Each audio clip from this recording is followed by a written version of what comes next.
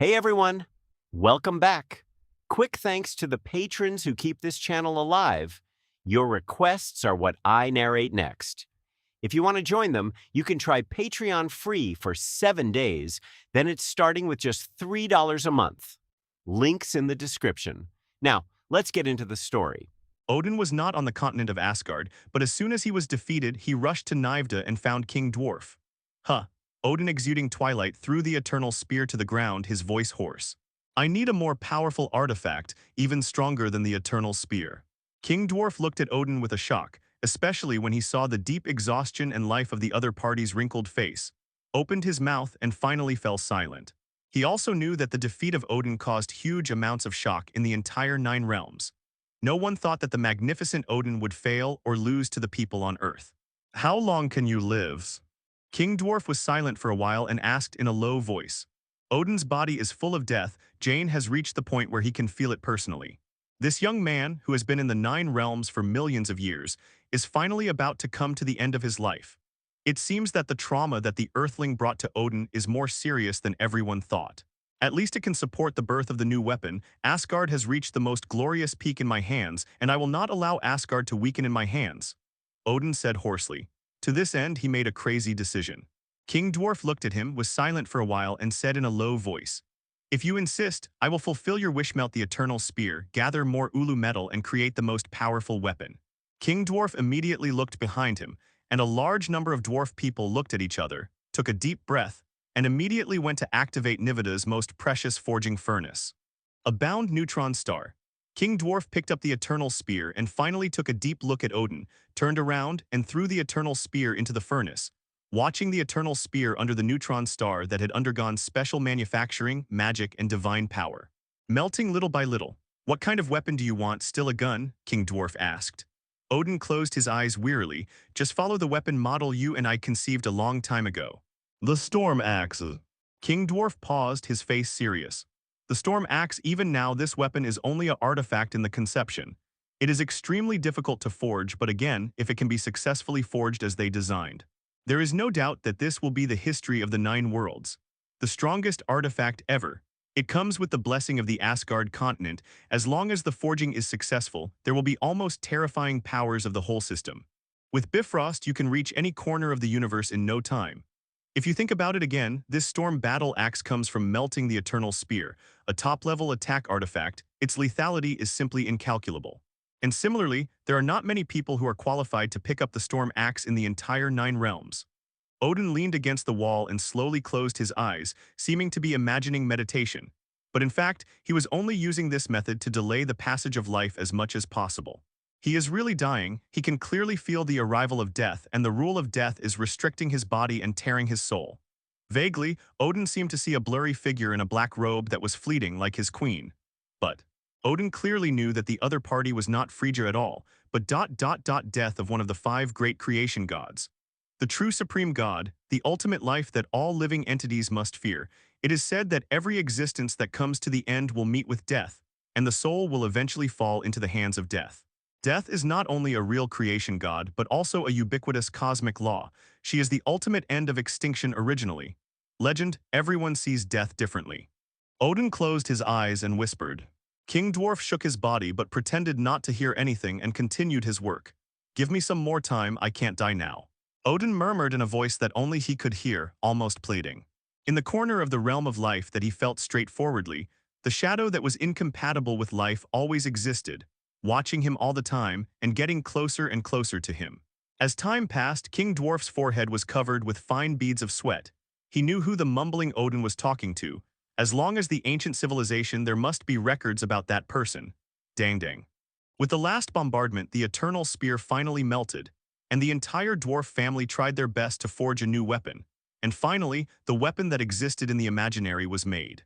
And it's stronger and more terrifying than imagined. Just staying in place, there will be extremely terrifying divine power breeding, and even neutron stars are faintly unsupportable. Odin opened his eyes suddenly. His gloomy gaze finally showed a little more figure, struggling to get up, panting slightly, walked over, stretched out his hand and grabbed it. No, there is still a lack of axe handles. Everyone look for the axe handles immediately. King Dwarf intends to stop Odin. Odin's voice was calm. "Axe handle, I have it, I always have it." As he said, he took out a piece of dry branch-like object. The moment he saw this branch, King Dwarf's face completely changed with a look of horror. This is the root of the world tree. Have you gone to meet the dragon? The root of the world tree is the most precious part of the whole world tree, containing the rules and power of the world tree. But this most basic area has been gnawed by a terrible dragon. Everyone knows that when the roots of the tree are gnawed away, the entire world tree will collapse, and the end of the 9 realms is about to come. If Ragnarok of Asgard is Cert, then Ragnarok of the world tree is the dragon named Niederhog. Odin used the root of the tree with a silent face and directly received it on the storm axe. In an instant, the axe showed terrible power, and the entire dwarf kingdom suddenly trembled and everyone's color changed. Odin didn't say a word. Holding the storm axe high, huge amounts of rainbow descended and directly teleported him back to Asgard, back to his world. King Dwarf watched in silence all the time and finally sighed. World Tree, why did it become like this? In Roar's whistle, Odin returned to Asgard. He looked down from space. The whole continent was full of wars. There were countless people wailing. He saw Lof slaughtering all kinds of giants frantically, corpses everywhere. Lof, today is your death date. Odin took a deep breath. His figure was aging, but before he knew it, his power was even more terrifying, especially the storm axe in his hand. Every moment there was a terrible surge of divine power far beyond the previous one. Lof looked up and sneered. Odin, I thought you would have died in a corner of the universe. With that said, he directly took out the casket of ancient winters, the lost treasure which strengthened his confidence, immediately opened the box, and the smaller half of Asgard turned into a world of ice and snow on the spot. Odin slashed and fought Lof. As soon as he touched Lof, who was holding the winning ticket, suddenly changed his face, revealing a deep shock. Every time the opponent slashed, he could actually cause terrible wounds on his body. Odin with this strength was unprecedented. How is this possible? You should be dying. Lof was furious, holding casket of ancient winters high and controlling the majestic frost power from time to fight against Odin, and the entire Asgard fell into huge amounts of shock. The sky's divine power is surging, and every hit can annihilate the fixed star, and the 2 god kings are fighting with all their strength on the road of Asgard. At this moment, the killing intent in Odin's heart was stronger than before. What made Lof feel more disturbed was that Odin was obviously more determined to die. Boom! There was another pairing, and the casket of ancient winters was smashed to pieces by the storm axe on the spot. The terrible cold breathed out. Lof was the first to bear the brunt. His face changed wildly, and all his powers would inevitably be temporarily frozen by the extreme ice cold. Farewell, Lof, a million-year-old battle put a stop today. Wait until death. You and I will meet again. Odin's long white hair was fluttering, and in the cold wind he tore off his own costume that symbolized the king of the gods, waved the storm axe, frantically drew out all the power of Asgard, and then severely chopped it off. In an instant, the entire galaxy seemed to be divided into 2, and all of them were torn apart by the blow of the storm axe. Numerous stars collapsed on the spot, the souls were wailing, and death was smiling. Lof, the king of giants, had his face frozen forever, annihilated in this unprecedented blow. Odin completely walked to the end of his life, holding a battle axe, staggering and falling onto the continent of Asgard. All the surviving Asgard people saw this scene and their eyes were red. Too tired. I have dominated the 9 realms for millions of years, but I have to watch Asgard's decline and destruction. Odin's face was exhausted, and the functions of his body were completely gone with the previous battle. He even had no ability to use the storm axe, but at least there was one more thing he could do. Untie the seal of the world tree and release his other heir. Father. Loki walked slowly, looking complicated. Odin slowly closed his eyes. In some ways, you are better suited to be a king than Thor, but it's a pity.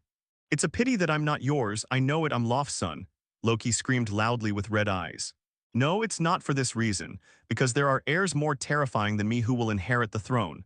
Finally, I will give you a suggestion. Escape, it will be too late if you don't escape. After saying this, Odin released his hand, and the storm axe fell feebly, hitting the ground with a bang. Loki looked blank and watched as Odin died, listening to the wailing of the whole world tree, as well as the vague roar of excitement which came from nowhere. The huge amounts of whirlpool appeared. A slender figure but full of gloom and silence walked out of the whirlpool slowly. Odin, I finally won. You can't imprison me forever. As soon as the woman waved her hand, a long sword appeared in her hand. The undead aura emanating from her became more terrifying, making Loki tremble. The final victor, after all, is me, the god of death Hela. Hela raised his hand and threw a sword, which directly nailed Odin's chest. You be *****D, what are you doing? Loki's face was grim, even though the woman opposite made him feel terrified, but he still pulled out a dagger. When I got back my things, didn't this old thing tell you anything before he died? Hela glanced at Loki coldly, noticed Loki's blood, startled, but immediately ignored it. Rubbish is not worth her time. From Odin's corpse, a large amount of Odin's power immediately grew and was swallowed by Hela. Hela at this moment is even more terrifying, plus she has the support of the entire Asgard continent. As long as she steps on Asgard, she will never be exhausted.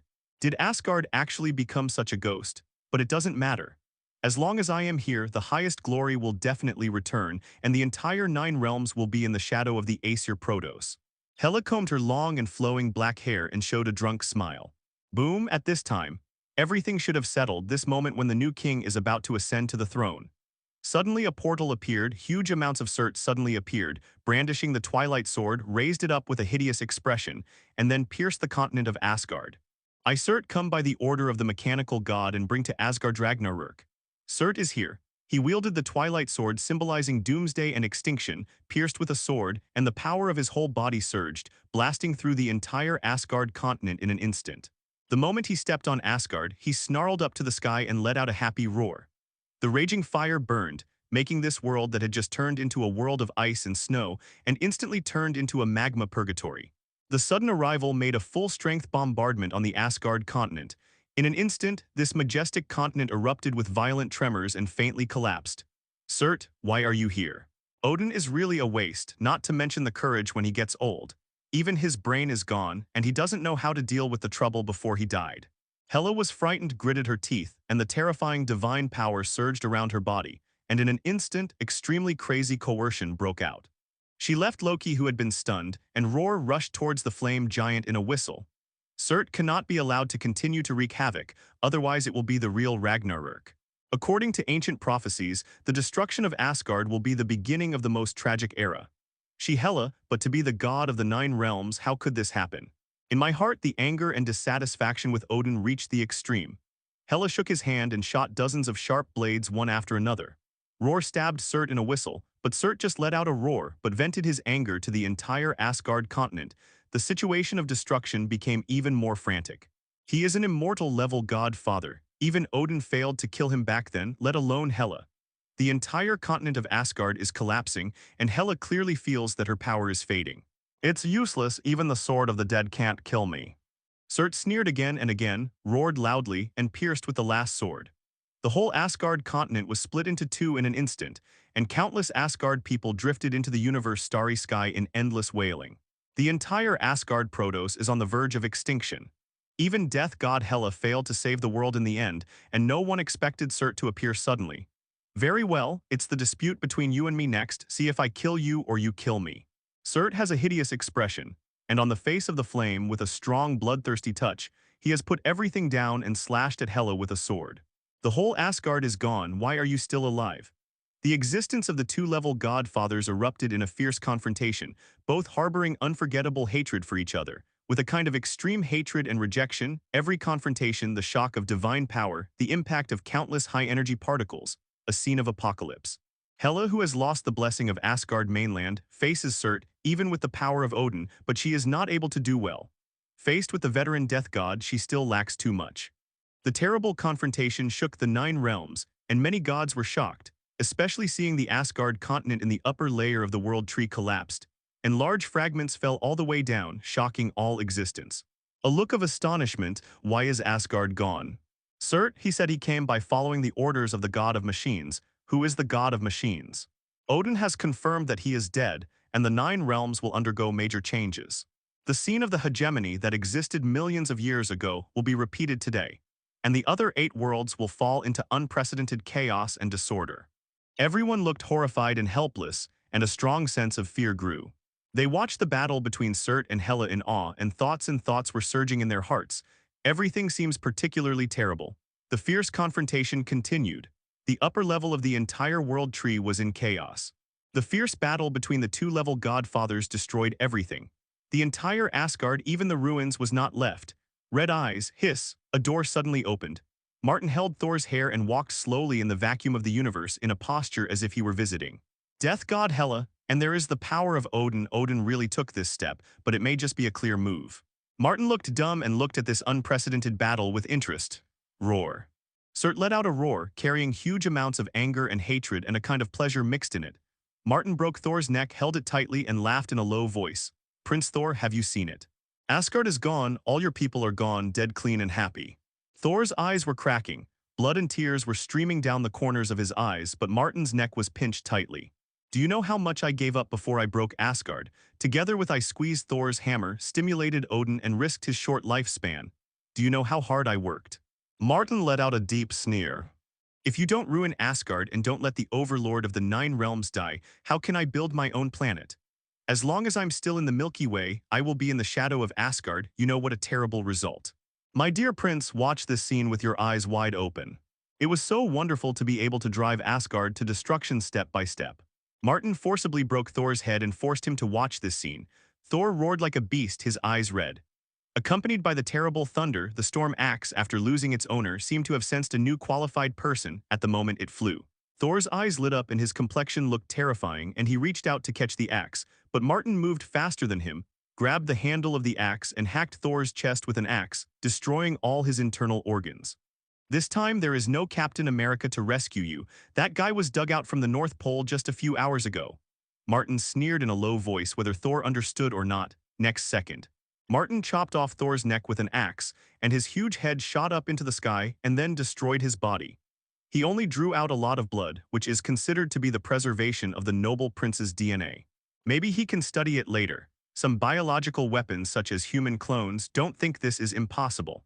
In the Marvel world, there is no such thing as impossible. At this point in the entire Asgard, only death god Hela is left. And now that Hela is on the verge of a limit, he has been driven to a dead end step by step by the almost crazy S.H.I.E.L.D. Asgard is annihilated, the gods of the Aesir Protos are dead, and the biggest obstacle in front of me no longer exists. Martin opened his arms and closed his eyes, as if he was welcoming a bright future. The most domineering and huge guy standing in front of him collapsed suddenly. Could anyone stop him? As for the other 8 realms in the melee after the absence of Asgard and the other Protos that may return. Sorry, what does this have to do with the Cybertron clan? Fight all in order to fight for the hegemony of the world tree. If you can't get the result, you will all die. Anyway, I will kill whoever stops me. This is Martin's realization as long as Asgard is finished. Now there is one Hela left. Kill it as soon as possible, cut the grass and remove the roots. Martin's eyes flashed a bitter cold light, murderous flashes, and finally decided to make a move on Hela. Assemble the combat power of the 2-level godfathers and be sure to kill Hela here. Martin roar screamed away. This time, without using the leadership module, he strode over a distance of tens of light years in one step and slammed Hela with a fierce punch. What are you, man human beings? Hela's complexion was distorted, and the terrifying divine power surging around her body, accompanied by the sword of the necromancer she was holding, cut out one after another, leaving a hideous wound on S.H.I.E.L.D. As soon as he sensed Martin's approach, he threw a sharp blade with his hand and pierced Martin's head straight. But Martin didn't even bother to dodge. As if he hadn't seen him, he greeted him head-on, and for an instant, a violent roar was produced, and it was the short sword that Hela threw out. Die Hela, I planned the destruction of Asgard with one hand. How could I make it so easy for you to live? Speaking of it, you should also thank me. If I hadn't killed Odin in advance, you wouldn't get out of trouble. Martin smiled, but he was extremely brutal when he started. Every blow was aimed at destroying the opponent, hitting the spot. He had this powerful combat power. It turned out to be you. You should kill Odin, but you shouldn't destroy Asgard. Hela roared angrily, her voice was sharp and stern, and her face was already distorted. Without the blessing of the Asgard continent, her divine power declined severely, and even the power of Odin that she had just obtained was strenuous. S.H.I.E.L.D slashed over with a sword, smashed Hela into the air, roared and strode forward, and shot one after another. Martin is even more powerful to a frontal collision, extremely strong, wearing a defensive supreme god armor even without using the leadership module, at the moment has the combat power to suppress Hela. I am the god of death in the world tree and I will never die. Hela was disheveled with no charm like a lunatic, but this is still irreversible. Then I will find a way to destroy the entire world tree and release the magic dragon that gnaws at the roots of the world tree, and bring a more terrifying Ragnarok to the 8 realms. Martin's voice was calm, and he blasted out with a punch, which defeated Hela's supernatural power and even hit the opponent's chest with a punch, causing huge amounts of depression. Die, Asgard people deserve to die. S.H.I.E.L.D was completely mad, and at the moment slashed with a sword using all his powers. Wow, Hela was bombarded and killed by the Twilight Sword and the body and soul began to disappear. Even at this time, there was still disbelief in her pupils. She couldn't believe that she had just gotten out of trouble and had yet to enjoy the glory and majesty of becoming a god king. Before she led Asgard to conquer the world tree, everything disappeared. The god of death also has to face death, which is ironic. Very well, the last tricky remnant is also cleared, and finally I can start my layout. Martin stands in a vacuum, with the endless Asgard ruins at his feet, spreading intermittently for hundreds of light years. Behind him stands S.H.I.E.L.D. like a loyal guard with amazing power. Everything can finally be on the right track, and Cybertron's coercive multi-universe pace, after destroying Asgard in one hand, is the real start. The violent changes that erupted in the entire 9 realms have not been able to cause huge waves on the Earth for the time being. This wave will only really affect the Earth after a long time. No one realizes that when Martin, who is not S.H.I.E.L.D, brought his shape-shifting King Kong regiment. What a terrible scene when it is really rampant.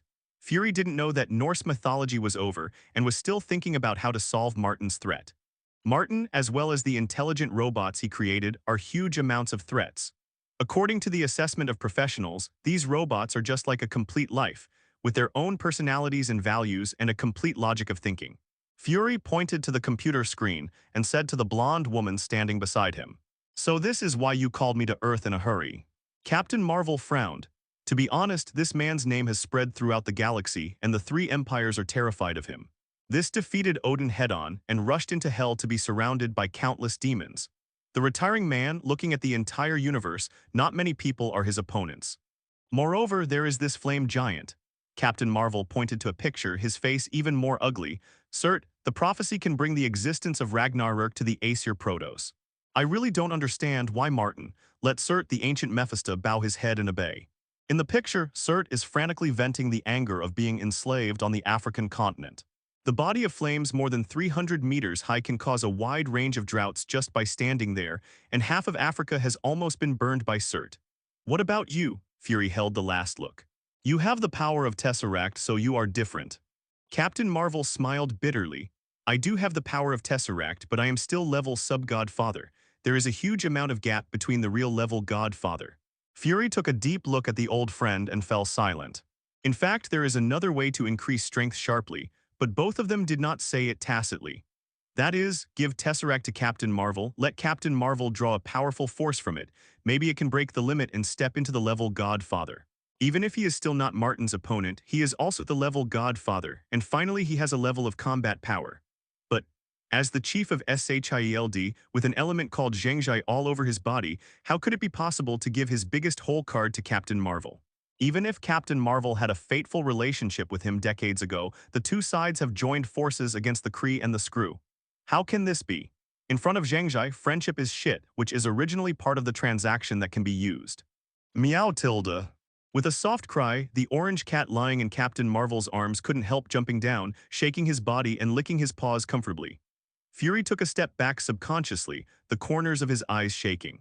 "I want to build a strong team, I hope you can join." Fury was silent for a moment and said solemnly, "Who is there?" "You, Tony, Natasha Romanoff, Steve. I plan to win another batch of mutant." Listening to the series of names, Captain Marvel frowned, a little embarrassed. They are all fighting the 5 scum, it is difficult for the team to bring. In the face of the man's deterrence and horror shadow, even the level sub-godfather who broke the star with a punch can't even handle it, let alone these goods. "I can only say do my best." Captain Marvel was silent for a long time and whispered. Fury breathed a sigh of relief. "Actually, it's not just that. I have had many conversations with Zhang Xian of the Spear Bureau and reached a preliminary cooperation intention. The other party also has powerful fighters, and there are 150,000 super ability people. Coupled with the mutant organization headed by the 8 Immortals, the contradictions and joint forces are already extremely powerful. To be honest, with such a comparison, there is only a mere Pacific Ocean, and the difference in combat power between the spear and the shield is so different that Fury feels jealous of the terrible combat power of the spear game. Not to mention how well the top-notch group can fight, the number of official warriors that are being compiled alone is as high as 150,000. How come there are a group of ruthless characters? This is still being compiled, but all those who have ability are proud, and many wild super ability people are unwilling to deal with the official too much. They are alone, and the number is definitely far more than 150,000. Look at myself again, pulling up a super squad and recruiting people is hard. The real Nima is not good. Even the helicarrier and the spear game are more advanced than S.H.I.E.L.D, and they are even bigger. Then you are welcome to join Carol, and you are also welcome to return to Earth. We desperately need your help, Fury said solemnly. Captain Marvel nodded and said solemnly, Fury, as an old friend for many years, I want to remind you that Tesseract is not that simple. It is not only a level universe artifact, but also a more terrifying core. If one day you lose control it, everything is over. I won't let this happen. Fury is clear and confident. On the moon, a weird person with a big head and a small body. At the moment, he was looking into the distance silently with his hands behind his back. His sight spanned the distant time and space, and he saw things that ordinary people couldn't see at all. Well, this universe is really interesting. Even Odin was killed. Frogtu was thoughtful and enthusiastically recorded the incident. As a member of the Observer family, it is his duty to record all the major events observed into the Observer family's core system, which is regarded as the preservation of precious historical data in the universe. The Observer family is an extremely ancient race in the multi-universe. Every universe has its own people, and the value of their existence is specifically responsible for recording major events in each universe, but they will never interfere in the process. Regardless of whether the world is reborn or destroyed, they are just like their names. They are only responsible for observing and recording, diligent and diligent. But now Frog thinks things are getting interesting. Odin is killed, Asgard is destroyed, the whole world tree is going to be messed up, and the war is about to start. Olympus and Heavenly Court are about to return. Without the Aesir Protos, they will no longer have a reason to stay away from the world tree. The entire world tree will be in the shadow of returning to the Protos. Fanatu diligently recorded. A figure stood beside him. The Black Bat King looked at him quietly, both of whom were residents of the moon. The two definitely knew each other, but they usually ignored each other and did not interfere. Don't ask me what to do. Even if this universe is destroyed, I will only go to other universes silently, without interfering in any process. Frog did not lift his head but said casually. The Black Bat King silently looked at him. The two confronted each other like this and the atmosphere was weird. Finally, the Black Bat King still couldn't hold back and left first. Frog turned his head and glanced at him and shook his head slightly. The Black Bat King couldn't help it, he planned to take revenge on the Kree. But this has nothing to do with him, he is just a recorder. Earth. The violent energy fluctuations began to erupt, and when Loki stepped across the vortex with an icy smile, he had already reached the Earth from the distant interstellar. At the moment the Asgard continent collapsed, he luckily activated Bifrost to teleport away randomly. This was an extremely risky move. Maybe he would be teleported to the fixed star and burned to death in an instant. But he returned after all, full of anger and resentment. Stupid human beings, you are dealing with weapons that are completely uncontrollable. Loki arrogantly looked down at all the S.H.I.E.L.D agents present. Behind him, the tunnel opened by Tesseract at the moment was slowly closing. In the short period of time, Tesseract lost control and in the shaking, opened a space-time tunnel and teleported Loki to the Earth. Phil Coulson's face is solemn, and he muttered to the researcher. Turn off Tesseract now immediately. The researcher nodded, sweating profusely. Phil Coulson was looking at the man with a cautious look, quickly integrating a large amount of intelligence in his mind, and whispered. No matter where you are from, you have invaded the secret base of S.H.I.E.L.D, seriously threatening the safety of the Earth. We will arrest you. Suddenly Phil Coulson stopped talking, looked at the other party's clothing, and suddenly understood the other party's identity. In Asgard, to treat your gods, you should maintain awe and worship from your heart, instead of daring to stand up straight and talk to me like you are now. Loki smiled and touched the strange scepter on his hand obsessively. After that, he directly stepped over a famous agent. When anyone stepped forward to stop him, he was annihilated by Loki's casual blow. He directly picked up Tesseract. This source of constantly blue brilliance exudes a charming luster, dazzling people. Phil Coulson's face was ugly, and he drew his gun at Loki on the spot, although it was of no use. This is a treasure of the Earth, and your presumptuous behavior now will trigger a whole new war. War? The whole world tree is already preparing for war, don't you know? Martin the Madman, he destroyed Asgard. Without the protection of powerful Asgard, the world tree is finished. Loki's face was savage, and in that face it was revealed deep hatred and madness. It's all gone. The biological father, adoptive father, elder brother, and a cheap sister, together with the home where he lived for more than 1,000 years, are gone. They are all ruined step by step, and it is Martin, the demon-like man, who caused all this. He came with a major mission this time, and it was a pawn sent by a cosmic butcher to test. Loki knew this well, but he was very satisfied. As long as he could give him the strength to avenge him, he would be very satisfied. The ant can also bite the elephant badly and make the other party hurt. That's enough. Whoosh! In an instant, Hawkeye shot an arrow. The explosive arrow made a piercing sound in the air and went straight to Loki at a super fast speed, but Loki smiled again. This time the smile was a little cold. Boom, the explosion sounded, drowning Loki. Good job, Phil Coulson's eyes brightened and he ordered in a very quick tone, all agents immediately anesthetize, don't kill him if you don't have to. A large number of S.H.I.E.L.D. agents began to draw their guns and shoot. The gunshots were loud, and a large number of anesthetic bullets hit the center of the explosion. Although this is useless, even if S.H.I.E.L.D. has repeatedly revived the potion strength, he still underestimated the opponent and underestimated how powerful the body is, the descendants of the giants of Jotunheim clan. Loki didn't even fall off a single hair. You use these beautiful toys to subdue me. Loki smiled evilly, his face twisted. He held a bullet with his bare hands and looked at it, then dropped it to the ground, sneered again and again. He is a god, especially after getting the soul scepter from Thanos. He is a true god.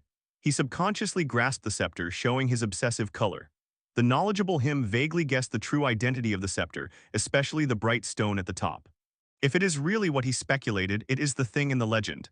What a mere level godfather, as long as he can control it perfectly, he will become a level single universe. Go and die, Loki sneered. Natasha Romanoff quickly jumped over, tumbling across the clearing and finally slid out a long distance on the ground. The two rounded thighs shook and they kicked fiercely towards Loki's point.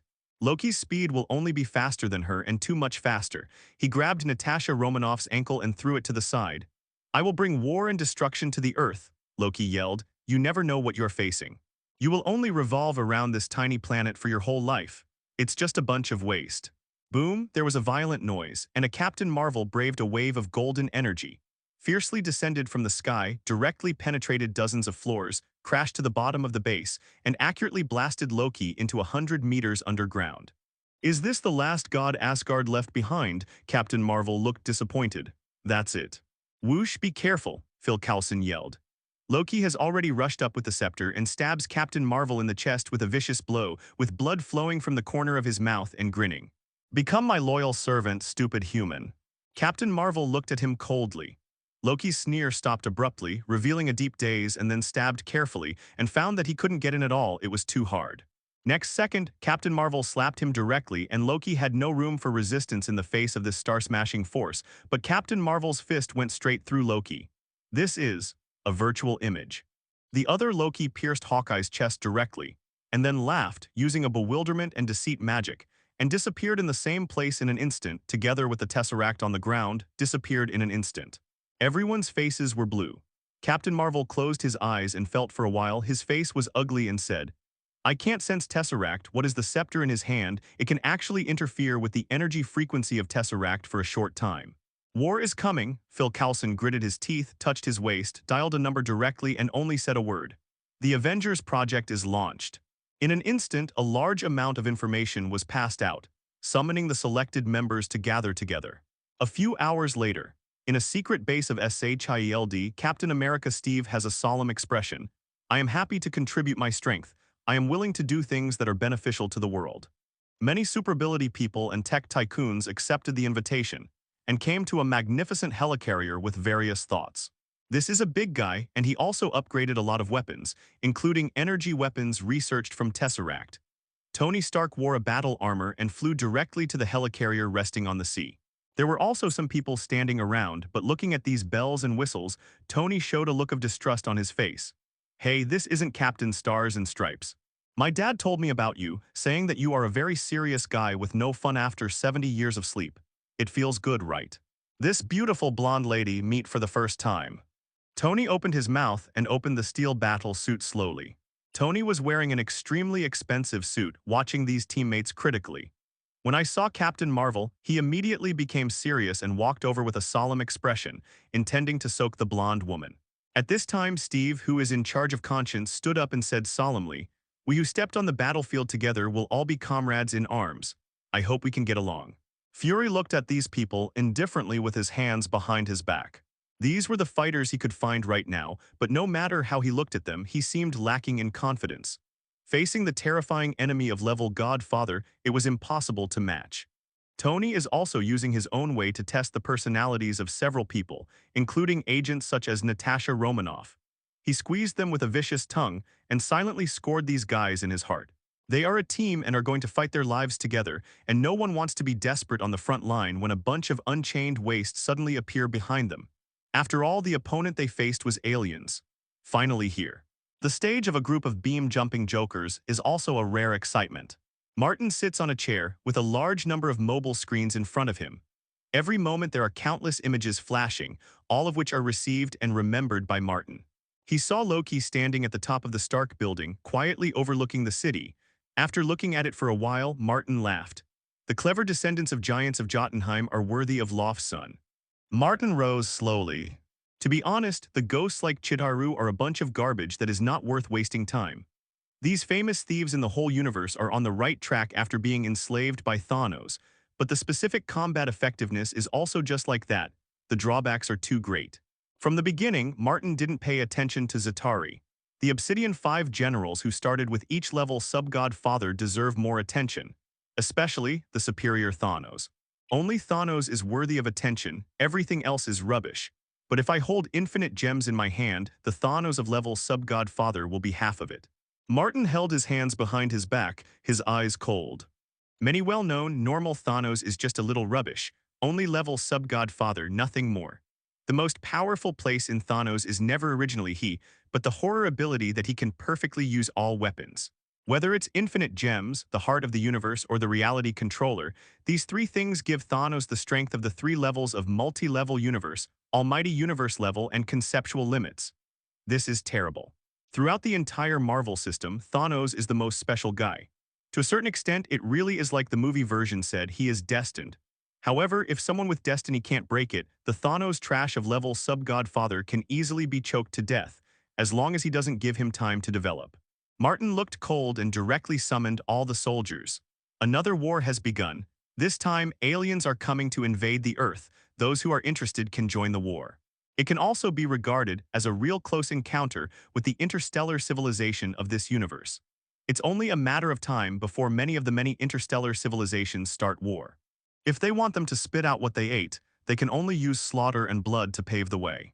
Martin stood with his hands behind his back in the center of the huge circular conference hall. In all directions, there were people who were standing up one after another. They all looked down and stared at Martin, who was like the center of the world. To be honest, this conference hall is really big and unreasonable. Even every seat is specially prepared for the shapeshifting kings who are a few meters high. It is so big that it makes Dr. Banner and humans at a loss what to do. Then, this time my Decepticon Legion will participate. Megatron stood up with a grim expression. Optimus Prime was silent for a moment and said solemnly, "Since the war is a matter of time, then, in order to reduce the soldiers' losses in the more tragic war in the future, I will also lead the Autobots to participate." Megatron snorted coldly and looked disdainful. "Whether to participate, it's up to you. Anyway, there are few opponents who can fight. It stands to reason that this is just a trial for the opponent. Look at the reactions of the World Tree and the reactions of Ancient One and me. Then we will decide the next move." Martin's voice was indifferent. He will also participate in the war this time, not for the boring slaughter of the weak. Chitauri really has no value worthy of his conquest. He is more concerned about another thing. The Thanos of this universe, did they collect infinite gems out of great ideals, or did they collect infinite gems out of the dream of licking dogs? This is a very important thing. If it's like the movie version of the Family Planning Commissioner Thanos, everything is fine, just think of a way to kill Thanos. But if it's the comic version of Thanos, it's a bit tricky. The comic version of Thanos, who has been fooled by death since childhood, is the loyal number one licking dog. Even if the collection of infinite gems destroys half of the universe, it is also for the stupid purpose of making death happy. If it's the latter, killing Thanos will surely shock death. Even if the death of this universe must be a duplication of complete death, that's an extremely tricky thing. Martin looked thoughtful. His plan is to break away from the Earth, build the planet Cybertron, and at the expense of all the resources of this universe, to support the explosive development of Cybertron, and then formally enter the vast and endless multi-universe, with many ancient gods and terrible race clashes. What a shocking miracle road this is. Martin felt so too. Then act. Martin dropped these words and his body slowly disappeared in place. In an instant, the entire huge base began to agitate. A large number of shapeshifting diamonds began to swarm into action. Many of the shapeshifting diamonds who were originally turning into vehicle forms and lying corpses suddenly began collective shapeshifting, and countless war weapons changed into combat modes. Took out their weapons one after another, looking hideous. The atmosphere of silence spread wildly, waiting for the landing bridge to be opened to transport them to the battlefield of the New York War. Among the many shapeshifting diamonds, there are many more powerful guys. Although they are not up to the third level, there is no doubt that they only need to observe their body, energy intensity, and various body system indexes to understand. They are far beyond the shapeshifting King Kong activated by Earth machinery. That's right, these new shapeshifting diamonds are the orthodox shapeshifting diamonds that are finally cultivated from the incubation, warehoused through the complex process of shaping, correcting, awakening, and shaping the CNA gene sequence. And there are vibranium elements in the body. Such orthodox shapeshifting diamonds are much stronger than ordinary shapeshifting diamonds at first. Shapeshifting King Kong Warrior. Decepticon/Autobot Core Soldiers. Character Plus. Height 6 meters. Energy 1.2 millions. Body healthy. Strength level 2. Saying. Evaluation. Shapeshifting King Kong, born through the orthodox model of reproduction, is the most important foundation member of the entire shapeshifting King Kong family. According to Awakening's different CNA sequences, they are good at different fields. This is the bottom-level shapeshifting diamond data. If you consider that every shapeshifting diamond possesses mimic ability, transform its own partial duplication body ability, powerful computing power and database, and a mechanical body far beyond the flesh and blood, there is no doubt that every orthodox shapeshifting King Kong is equivalent to a superhero of the Earth, and it is the kind that is not weak. This is the natural advantage of shapeshifting King Kong, equal to a national fighter. There are also those little things that only have the tape legion, which are the bottom of the real combat power. Martin thought for a while and shook his head. Seriously, he still lacks an excellent intelligence officer. Whether it is a tape recorder or a sound wave, as long as one can come, it will save him a lot of trouble. A large number of troops are ready to go, just waiting to set foot on the battlefield and start killing. New York. Loki stood on the top of the Stark building with a cold face, holding Tesseract with his left hand and the scepter with his right hand. The two terrifying forces collided with each other and disappeared instantly. In an instant, there seemed to be countless rays of light shining, like stars shattered and formed. The power of the two-level universes, it's a pity that they don't belong to me for the time being. Loki looked down with deep regret in his eyes. This is a good thing, but it doesn't belong to him. But he will work hard to get one. As long as there is one and it is perfectly controlled, he will have the mighty power to sweep the world tree. 1,000 meters high in the sky, the squally roar roared. I never mind being a running dog for a big shot, as long as he can withstand the price of my betrayal. Loki put Tesseract on a complicated space instrument. The blue light burst out like the sun. Driven by the instrument, a beam of light rushed straight into the sky. The blue covered the sky, and under the shocking gaze of countless people, opened the door to another world. What is that, the new energy of the Stark group? Who is that ugly guy? A large number of people looked out to observe. Some of them simply took out their binoculars and looked at the unprecedented scene in amazement. The blue vortex covered the sky, and the next moment, under the dumbfounded gaze of the New Yorkers, a faintly terrifying shadow was shuttled over. You alien, what are you doing? Tony raised his hand and blasted an energy cannon towards the instrument, but it was of no use. Tesseract's own energy position was not the strength of Tony's armor. Tony's face was ugly, and he debugged a greater energy power bombardment, but it still had no effect. Useless, stupid mortals, this is the power of the gods. Kneel down quietly and accept God's doomsday judgment on you despicable mortals. Loki smiled with a twisted face, picked up the soul scepter and pointed to it. With a loud noise, Tony's whole body was blown out, leaving a large amount of damage to the armor on his chest, which was shocking. At this time, the blue vortex tunnel completely solidified. In the next instant, a large number of weird flight devices rushed out of it, densely packed, super fast and friction with the air, making a harsh sound, like a beehive madly gushing out thousands of poisonous bees. The Qatari army here comes. This is just the beginning. A large number of abnormal floating beasts roared like whales, and they crossed the tunnel of time and space to reach the Earth. Their huge bodies smashed into a rampage, and a large number of Zeta Swiss soldiers rushed out of the body. Alien, alien. Prepare for war, everyone takes up arms, where's the army? Where is the army? Roar! Since then, at the moment, several black stone monuments that are too big to be slammed down at the moment. Every stone that hits the New York City area can trigger a terrifying wave like a small planet falling. The ground is disgusted and tall buildings was broken. These obelisks alone destroyed most of New York City, and countless civilians died tragically in the wave that was set off. This is just the beginning. On the obelisk, the gates opened, releasing the beast imprisoned inside, a four-handed black-skinned monster that looked like a wolf, screaming piercingly, rushing out of the stone frantically like a tide and flooding the mountains and plains. Even Thanos' biological weapon, the Vanguard, has arrived. Monster, there are monsters, help.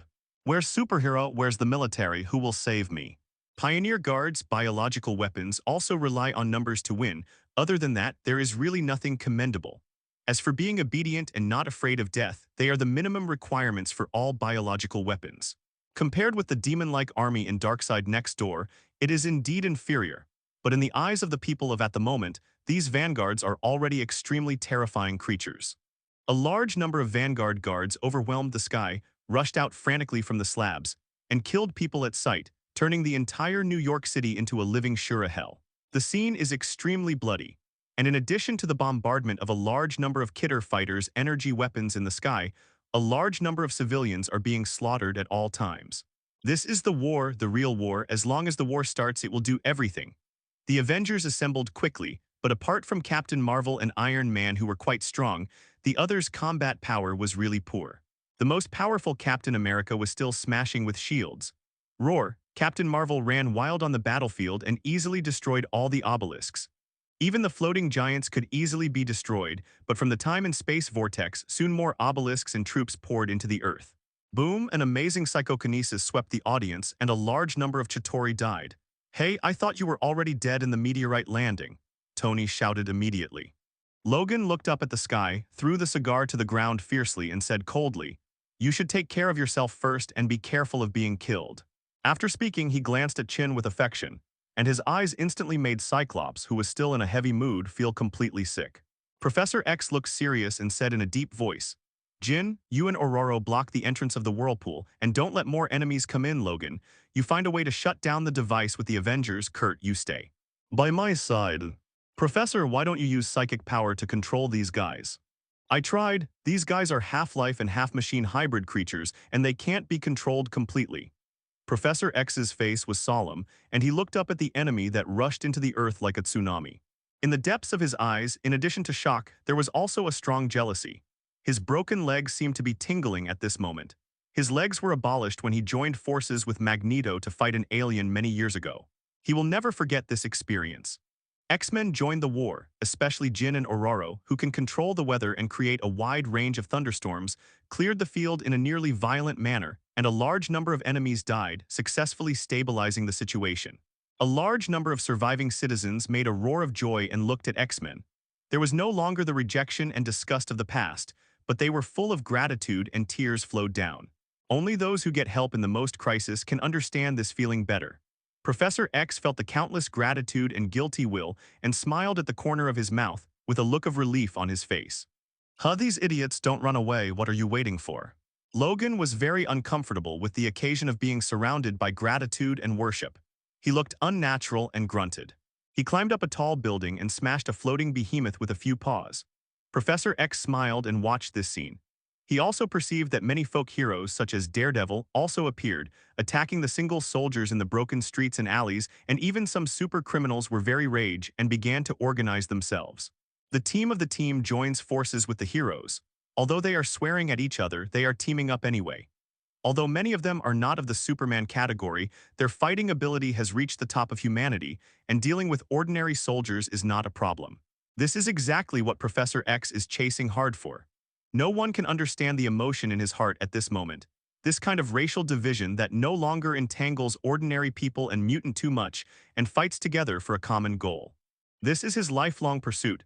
This crisis has indeed resulted in heavy losses. New York lost at least 2/3 of its population, but in the long run, it may be a good thing for the entire planet. Professor X was silent for a while, protected by Cyclops beside him. From time to time, blasted and killed a large number of soldiers rushing over. For a time, the scene seemed to be barely deadlocked. Jin and Ororo tried their best to block the space-time tunnel, but the tunnel is too large and has a tendency to expand. At the moment has covered 1% of the tunnel. New York is still expanding. More Chitauri rushed in, screamed harshly, and bombarded indiscriminately with more powerful energy weapons. Hiss. A faint voice sounded, huge amounts of colorful vortex appeared on the streets of New York. Heavy but neat heavy voice came. A large number of war weapons joined the battlefield at this time. Their heavy bodies stepped on the ground every step, can make the ground produce small areas of fragmentation. But no one cares about these anymore.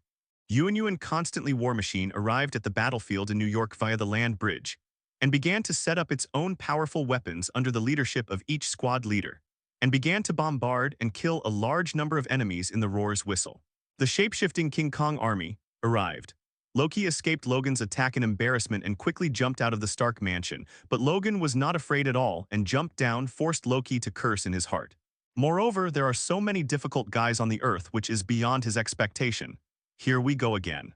Loki's head pierced for a while, and he immediately looked fiercely from a distance and stared at Professor X with a strong jealousy in his eyes. Fortunately, he has a spiritual scepter in his hand, which strengthens his spiritual ability.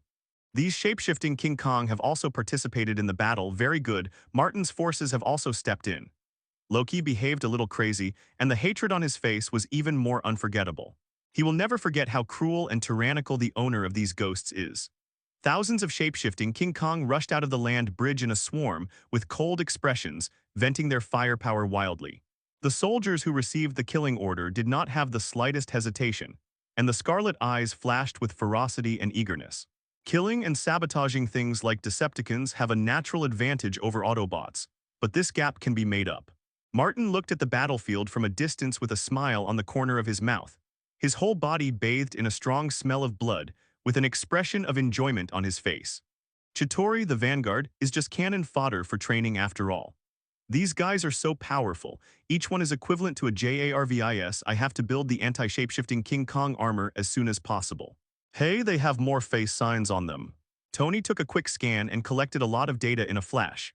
This sudden change attracted his attention. In the chaotic and disorderly battlefield, screams and explosions are infinitely mixed, coupled with the collapse of broken tall buildings all the time, and finally turned into ruins on the ground, raising huge amounts of dust. Countless shapeshifting King Kong looked enthusiastic and roared loudly. Some stuck in the street shelling, and some directly climbed up the tall buildings, and then slashed down fiercely with a big knife, cutting a floating giant beast into two sections, extremely domineering. The two figures who walked out last are watching them silently. Megatron's scarlet eyes kept turning, and the computing core in his brain told him that his body had undergone unusual system changes while enjoying the war. The energy transmission speed has increased by 27%, and the excitement of Tinder soared by 23%. A lot of data in my body has changed. Optimus Prime, I feel excited. Megatron also knocked his head specially, searched his own database repeatedly, and said in a deep voice. Optimus Prime was silent for a while, and he had already picked up a huge sword and said lightly, I don't like war, but if there must be war, I will definitely not be afraid. After finishing speaking, he rushed out in a vigorous step, wielding a huge sword, and instantly took away countless vanguards. The fourth-level combat power, coupled with a burly body, is simply a rampaging behemoth on the battlefield. Megatron couldn't help but roar up to the sky, looking at the blood-filled world in front of him, the two eyes that shone with appalling red light filled with a fiery attitude. Enemies flying all over the sky, flight machines falling in heavy smoke, enemy soldiers everywhere. And from that tunnel, there are a steady stream of soldiers emerging from the tunnel, as well as giant floating beasts with a visual impact. All this appeared in front of him, as if to eat him a large piece of high-quality super-energy crystal, which made him feel comfortable from the heart. Megatron is born to belong to this kind of place. The huge amounts of roar is very penetrating. It is not the kind of harsh and sharp sound, but the roar and rage like beast. A large number of flight machines were attracted by this roar, and a large number of Zetaru fighters looked down at Megatron and immediately exploded a large number of energy cannons.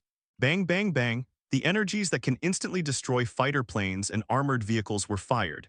After all bombarding Megatron's body, they did not produce any effect. Megatron just stood there and couldn't even bother to move.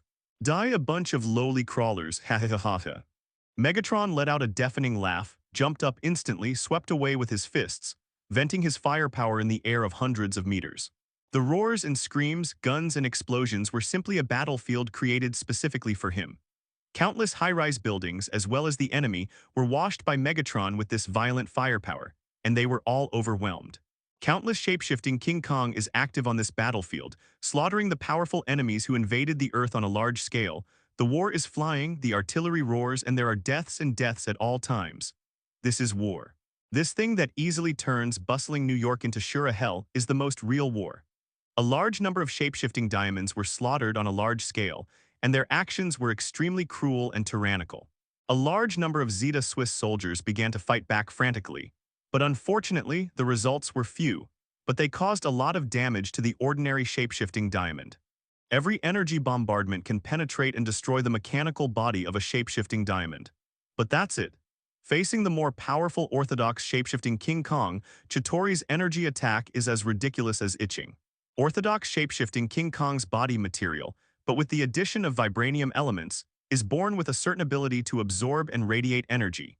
Putting the orthodox shapeshifting King Kong on the battlefield at this time is basically slaughtering the opponent wantonly, with a feeling of bullying a child.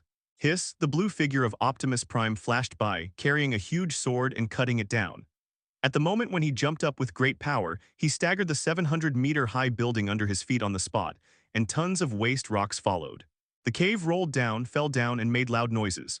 The whole building began to collapse, and Optimus Prime ignored the intensive artillery fire and slashed straight at the head of a floating giant beast. A harsh sound erupted. The superalloy armor on the behemoth, at the moment, as if it did not exist, it was cut off by Optimus Prime, exposing the half-blood and half-mechanical internal structure inside.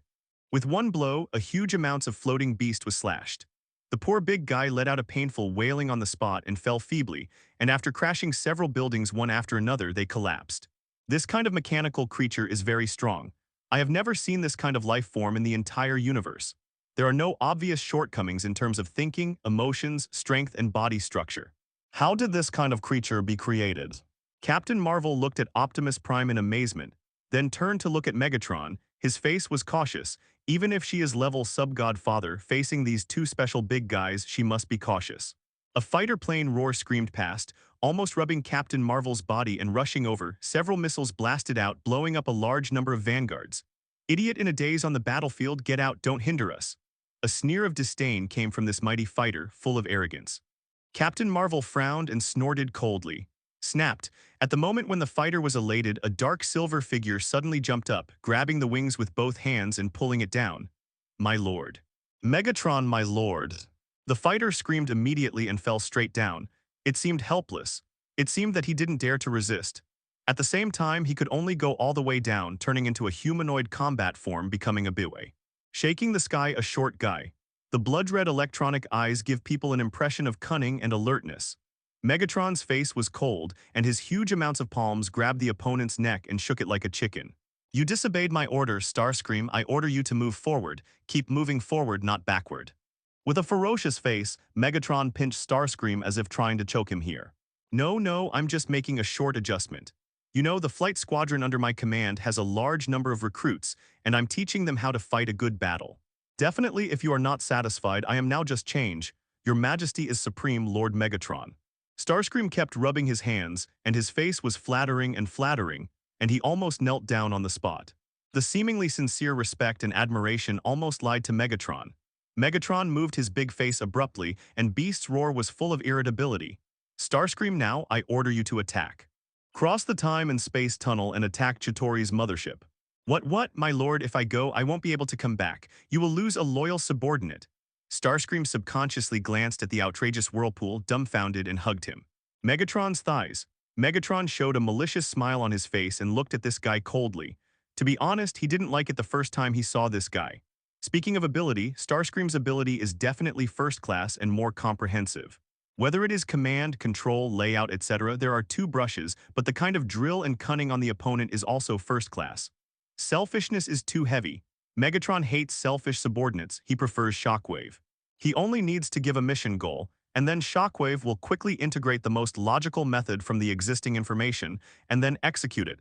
And Starscream is. Jumping like a joker, sometimes watching each other jump is an extremely pleasant experience. Starscream. Decepticon Legion Flight Squadron Commander.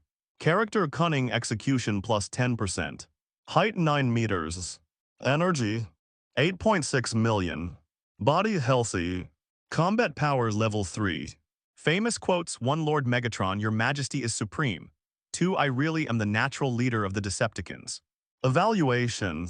Commander of the flight unit of the Decepticon Legion. Starscream always considers himself to be the most attractive and cunning character among Decepticons and tries to get others to admit this. He thinks too much of himself, so he often does embarrassing things like being superior and inferior. This is Starscream with a talent that even Megatron can't ignore. In the original book, Megatron time and time again, reluctant to kill this guy who frequently messes up and betrays him time and time again. It's really because it's so easy to use and it's also so fun.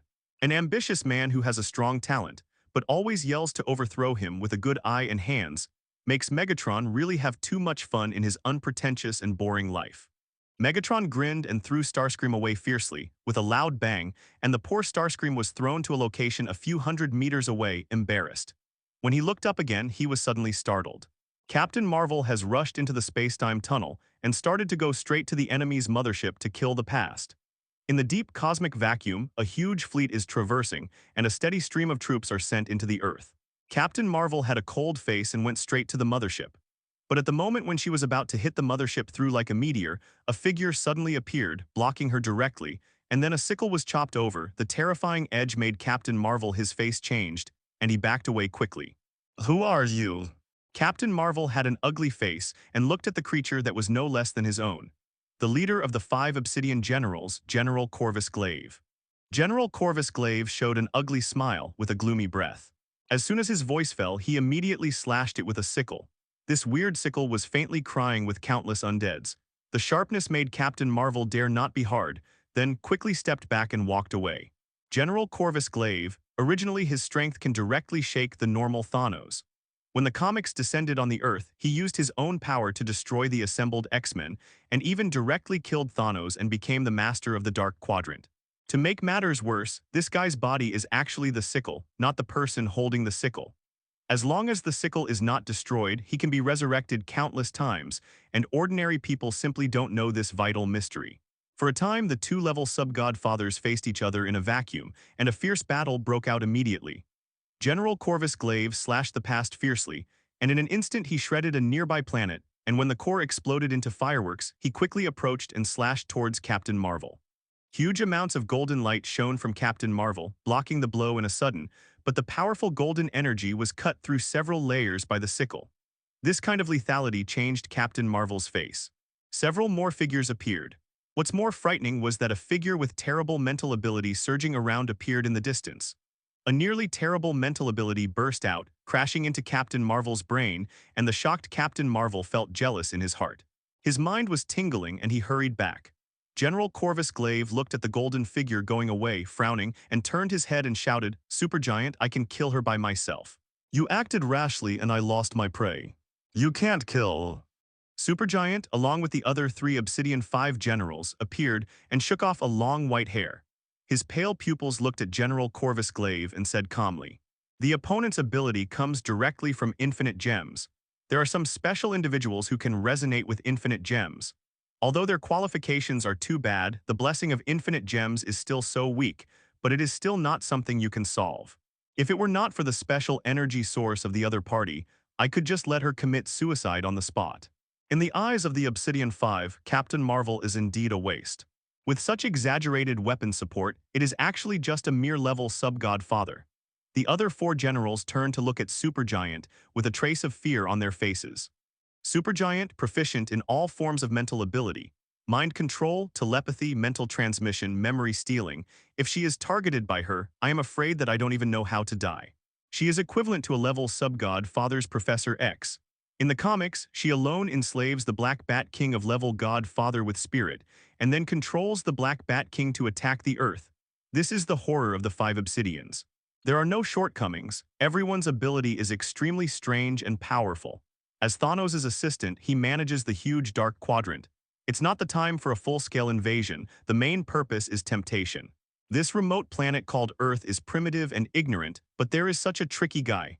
Kadu Sergeant Ebony Maw looked contemplative. With the death of Odin and the destruction of Asgard, Martin's name gradually spread to the entire universe.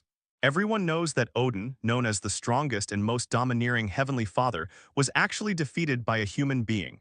If you count the low-key but brutal supreme magician. The water on the earth is a little bit deep, so deep that the dark quadrants are extremely jealous. I knew you would come and you would definitely come.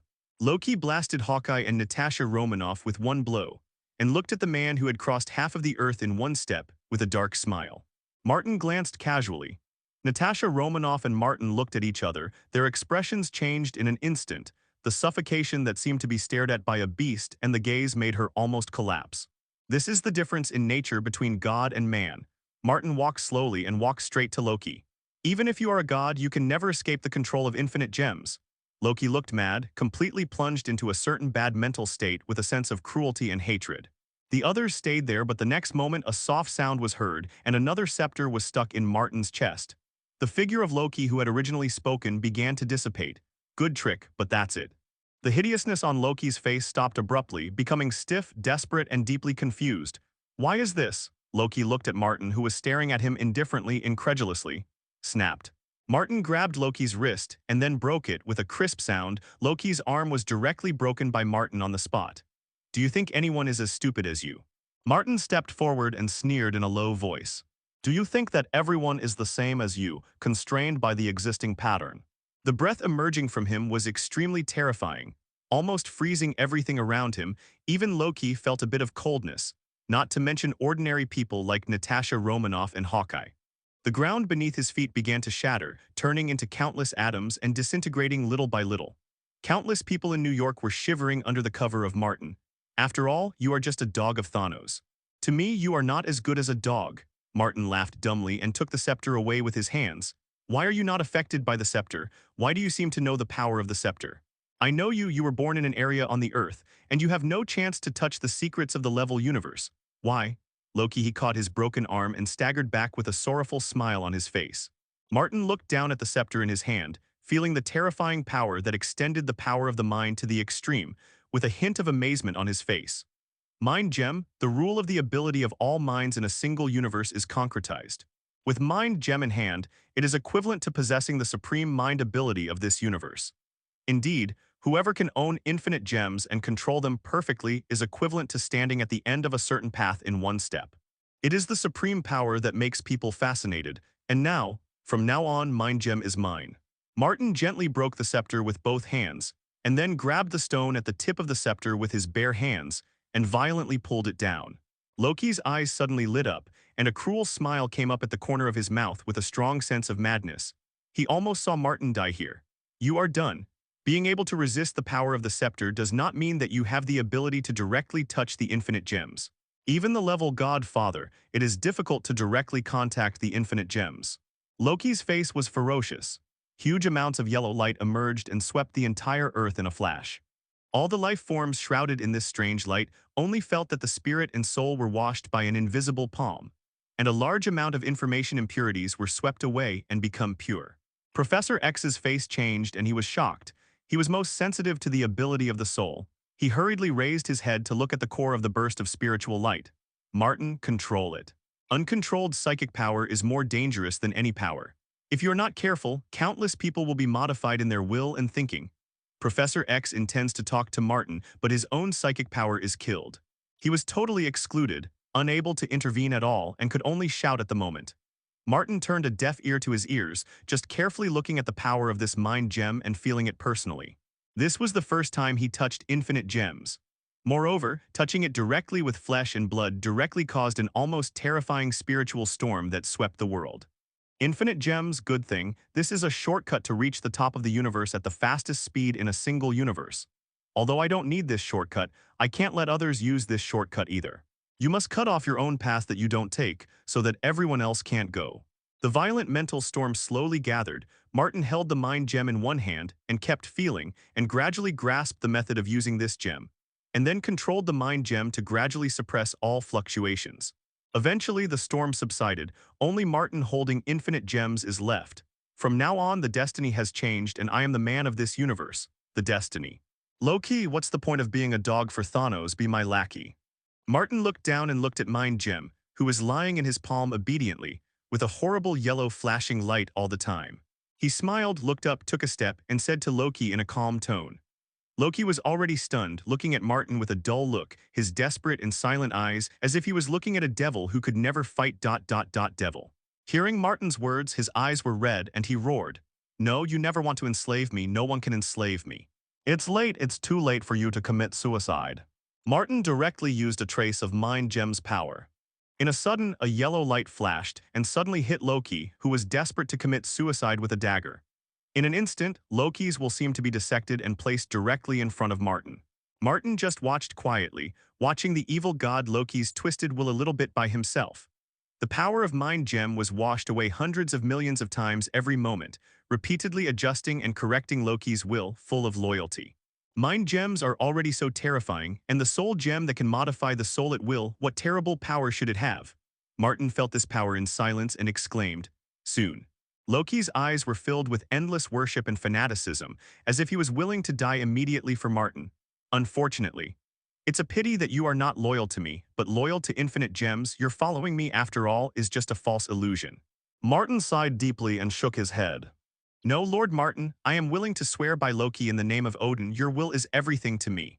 Loki knelt on the ground and bowed respectfully, as if he was the most pious subordinate. Martin stretched out his hand and patted him on the head.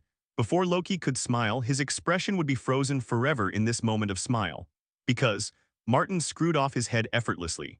What he needs to be loyal to him, even if he is like Starscream who is careful and thinking about thieves, he doesn't care at all.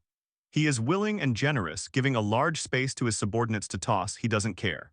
However, the premise is to be loyal to him, rather than being loyal to something. Cthulhu Loki, it's a pity your original brilliance would be so dazzling, but along with Thor and Asgard I was killed early. Martin sighed from the bottom of his heart, and at the same time turned around, his palm passed directly through the barrier of Tesseract, and the instrument was destroyed instantly, and the Tesseract was taken out. The blue crystal cube lies quietly in Martin's hands, exuding brilliance and dazzling brilliance.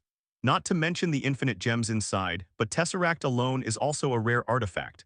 The energy inside is extremely abundant. 2 infinite gems are available. If you count the time gem and ancient one and the reality gem in the world tree, there are already 4 infinite gems. Martin is a little sorry. What a powerful force, it really makes people reach the sky in one step. But unfortunately, after all, it does not belong to him originally, at least before destroying Soul Gem's self-will and completely turning infinite gems into a permanent dead object. This power still has the ability to escape. Possibly even backlash. This farce is also time to end. Martin looked up and looked at the space-time tunnel that had shrunk sharply after losing the blessings of Tesseract. He stepped directly out of the tunnel, disappeared in place, stepped into the vacuum of the universe, and arrived in front of the Zru mothership. Go and die. Martin took a random glance at hundreds of light years apart, then raised his hand and launched a powerful attack. In a crash, he straddled a long distance and landed directly on the mothership. At this time, Chitauri's senior management, together with the 5 Obsidians, were still waiting for the outcome of the New York War with peace of mind. A terrible attack struck, and the mothership was wiped out in an instant, and countless fleets around it were also affected. At this moment, all were wrapped in terrible explosions, and a large amount of cosmic dust was produced. Martin didn't even bother to take a look at the result. For him, he just killed a group of insignificant ants at any time, which was really not worthy of his attention. If Thanos was here, he would be interested in staying, having a cordial conversation with Thanos and then strangling him to death. How good. The huge amounts of roar swept through everything. Martin's strong shot ended the battle. Similarly, this was also his act of beckoning roar to Thanos, the cosmic butcher. We won. People on the Earth were trembling, looking at the space-time tunnel that disappeared completely in the sky. Their faces full of dust revealed an expression of disbelief. One, all the enemies are dead. With tears streaming down, countless people knelt on the ground and wept, looking at the superhero fighting on the battlefield with grateful eyes. At the same time, they have a deeper understanding of the terrible, cruel nature of Martin and his shapeshifting kings, but they are here. In an unprecedented crisis, it gives people a sense of peace of mind. The New York War finally came to an end.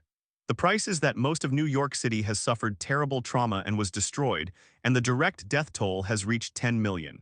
Many people are in the ruins, wiping away painful tears and gratefully watching every rushing figure.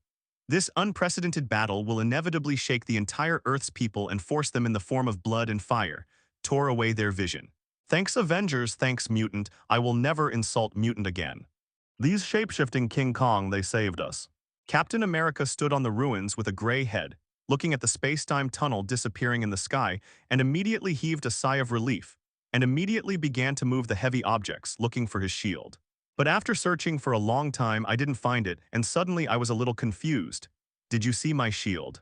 Captain America wandered around, feeling empty in his hands, making him panicked, and shouted directly at a passing shape-shifting King Kong. The shape-shifting King Kong paused, tilted his head and scanned Captain America, then nodded and said, I just saw Master Sasser took away a shield, give it up, that thing doesn't belong to you anymore. After speaking, he strode into the land bridge and disappeared in place. Captain America was stunned, the expression on his face becoming more and more confused. Why are they stealing my shield? In short, this small episode will not affect the overall situation, and everything has come to an end.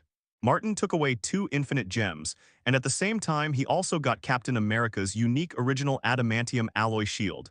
In the base of the Earth, the shock wave returned quickly, and the shield was carefully placed in the experimental monitoring instrument. The camera-like head was continuously scanned, and a large amount of data was obtained. At the same time, the instrument was activated, and various methods were used to monitor. This is what the creator said, the only piece of primitive adamantium alloy in the world. The ambulance did not participate in the war. After sensing that the shock wave returned a little quickly, it directly followed curiously. It is really rare to be able to produce an almost urgent attitude from the cold thinking machine of Sasser. I will reverse the synthesis formula of the original adamantium alloy.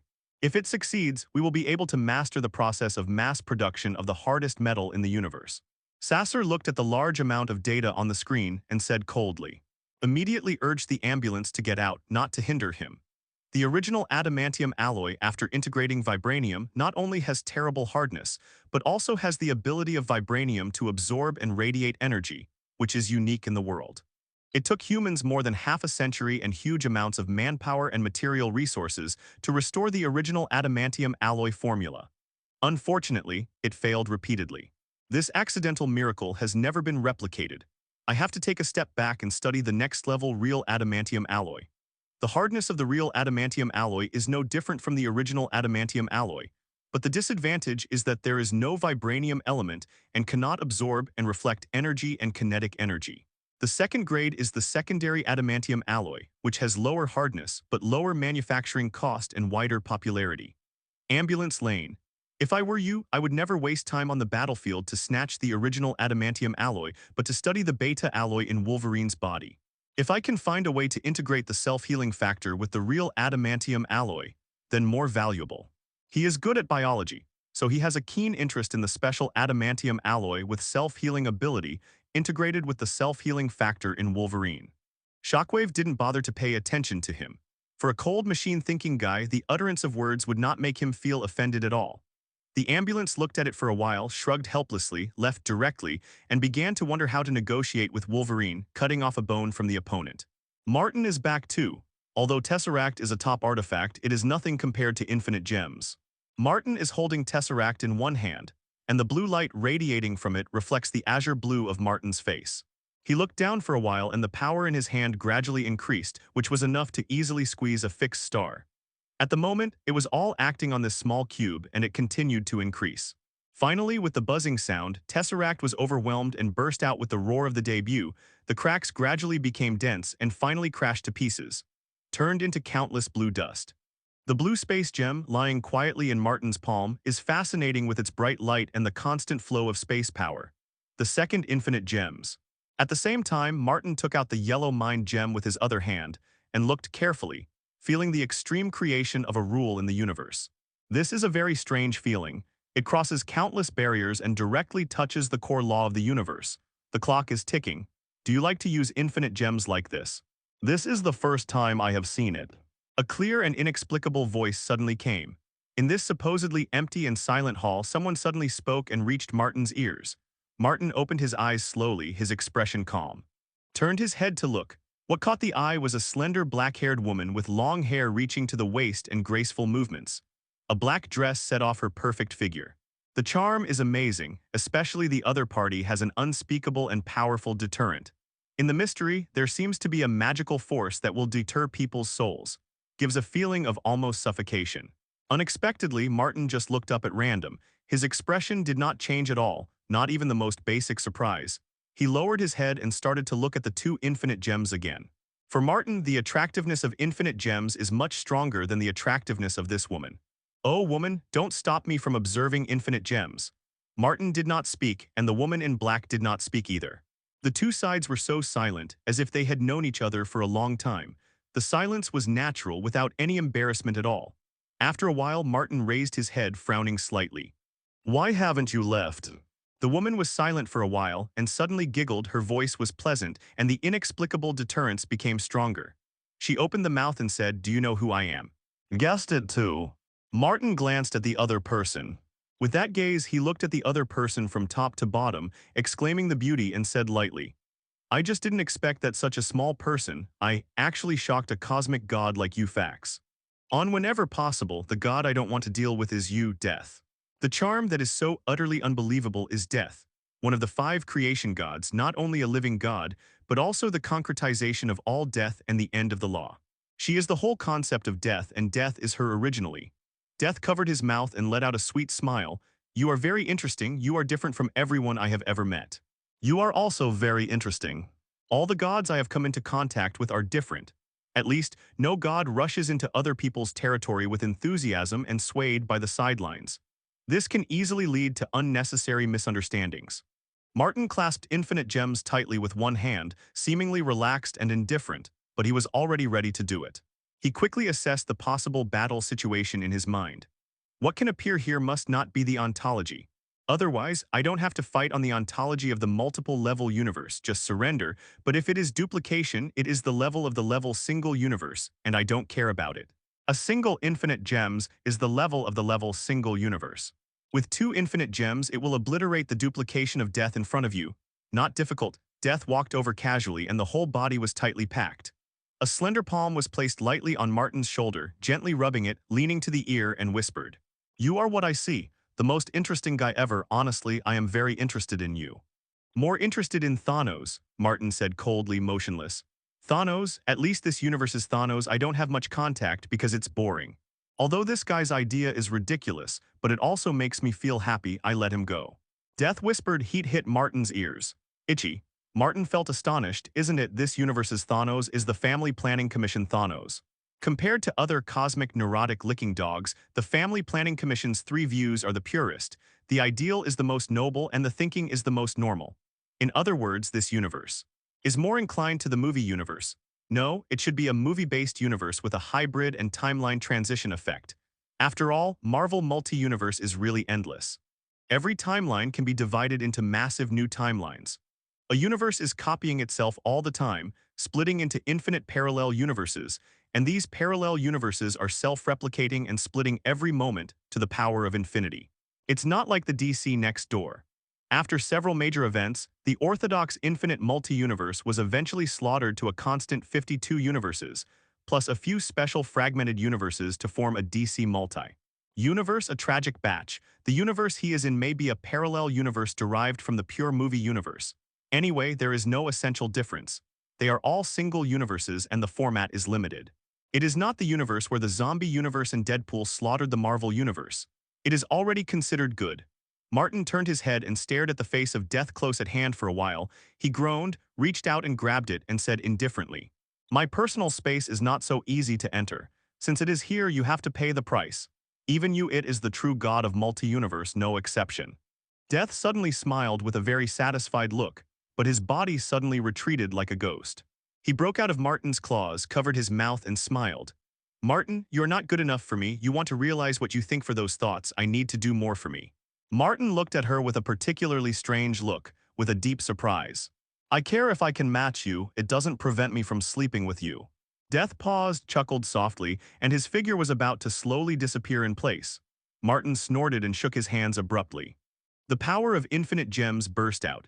The extreme power of the 2 cosmic laws strongly blocked everything nearby. This overbearing sudden shot forcibly locked death in place and fixed all forms of the opponent. Death was blocked and his face changed in an instant, and there was a hint of unprecedented shock and anger on the beautiful face. And he said gloomily, I am a god, the supreme creation god. How dare you offend me so? What are you going crazy? I don't care about it at all. Martin has the terrible power of infinite gems in his hand to restrain everything. Immediately he got up, walked forward slowly, and came to the face of Death with an angry face and looked at the opponent's chin for a while, showing satisfaction. Look. In the next second he pushed towards Death with his fingers across the black long clothes, touching the opponent and directly pushing it to bed. Then the whole person was pressed up.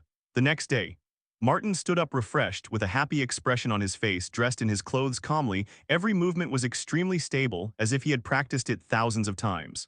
Behind him, the clothes are messy everywhere, especially the black long dress, which has long been torn into countless pieces. Fascinating. Death's face was ugly, lying on the bed and staring at Martin with endless anger. I heard that when different people see you, they will see different images. Everyone sees them differently. It seems that I am lucky. Martin sneered at the corner of his mouth and buttoned his shirt calmly. The expression on his face was obviously extremely satisfied with what happened last night. Whether it is body, voice, appearance, or temperament, it is impeccable. What a wonderful enjoyment. There is no such thing as a big meal. After Martin got dressed, he looked down at his Death, holding the two infinite gems tightly in his hands from beginning to end. At the moment, the power of at the moment was slightly reduced, giving Death a touch of ability. Since the birth of multi-universe, no one has offended me so much. Death turned his black pupils, faintly surging with death, and the rule of termination jumped and landed on Martin. The luster of infinite gems surged, and it quickly defeated this rule. Martin walked over, grabbed Death's neck, then kissed the other person's lips severely and then sneered. Not before that was their waist, holding you, the god of death, up high, but I am different. In my eyes, you have no essential difference from other people. Whether death or non-death, the essence is the same. The only difference is whether he has the interest to do this kind of thing. Unfortunately, he was interested last night. Death came to the door. He, Martin, is a complete conqueror. This conquest is not manifested in killing and extinction, but in every aspect. He is not the no. One Marvel dog-licking idiot like Thanos, so he took a set of infinite gems, and his strength is close to the 5 great creation gods. What he did afterwards turned out to be a planet that snapped his fingers and wiped out half of the universe just for make Death happy. Is it neurotic? There is a full set of infinite gems, and Death has to kneel down and let you do it. How about using you to destroy half of the universe to please the other party? Forget it, the other Thanos, who has won the heart of the universe, has reached the almighty universe level in combat power, but still does not change his licking dog nature. The controller Thanos is more rigid. After getting the OAA's suspension, I found that I had the authority to swallow everything. The first thing I did was to swallow Death, which is called normal operation. Martin is not a ridiculous licking dog like Thanos who considers himself humble. He also has a serious lack of respect for death in all forms. When facing death, he will not have the excitement and caution of facing the goddess in his heart. That's what he did. You have to understand one thing, you sent it to please me by yourself, and I have absolutely no reason to refuse. Your ultimate purpose of coming here has been completed, you can go. Martin glanced at Death calmly and said lightly. The anger in Death's eyes suddenly dissipated, and she stared at Martin for a long while with a surprise in her eyes. She lifted the quilt and stood up calmly, revealing a beautiful posture. Martin, you are really special and different. I will always stare at you. You'd better stay strong forever. You'd better pray and don't show any flaws, otherwise I will come to take your soul. You will always be imprisoned in my hands, and then you will beg me for your favor. Martin also smiled. I think it should be the other way around. You knelt on the ground and begged me to give you a favor, maybe, and this is the most likely thing to happen. The figure of Death disappeared in the same place, and the gloomy and dead aura that had always lingered around was completely dissipated at this moment. Martin pulled out of the chair and sat down, poured himself a cup of coffee, sniffed the aroma, smiled, and took a sip. The coffee had a bitter taste and poured into the belly along the tongue, warming the body. I have to say, it is really a wonderful experience. This kind of taste is fascinating. You won't expect to come to me again, even if you are a creation god, you won't expect such a day. Martin suddenly laughed in a low voice. He had to make the necessary preparations for the future. After thinking for a while, Martin drank the coffee, got up slowly, and came to the outside of the hall, standing on the steel building thousands of meters high, overlooking all the actions of the shape-shifting King Kong below. Roar screams the heart is higher than the sky. His great journey at the moment is just the beginning. Martin raised his head again, his gaze straddling the distant cosmic vacuum, quietly watching the birth and destruction of the planets. There is such a wonderful thing in every universe. Then looking at the infinite multi-universe, how should it be? Shangjing, after defeating Chitauri, the Earth won a major victory. After digesting the technology left by Chitauri, the technological level of the entire Earth will jump forward again. With the vast universe and starry sky unfolding and the coordinates of the Earth have been exposed, many conflicts within the Earth now seem to be nothing to mention. First Norse mythology, now it's a real alien. This world is even crazier than we thought. Actually, there are even crazier ones. I said I have seen people on the bottom of the sea, believe it or not. Well, I still don't believe it, but it doesn't matter anymore. Those shapeshifting King Kong also participated in the New York War, and they are the absolute main force. No matter how they help, they are also on the side of the Earth. They saved my life. Hey, is there anything more important than this? They killed my life. S.H.I.E.L.D. helicarrier. Fury's face was heavy, turned to look at the Avengers members and sighed deeply. The whole of New York is about to usher in a reconstruction. In just a few hours, more than tens of millions of people have died. Looking at the entire planet, no such thing has happened. Tony interrupted Fury directly, saying, compared to this, a bigger crisis has just begun. The coordinates of the Earth have been exposed. If Chitauri can know it, then other aliens can also know it. If we don't prepare early, the entire planet may be finished, and no one knows how powerful those aliens will be. Fury looked at Captain Marvel. This universe is dangerous and terrifying beyond imagination. Invasion, massacre, and destruction are happening all the time. I spend most of my time in the universe on battlefields to deal with these things. Captain Marvel shook his head, his face serious. Said, if it's just the war between interstellar civilizations and the plunder of cosmic thieves, it's still the past. And the worst thing is that some gods will just end up directly and destroy the planet at every turn. Captain Marvel has really heard a lot of such things. Some superlative gods are more ugly than the other. For example, the cosmic gods group that spreads the seeds of life and conducts biological experiments at every turn, and most of the experimental products will eventually face being rejected. The terrible fate of extinction. There are also cosmic elders that are doing things everywhere, and few of the 15 cosmic elders of level Godfather are safe. Even more terrifying is the planet devourer. As a creation god, he actually eats the life planet to satisfy his hunger. Many cosmic gods, not to mention anything else, are true gods in their mentality and don't take the lower life forms seriously at all. It's just like Martin treating killing as a normal thing, Steve spoke slowly. Only more than that, Martin is still a person anyway, but some gods will only be more brutal, Captain Marvel sighed. Steve fell into silence with his arms akimbo. He had to use this action to hide his embarrassment since he left the shield empty with both hands. Fury looked at the blue sky and white clothes outside the helicarrier and said in silence, don't worry, S.H.I.E.L.D. has been in existence for so many years, but it has sealed a lot of important weapons. It is really going to be forced to that point. It is not without resistance. Methods. Tony raised his eyebrows and looked surprised. Wait, how many things are you hiding from us? Fury glanced at him and said coldly, S.H.I.E.L.D. is a global organization. The dark side of the world you have come into contact with is beyond your imagination.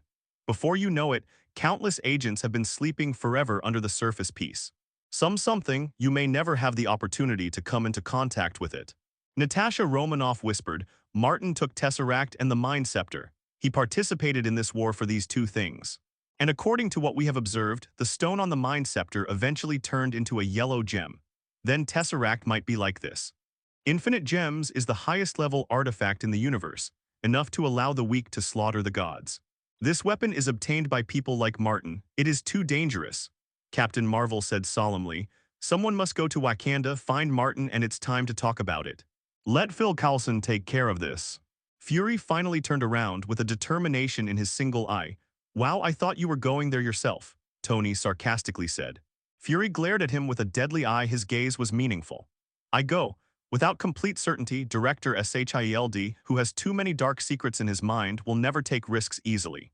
He is the head of the agent, not a fighter. Find flowers. I'll go too. I'll protect Phil Coulson and also get back my shield. Steve said solemnly. After an hour, a plane flew from the helicarrier and Phil Coulson personally piloted it, carrying Captain America all the way. Captain, this is the latest fighter loaded with a brand new system. How do you feel? Phil Coulson shouted and acted with life idols, which made him very excited. Steve glanced at Phil Coulson, not in the mood to speak at all. He was stuck on the seat, watching everything flashing outside. Soon, they arrived at their destination, and they were stopped by shape-shifting King Kong long ago. This is the Earth base under Cybertron. The flight squadron under the Decepticon Legion is monitoring you. A fighter suddenly approached, and then suddenly turned into a shape-shifting King Kong, stepped on the S.H.I.E.L.D. fighter with a thud and screamed against the glass. This show operation made Phil Coulson and Steve pale. The fuselage shook violently and finally barely landed. I am Agent Phil Coulson, representing S.H.I.E.L.D. I hope to talk to your leader, Martins. Phil Coulson took a deep breath, stabilized the beating of his heart, and looked up at these big guys. The shape-shifting King Kong suddenly pressed his head down, and his two electronic eyes kept shrinking. Accompanied by bursts of metallic sounds, he seemed to be scanning something. At the same time, he said in a bad voice, Phil Coulson, S.H.I.E.L.D. high-level agent based on your identity, I don't deserve to see the Creator face to face. Let Fury's salted egg come, besides the Creator is not here either. Phil Coulson's heart jumped and said, not here, where did he go? I mean, I need to arrange a time for the two parties to meet. Steve said at the same time, I want to get my shield back, you stole it. Pay attention to the wording, despicable S.H.I.E.L.D. agent. Every word you say, I will record it in the database. The shape-shifting King Kong roared, and the shaking Phil Coulson couldn't even stand still. Martin is indeed not here. Others are already in a certain country in the east, and he is going to a very mysterious place. Camertage, before leaving the Earth. Mr. Steven, can you sign me? Mr. Steven, the local government decided to award you an award, specifically in recognition of your excellent surgical ability. A middle-aged man with a thin face, at the moment sitting on the hospital bed with a numb face. Countless honors are leaving him forever. Stephen Strange, the top local surgeon in Philadelphia, is famous for his almost horrible surgical success rate. Similarly, his reputation is matched by his terrifying operation fees and terrible personality. He sat on the bed helplessly, staring blankly at his trembling hands full of steel nails. My hand, my hand. Is there really no way to cure it? Stephen desperately controlled his hands, but it was of no use. The hands were still trembling violently, which meant that he could no longer perform operations on others in his life. His future is ruined. Answer me, there is still a way to recover my hands. Stephen looked scared, his eyes were bloodshot, and he looked at the assistant beside him with cannibalistic eyes. Stephen, you need to be calm, a good attitude will help you recover, the assistant whispered. No, tell me loudly, I can save it with my hands. Stephen's eyes were blood-red, like a hideous and desperate monster. The assistant's eyes were complicated. He personally performed the operation on Stephen, who was in a car accident. He definitely knew that the Star Doctor's hands weren't saved, completely scrapped.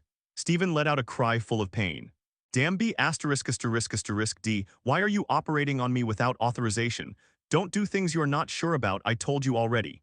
Stephen was about to get out of bed. The pain in his hand made him scream, and he fell straight down.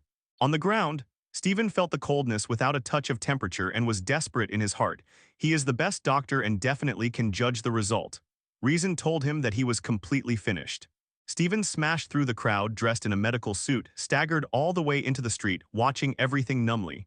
Stephen, your hands are no longer medically recoverable, the straight assistant chased up. Stephen Rage turned around and looked at him with cannibalistic eyes. So, what do you want to say? I mean, medical methods are useless, but you can try to find non-medical methods. The assistant was scared and took a step back. Stephen's eyes moved with his assistant's fingers, and he looked at the large screen on the side of the street.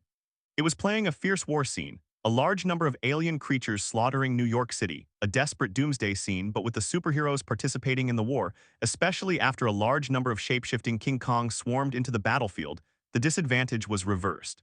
Accompanied by passionate background music, those shape-shifting King Kongs who rushed back and forth on the battlefield, venting their firepower, left a deep impression on people. The almost perfect war capability, like the cooperation of thousands of drills and all kinds of strange weapons. At the moment, all bombarded the Kidarui army. It seems to be a sci-fi blockbuster.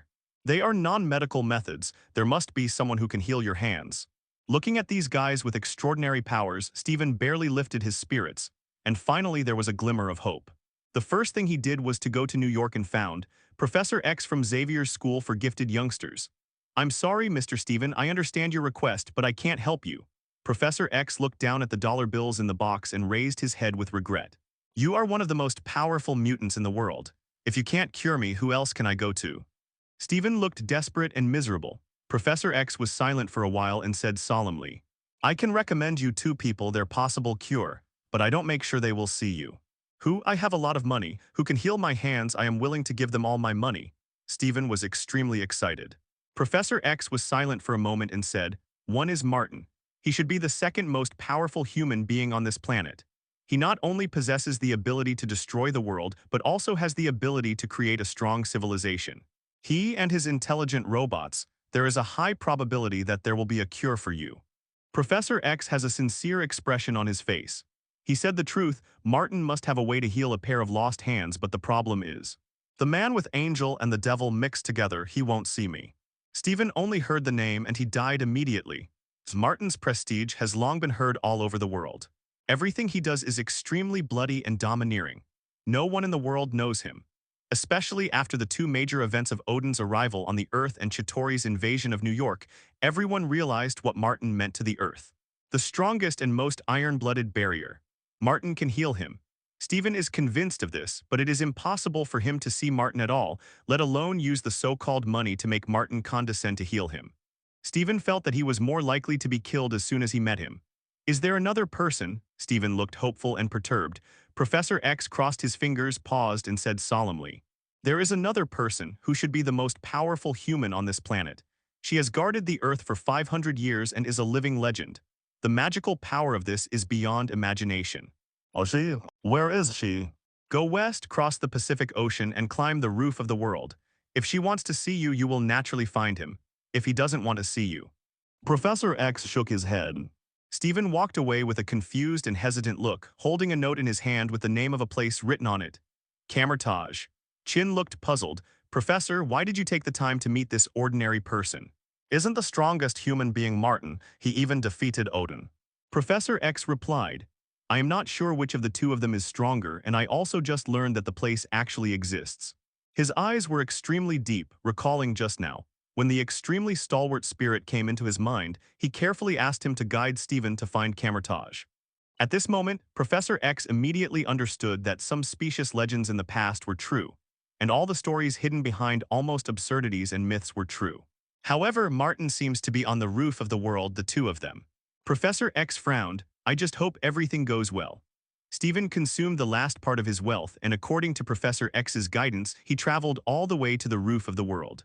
At this time, he remembered that he should say to his loyal assistant, but only after dialing the number did he know that the number had been cancelled.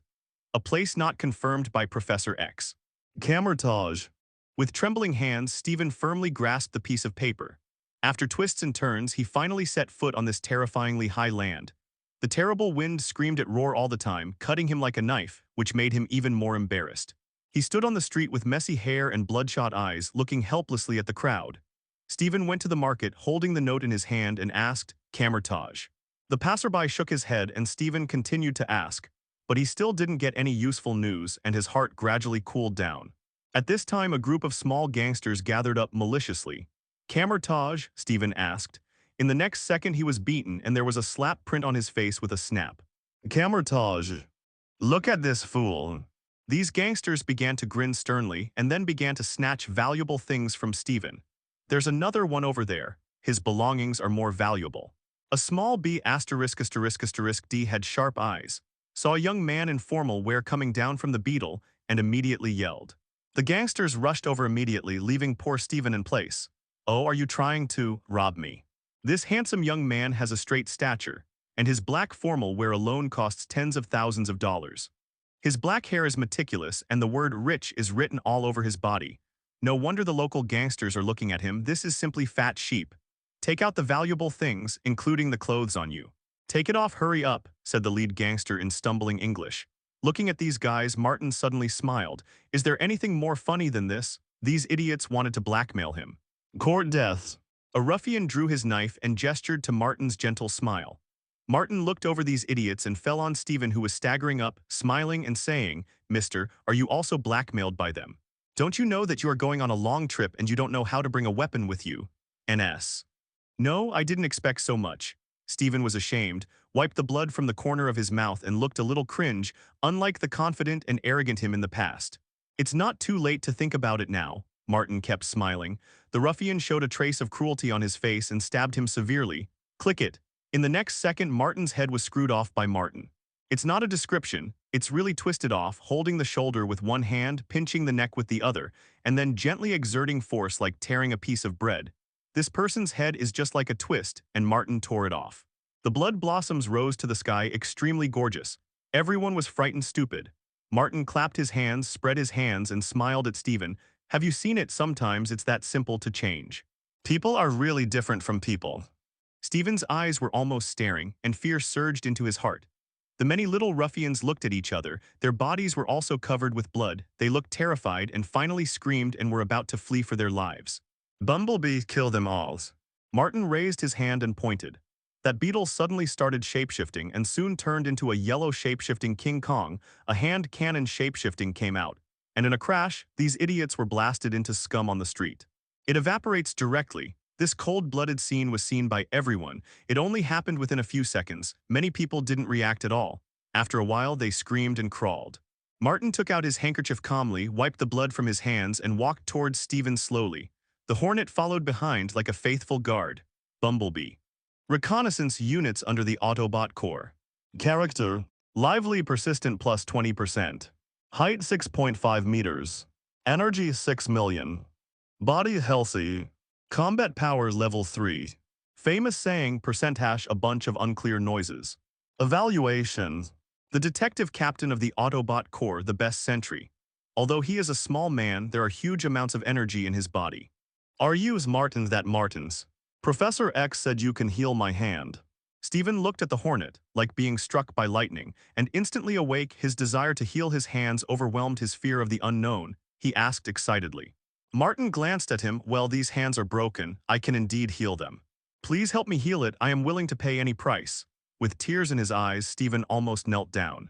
The ghost knows how hard he has been during this period of time. Martin stroked his chin and thought about it for a while.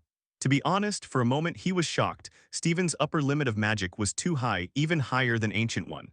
If you give Stephen a few hundred years, and Martin will open the door for him by himself. To be honest, it is really not difficult to train Stephen into a great magician of level single universe. Pity. Unfortunately, the price you can pay is not what I need.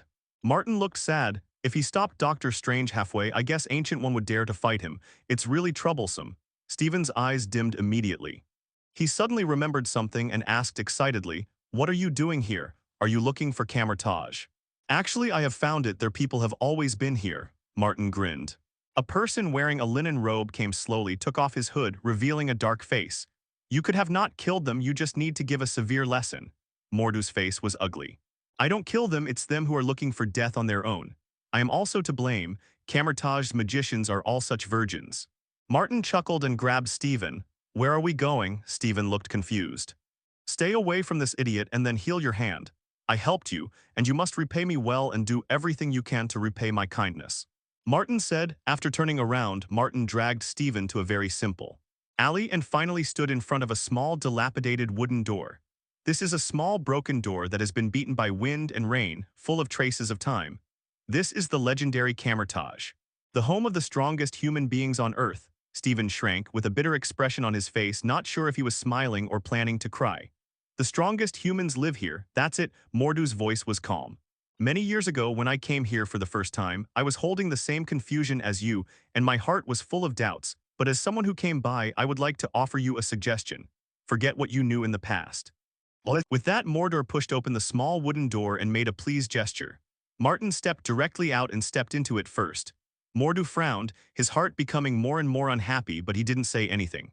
He is here for Stephen, for the magical genius in the mouth of this supreme magician. Now it seems that he is also disappointed. This is the beggar on the side of the road, not to mention the magical aptitude. Because of this tolerance and courage, it is too far away. He hadn't seen Stephen before he was injured when he was arrogant. The three of them walked into the small wooden door, and in an instant, the scene in front of them all changed. It seems to be another world, a large site, a simple and mysterious building. He turned his head subconsciously. The door that came in had long since disappeared, and the crooked wall made of red bricks disappeared without a trace. Stepping into the quaint building, there are a small number of scholars who exude an atmosphere of learning, with gentle movements and steady steps, exuding an atmosphere of wisdom. To some extent, magicians are indeed very knowledgeable, and they have too much to study and learn. Boom! Martin pushed open the door vigorously, making a rough gesture and sweeping his gaze. He found a chair, then walked over and sat down. Everyone stopped their movements and turned to look at him. "You're welcome. What should you do? Letter 3005. Martin laughed. "I'm looking for Ancient One, not you." Everyone looked at him silently, watching Martin pull out a book from the shelf next to him, then picked up the teapot next to him, poured himself a cup of tea, and walked toward the chair. Mordu took a deep breath and suppressed the deep anger in his heart. At this moment, everyone's complexion changed slightly, and after a pause, the atmosphere in the whole hall became more solemn, and there was a sense of lofty awe. A bald woman walked slowly, behaving calmly. Martin closed the book with a pop, got up and smiled. "I'm still thinking, when will you show up?" The woman in front of her was the Ancient One, the terrifying magic power like a vast Wanjiang just standing there, as if there were stars in the universe rotating around her. "After all, this is the second time we have met." Ancient One still has the signature smile on his face, but don't think that this smile is a real smile, it is more of a habitual disguise. "There are some things I need to tell you so that after I act, there will be a fight between you and me which will be very troublesome," Martin said lightly. The two confronted each other with a sense of tension. The horrible sense of depression overwhelmed the entire camertage. Many magicians suddenly raised their heads, and their foreheads were already covered with fine beads of sweat. Suddenly, Ancient One frowned, looked up and down Martin and said, "You carry 2 infinite gems with you." "Definitely, otherwise I won't come to face you directly. Everyone knows that magicians are the most weird group of guys. No one knows how many weird spells you have. Once you neglect, this will be a big trouble." Martin spread out his hand, and the 2 jewels, yellow and blue, complemented each other. The power of mind and space intertwined together, causing the 2 brilliant jewels here to slowly rotate and float above Martin's palm. Everyone's eyes were attracted by these 2 unbelievably beautiful gems, and the whole mind pounced on it, as if the most miraculous sight in the universe was concentrated here and displayed in Martin's palm. Ancient One waved his sleeve. A powerful wave of magic erupted, awakening all the magicians present. Infinite gems points directly to the core of this universe. The will of ordinary people is too fragile and can easily be affected and distorted by infinite gems. Ancient One's voice was gentle. Numerous magicians immediately showed shame, and after bowing respectfully to Ancient One, they hurriedly left one after another. Martin glanced and saw that Stephen still couldn't help but shift his gaze to these 2 gems. "These 2 stones are amazing. Can they heal my hand?" Stephen stared stubbornly and whispered. No one laughed at him. At the moment, Madhu, who has always been picky, was taken aback and looked at Stephen in surprise. You can actually look directly at infinite gems and maintain a stable mind. Especially these 2 infinite gems, and a mind gem that specifically affects the mind and spirit. At this moment, Mordjur looked at Stephen with admiration. No wonder Ancient One praised this down-and-out guy so much. At least in terms of willpower, it is indeed commendable. Ancient One nodded to Stephen, which made Stephen a little flattered. Ancient One looked at Martin again, frowned slightly, and said, "The power of infinite gems is far beyond the scope of the understanding of conventional gods. Once you are confused by the sudden powerful power, then everything is over. Martin, you know well, no one in this world has ever got 2 infinite gems at the same time, but you did it. No one has ever been able to sit on 2 infinite gems. Martin is the only one in the history of the universe. I not only want these 2, but I also want more. The other 4 infinite gems are also within my hunting range. You can guess this with your wisdom, even you have seen it in some way." Martin slowly grabbed his palm and gathered the 2 infinite gems together. Ancient One stared at him, his face solemn and the stormy waves in his heart. The time gem, which she deliberately sealed into the artifact Eye of Agamotto, is her biggest secret. But now she clearly heard some deep meaning from Martin's words. "You are walking on the road of destruction, you will die." Ancient One said solemnly, "Perhaps, but if I really die, then there is no doubt that I must have left behind the resurrection. Ancient One, I am here to find you this time, not to fight with you. I want to tell you, some things must be dealt with in advance, because it won't be long before I leave the Earth. I'm going to build a planet that belongs to me, away from the remote place of the Earth." "Dangerous decision." Ancient One poured a cup of tea, looked at the smoke, and said lightly, "There are many overlords in this universe who desire to conquer, and they all have different ideals. If you want to become one of them, you must do well. Preparations for total war." Martin clenched his fist suddenly. So it's better to stay on Earth." Ancient One handed Martin a cup of tea. Martin frowned and did not answer. Ancient One continued, "You are amazing, Martin. In the tens of trillions of billions of futures I have observed, you have never been there, but you have just appeared, and you have risen at an incredible speed and become a prestige. Shocking the existence of the universe, you broke the shackles of time and surpassed you in countless parallel universes. Martin took the teacup and put it aside. He knows his situation, parallel universes self. Others will certainly have it, but anyone who can be copied by multi-universe will have everything on their body copied into countless copies and passed on to different universes. Can this copy rule fall on him? Come on, his peers are amazingly the natives of Marvel multi-universe, even if it is rare that one becomes a superhero or a super criminal. That is, it is fundamentally different from him. Ancient One showed a gentle smile again. Are you interested in being the supreme magician of the Earth? The Earth needs a new Asgardian. Mordu's face changed drastically. Sovereign magician, how can someone like him be the Asgardian of the Earth? Ancient One waved his hand, looking sharply at Martin. Martin raised his eyebrows. If I say I am interested, would you really dare not make it? Ancient One is determined to look at him. Martin fell silent, becoming increasingly unable to see Ancient One. I refuse, Martin slowly said. A super magician, an Asgardian of Life Planet, is not worthy to restrain my progress, and what stands in front of me is countless multi-universes. I don't. It is possible to abandon the infinite multi-universe for the sake of a mere Earth. Ancient One sighed deeply. The atmosphere fell into silence. Stephen looked at them with a confused look, completely unaware of what happened, especially when he heard words such as multi-universe and infinite gems he didn't even understand. CFBD.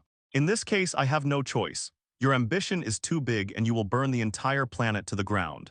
Ancient One waved his hand gently, and the Eye of Agamotto on his chest began to turn slowly.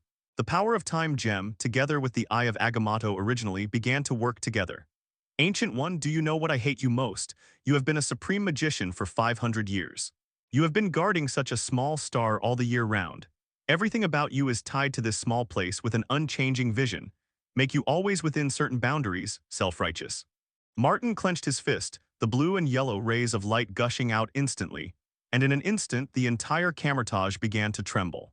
The subtle turbulence of the power of the three infinite gems inspired camouflage to construct the magic array for thousands of years. The brilliance flashed by, as if a god descended, powerful magic power surged out, maintaining stability. Martin, you will know that you made a huge amount of mistake. Mordu screamed with a gloomy face, and at the same time was about to summon all the magicians to maintain the magic circle and fight Martin to the death. As long as it is Ancient One's will, he is willing to give everything. But Ancient One waved its sleeves in an instant, and its actions were steady. In an instant, a large number of portakeepers such as Mordor and the confused Stephen and others were sent away. At the same time, she even activated a magic. In an instant, layers of things like prisms suddenly appeared in the space, breaking the existing real space. Martin, your power is too powerful. What is more dangerous than this power is your ambition and desire. Ancient One stepped forward, raised his hand, and instantly there were a large number of artifacts flying. The red floating cloak and the blue floating cloak flew separately. The Book of Emperor Wyshan suddenly opened, and countless pages were turned. There are terrible secrets and magic flashes on it. A huge amounts of Sifeng Ding shook. This one, the tripod of all things, containing the power of observation, slammed into it. The Eye of Agamotto was grabbed by Ancient One and lifted up high. The terrifying magic power sealed in it burst out in an instant, sweeping everything faintly with a green light flickering, and the power of time was surging. Seeing this scene, Martin's eyelids jumped. This pile of artifacts is really terrifying. Not to mention Time Gem, Eye of Agamotto is the first supreme magician left behind by Agamotto. The origin of the Book of Emperor Wyshan not to mention. There is a Trinity Wyshandi platform, and such an ancient one is really difficult to deal with. But very beautiful artifacts, but few can really be used, because the things I have are only stronger than them. Martin opened his mouth slowly, his gaze swept randomly, watching the layers of prism-like things covering it, and in an instant the supreme divine armor instantly emerged from his body, and the draping was completed in an instant, and the magnetic glove was directly worn on his right hand. Two infinite gems fluttered, flashing through two gorgeous trajectories. Then, it was firmly inlaid on the two sudden recesses on the magnetic glove. At the moment when the two infinite gems were completely stable, terrible fluctuations burst out. Unprecedented, someone can control the power of two infinite gems at the same time. Even things like Infinity Gauntlet have only been built so far, and are considered to be a carrying artifact that should be able to control multiple infinite gems. No one has tried it with Infinity Gauntlet. But now, Martin has directly crossed the Infinity Gauntlet, using Cybertron's relic magnetic gloves as the carrying props, and forcibly inlaid two infinite gems. You should have decided so long ago, Ancient One, why waste precious time on the Void and Snake Committee? Since I have determined that I will become the source of the destruction of the Earth, I should do it directly. Martin showed an icy smile, allowing a large number of prisms to spread over, layered on top of each other far beyond the past, barely separating him from the real world, who was terrifying in size. The mirror space is indeed very interesting, but it also depends on who it is used for. Especially, facing the terrible guy like Martin who holds the space gem in his hands, the mirrored space really does not constitute an obstacle. In a single universe, unless the gods of level single universe can contend with the power of infinite gems, everything must be under infinite gems. Martin raised his right hand, and the space gem on his glove suddenly lit up. The blue brilliance flashed, and the countless layers of mirrored space around him were all destroyed at this moment, turned into countless emerald green butterflies dancing lightly. It's beautiful. Same, it's also very cold. At the moment, the two powerful men holding a large number of artifacts went to war. Terrible fluctuations, spirit, space, time, magic, and all kinds of power burst out together at this moment. Just a trace of aftermath leaked out, exploded in the confrontation, and the violent turbulence caused directly interfered with countless microscopic particles. It directly shook the entire Earth. Several continents felt a slight shaking as if a global earthquake had erupted. Immediately after that, a terrible tsunami erupted in the ocean. Who is shaking the ocean? Aquaman Namor looked gloomy, holding the Aquaman trident and sitting on his throne. At the moment he noticed that a terrible tsunami was brewing, and immediately his face sank, and at the same time felt a trace of horror at the power. Boom! Namor struck the ground with a trident. In an instant, the global ocean stabilized, and the constant rule force was transmitted, and all the seawater was forcibly controlled in an instant. This is the power of the King of Atlantis. At the same time, a huge magical power suddenly spread from Camertage, and the magic arrays inscribed everywhere in the Earth's time and space, at the moment appeared, calming down the power exposed by the battle between these two terrible. Countless people have a look of fear, especially those high-level powers with solemn expressions. When ordinary people are still ignorant, they know better what it means to cause global fluctuations. A strong one with level sub-god father fighting on the Earth. No, it's more terrifying than that. Our energy monitoring device directly exploded. This is just an aftermath. Magic Spear Bureau. Zheng Xian looked to the southwest, frowning, his face ugly. Why is there such a terrible power coming from Camertage? Did Ancient One really fight Martin? With a powerful monitoring mechanism, he did detect Martin's whereabouts, and they were walking around on the roof of the world, and they were not blind. The scale and power of the spear game far surpassed S.H.I.E.L.D. coupled with Martin's unabashedness. They did know it. But why did you fight? First level alert, prepare for the worst. Zheng Xian ordered immediately. Thousands of Superman classes in the compilation immediately started moving and rushed to all parts of the country. What's the worst plan? A man carrying a golden cudgel and a divine power of the heavens surging on his body, said in a deep voice. Zheng Xian glanced at him and said, "The worst plan is to die together. I don't know why they went to war. Everything is not easy to conclude, but at their level the earth becomes extremely fragile." After speaking, Zheng Xian looked at the man in front of him with a serious expression and said solemnly, "Monkey King, the divine power in you has become more irritable. Are you coming back soon?" Monkey King scratched his head a little. "It should be like this. I can almost perceive that guy's supernatural power. After all, my strength comes from the duplication of that guy's hair, and I can barely feel it." This swordsman warrior named Monkey King was not the one in the heavenly court, but from an orthodox human origin. In a mystery a few years earlier, he came into contact with the duplication of the real Monkey King who was imprisoned on the earth.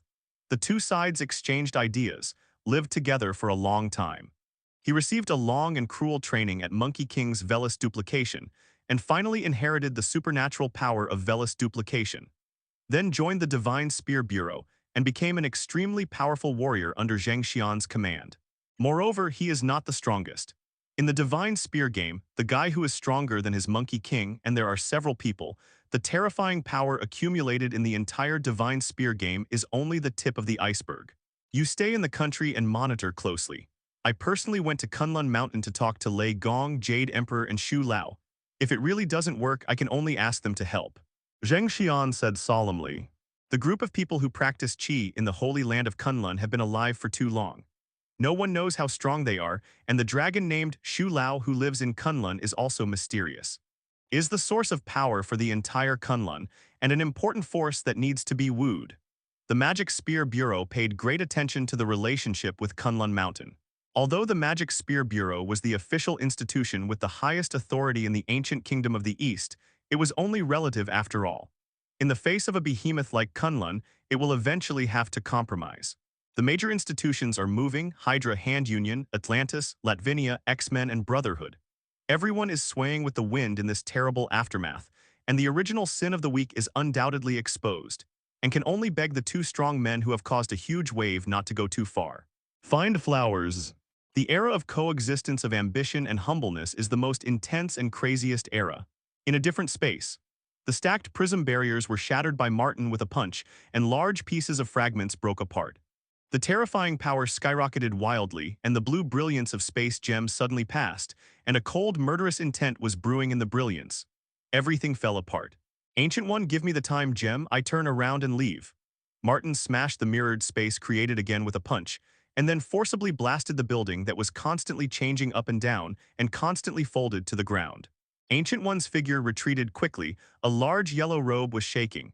The blue and red cloaks on the shoulders were flying constantly. And the Ancient One was moving at an astonishing speed, and the two floating cloaks had powerful magical powers. Possessing a certain autonomous will, in a crash, constantly shaking, bombarding with tearing energy as much as possible. Sure enough, you know Time Gem, who are you? Ancient One's face sank. The secret of Time Gem can only be known by the previous Supreme Magician.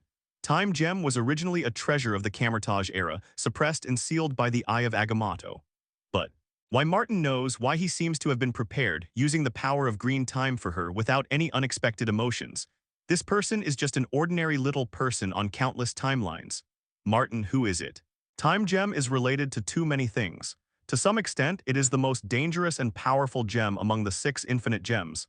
I can't give it to you. Ancient One threw out the Book of Emperor Weishen, and as the page number was opened, there were a series of powerful and outrageous spells, continuously pouring out. With the Trinity Emperor Weishen on the deep multi-universe platform, Ancient One can use the Book of Emperor Weishen to use all kinds of incredible horror magic. But these were all smashed by Martin's punch. Take out the power of the Time Gem and fight with me. How can you win by relying on these things? Ancient One, what on earth are you caring about? Martin looked at the opponent's eye sockets, the dark magic patterns slowly emerging, and he spoke in a cold voice. Ancient One's face is extremely solemn, and the confrontation with Martin just a few times has shaken countless different times and spaces.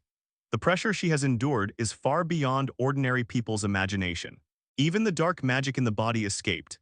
This is not her power, not Camertage's power, nor is it the power. The red and blue floating cloaks, at the moment, fighting the risk of damage, directly entangled Martin's left hand and feet, doing everything to stop Martin's resistance.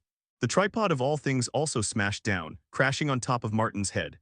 Ancient One used the Book of Shapeshifting, Eye of Agamotto, and Time Gem to finally have this once-in-a-lifetime opportunity. She grabbed Martin's magnetic gloves and used her last strength to start capturing infinite gems.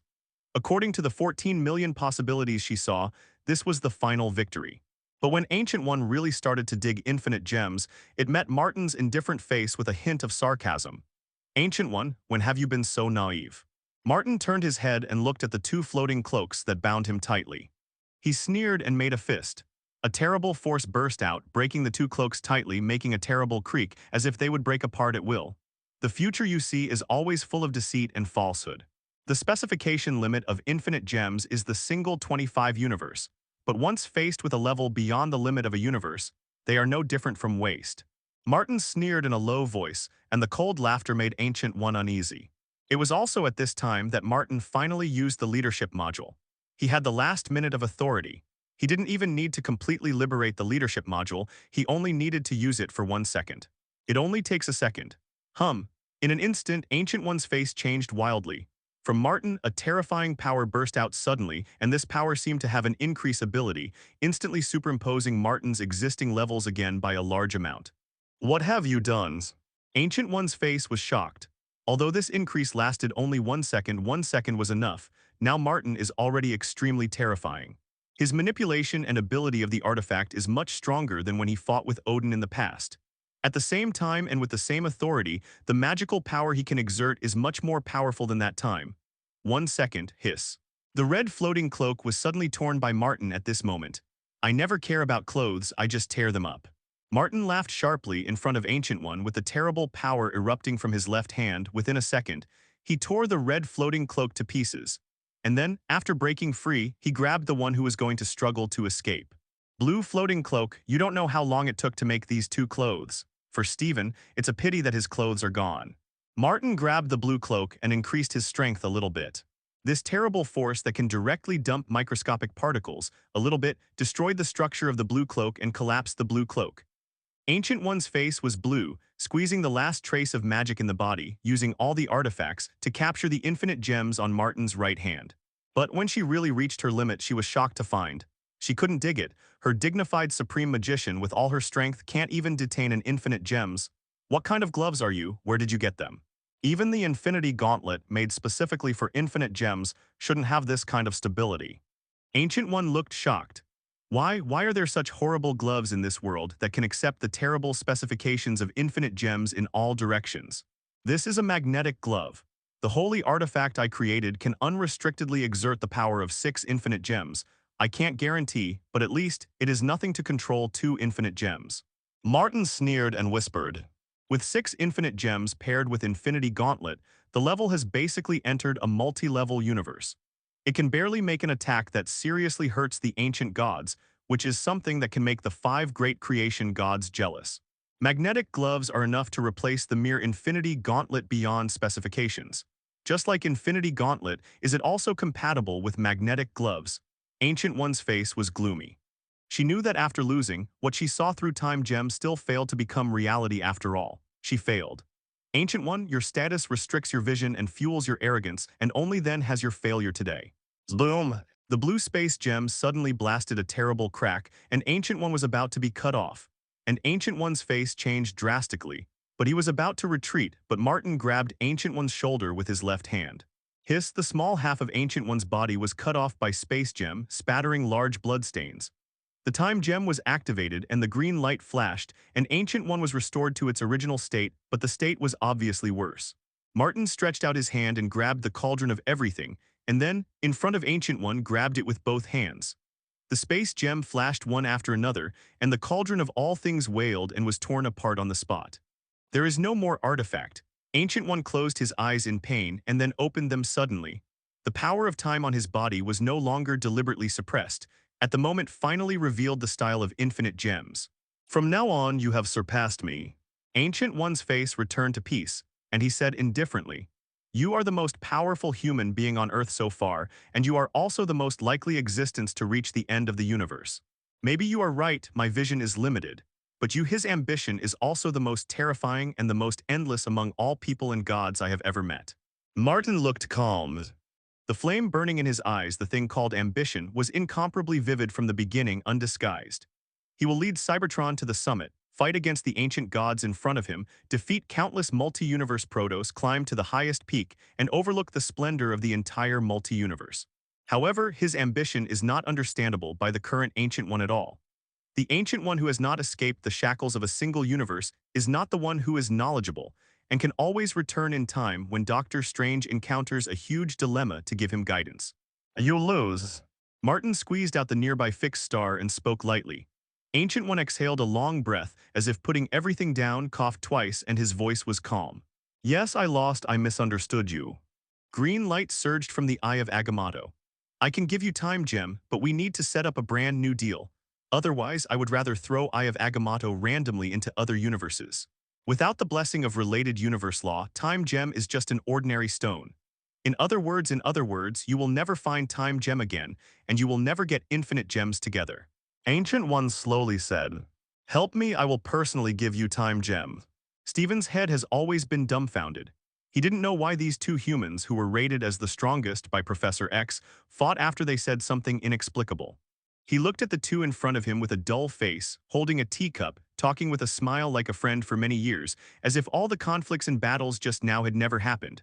Is this the world of the strong? Horrible. Steven, I want to heal your hand. Camertage is the only place. Martin got up, strode over to Steven, patted him on the shoulder again, and laughed. Steven nodded ignorantly. It seems that this is how a deal is reached. You'd better train Steven as soon as possible. I don't have much time to spend with you. Martin got up and glanced at Mount Everest in the distance. He seemed to be admiring the beauty, but without looking back, he warned Ancient One. Ancient One nodded slightly. This is one of their transactions. Time Gem should stay in Camertage in the short term, and Martin will visit this place again one day in the near future to recover Time Gem. Robber if you don't give it. Camertage must be prepared for destruction. Martin departed coolly. Mordu's face was gloomy. Supreme Magician, are we really going to compromise with him? He is an ambitious lunatic. Ancient One looked at Martin's distant back, fell silent for a while and said faintly, Mordu, although I don't agree with some of his ideas, some of what he said may be true. At least I know what to do. NS.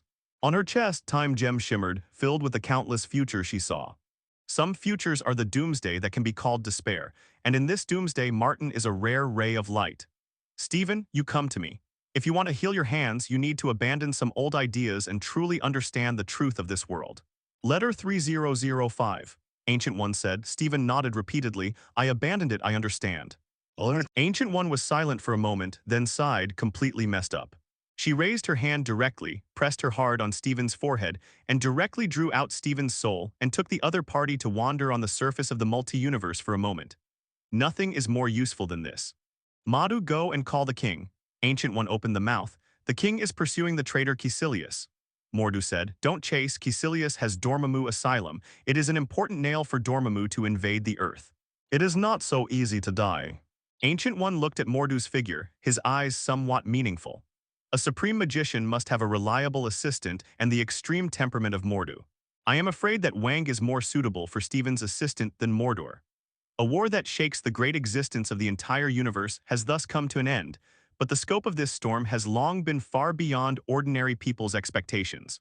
Many gods who have lived too long, even if they haven't seen infinite gems with their own eyes, have already heard of related legends. Some gods have even been searching for the whereabouts of infinite gems all the year round.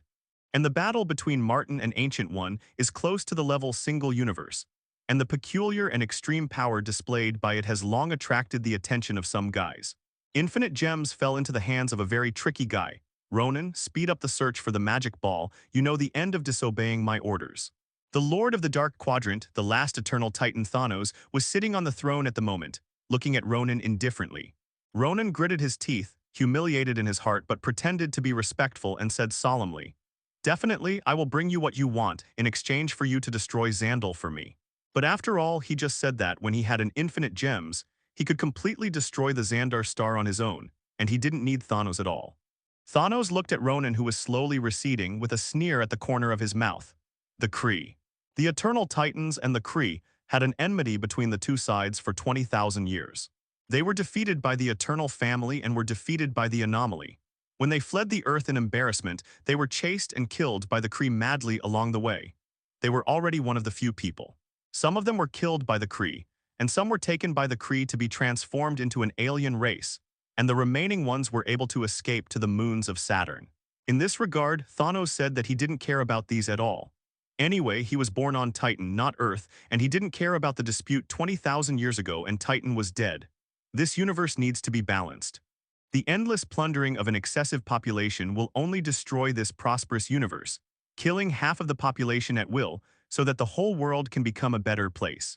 Thanos got up, held his hands behind his back, and looked at the endless stars outside the spaceship, shining brightly in the black vacuum, extremely gorgeous.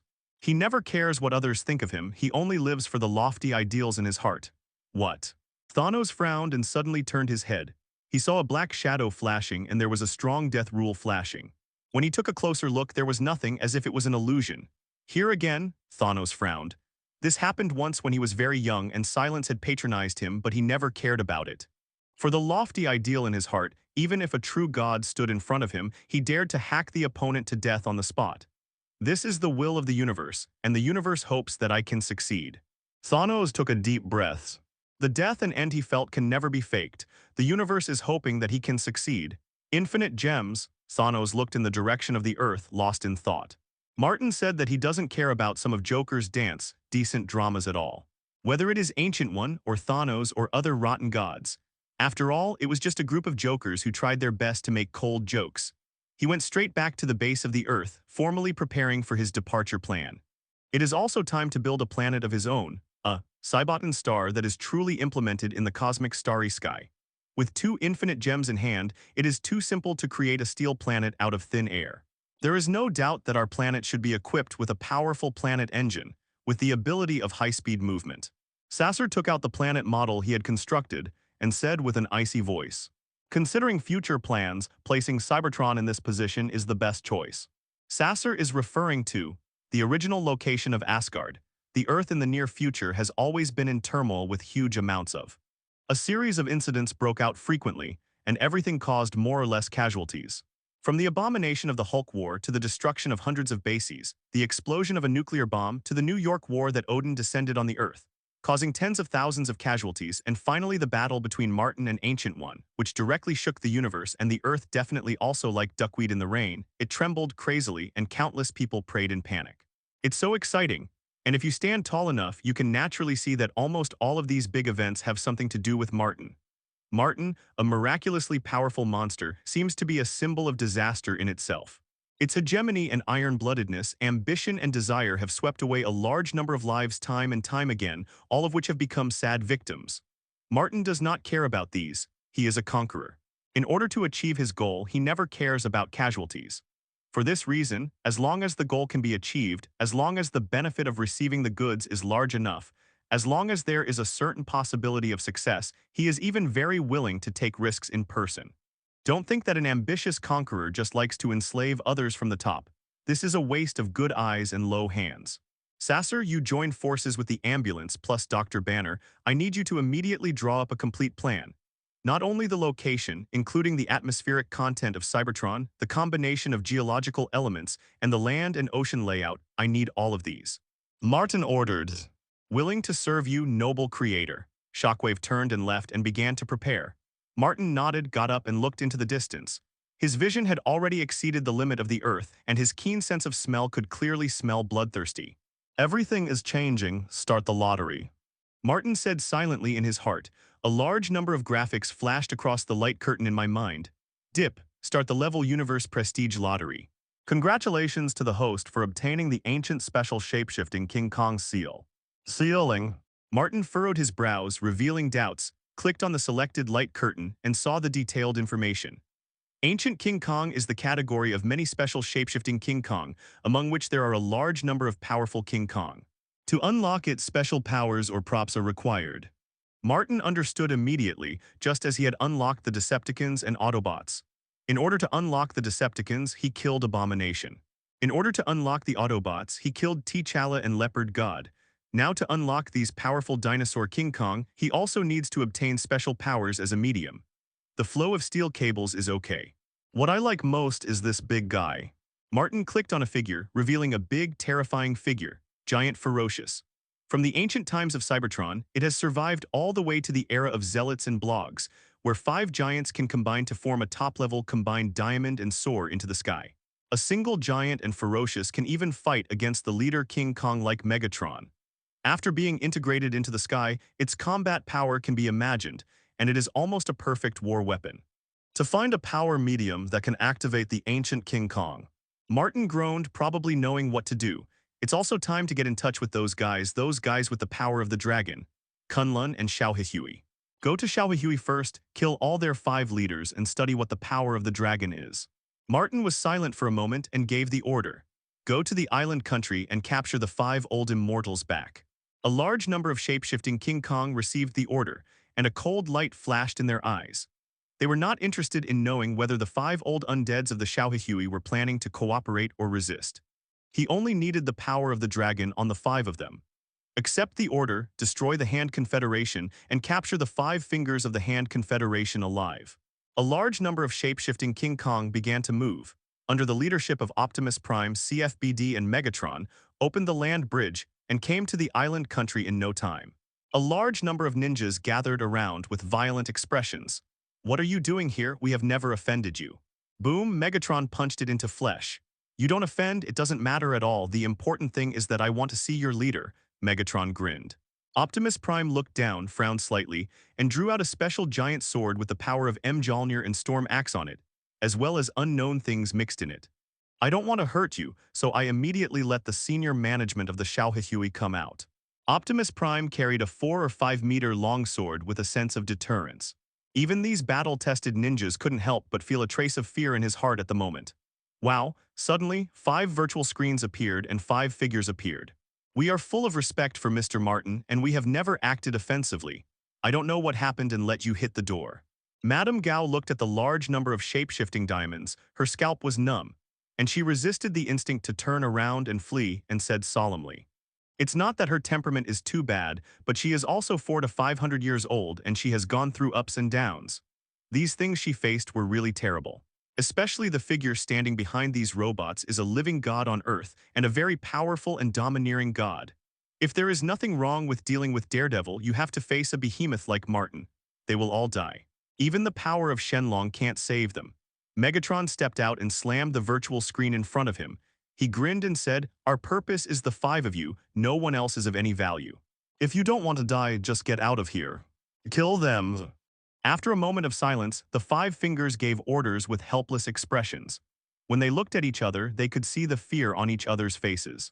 Where did they offend Martin? Why do these robots treat them this way and specify 5 of them? It should be related to the power of the dragon. Otherwise, they can attack the S.H.I.E.L.D directly and kill all the ninjas. Murakami slowly pulled out katana, his face pale. The 5 of them were originally Kunlun warriors. Later, because of greed, they stole part of the dragon's power and gained the power of longevity. They escaped from Kunlun Mountain and came to the island country to create a hand-in-hand association. In addition to the power of the dragon, the 5 of them really didn't know what else could attract the attention of a terrible monster like Martin. We absolutely can't let the power of the dragon, then find a way to escape. Maybe there will be a turn for the better in the future. Mrs. Gao closed her eyes in pain, and since 1588, the Hand Healing Society has finally come to an end. This is a tragic massacre. Even if the S.H.I.E.L.D has a large number of carefully nurtured ninjas, facing the terrifying war weapons such as the shape-shifting King Kong, there is no power to fight back at all. Even the assassination techniques that these ninjas are most proud of will be cracked in an instant in the face of having a powerful information collection system and analysis system. S.H.I.E.L.D is dying. What happened? Daredevil listened to the terrible sound of slaughter, his expression. Erica's scalp numb. It's the shape-shifting King Kong, they are attacking the Hand Union. God. This was an unprecedented, horrific slaughter. Those killer ninjas armed with swords and tried their best to leave many scars on the shape-shifting King Kong. Daredevil has a solemn face. As the #1 enemy of S.H.I.E.L.D, he has been fighting with S.H.I.E.L.D for many years. Originally, he was lurking in the island country this time. He planned to fight against the 5 fingers of S.H.I.E.L.D, but he didn't realize it. It was even more terrifying. The guy is the first to do it. The 5 figures began to move quickly and were about to rush into the ocean. "You 5 old dogs, where do you want to run?" Megatron smiled grimly, strode, trampled many ninjas to death along the way, and directly slammed the 5 fingers. A large number of shape-shifting diamonds have already gathered in the past and burst into flames. Damn it. The high-level eyes of the 5 hands were about to split, roaring, and one after another burst of energy, cutting off a large number of attacks. But taking advantage of this gap, a large number of shape-shifting diamonds had already surrounded them. They tried their best to resist, and killed several shape-shifting diamonds one after another, but they were eventually cut off their limbs and captured them alive. Why, we have never offended Martin. Madame Gao was soaked in blood with a look of despair. It is of no use. The hand-to-hand associations that existed for hundreds of years came to an end in the flames of war. Although there are still many remnants of hand-to-hand associations around the world, it is nothing. 5 fingers were bloody and dragged back to the base of the earth. Welcome, 5 distinguished severed fingers. Martin was holding a cup of coffee with an alluring aroma with his right hand. The 2 bright gems exuded luster, which seemed to be beautiful decorations. He sat firmly on the chair and gestured to the 5 old men. "Martin, we are willing to surrender and the whole hand fitting is yours." Murakami screamed sorrowfully, leaving only the torso squirming like a caterpillar, seeming to please, but it will only make people feel more disgusting. A bunch of rubbish ninjas in the hands, what use do I want them to do? I just make a bunch of shape-shifting King Kong, they can fight better than them and are more proficient in assassination and fighting than them. I only need the power of the dragons of the 5 of you. There was a smile on Martin's face, which looked like a demon in the eyes of the 5 noble severed fingers. Martin opened his hand and stretched out his right hand. First, he squeezed Mrs. Gao's neck. A huge force of deterrence was generated, and everything about him was swallowed by Martin. This power of the dragon is not enough at all. Martin groaned for a while and walked to the other 4 people. With one hand, he completely ignored the screams of these four guys and swallowed all the power of the dragon on his body. This fulfilled the basic need for unlocking. Drip. Congratulations to the host for unlocking the ancient shapeshifting King Kong and rewarding the shapeshifting King Kong, Wire Rope. Wire Rope, the shapeshifting King Kong with the shape of Tyrannosaurus Rex is powerful. Steel Rope. Dinosaur Legion under the Autobot Legion. Character Reckless Impact plus 20%. Height 16 meters. Energy 8 millions. Body healthy. Combat powers level 3. Famous saying. Among the winners, there is no place for the weak. Evaluation. The commander of the Dinosaur Legion has a reckless character but has a rough and a fine line. He saved the Autobots many times, dismissed Optimus Prime's leadership position, and often challenged and confronted Optimus Prime. Tightrope, the mount of Optimus Prime in the movie version, and in the animated version of G1, it was made by the robot Jack, using the CNA gene of shapeshifting King Kong combined with dinosaur fossils on the Earth. It's actually this big guy. Martin looked at the wire rope, smiling at the corner of his mouth. Originally, it would be best if a giant monster could be produced. A single giant monster was a ruthless character that could stand up against the leader King Kong. Even if it was used as a mount, it would be extremely prestigious and domineering. However, the steel cable is also good. As soon as the wire rope appeared, he immediately roared to the sky, his voice dull. "Omei!" The ferocious gaze looked around and finally fell on Optimus Prime, and then immediately a feeling of disdain grew. Find flowers. Huh, very good, Optimus Prime, since you are here, then the winner is determined. The winner is qualified to lead all Autobots. The steel cable stepped forward and the huge steel body slammed into it fiercely. He sees Optimus Prime very unpleasantly. This is something carved into his bones. This is just born. If Martin's previous life, impulsive and reckless, he would not listen to Optimus Prime's orders at all, he would follow him even more. Based on his own will, he ran rampant on the battlefield.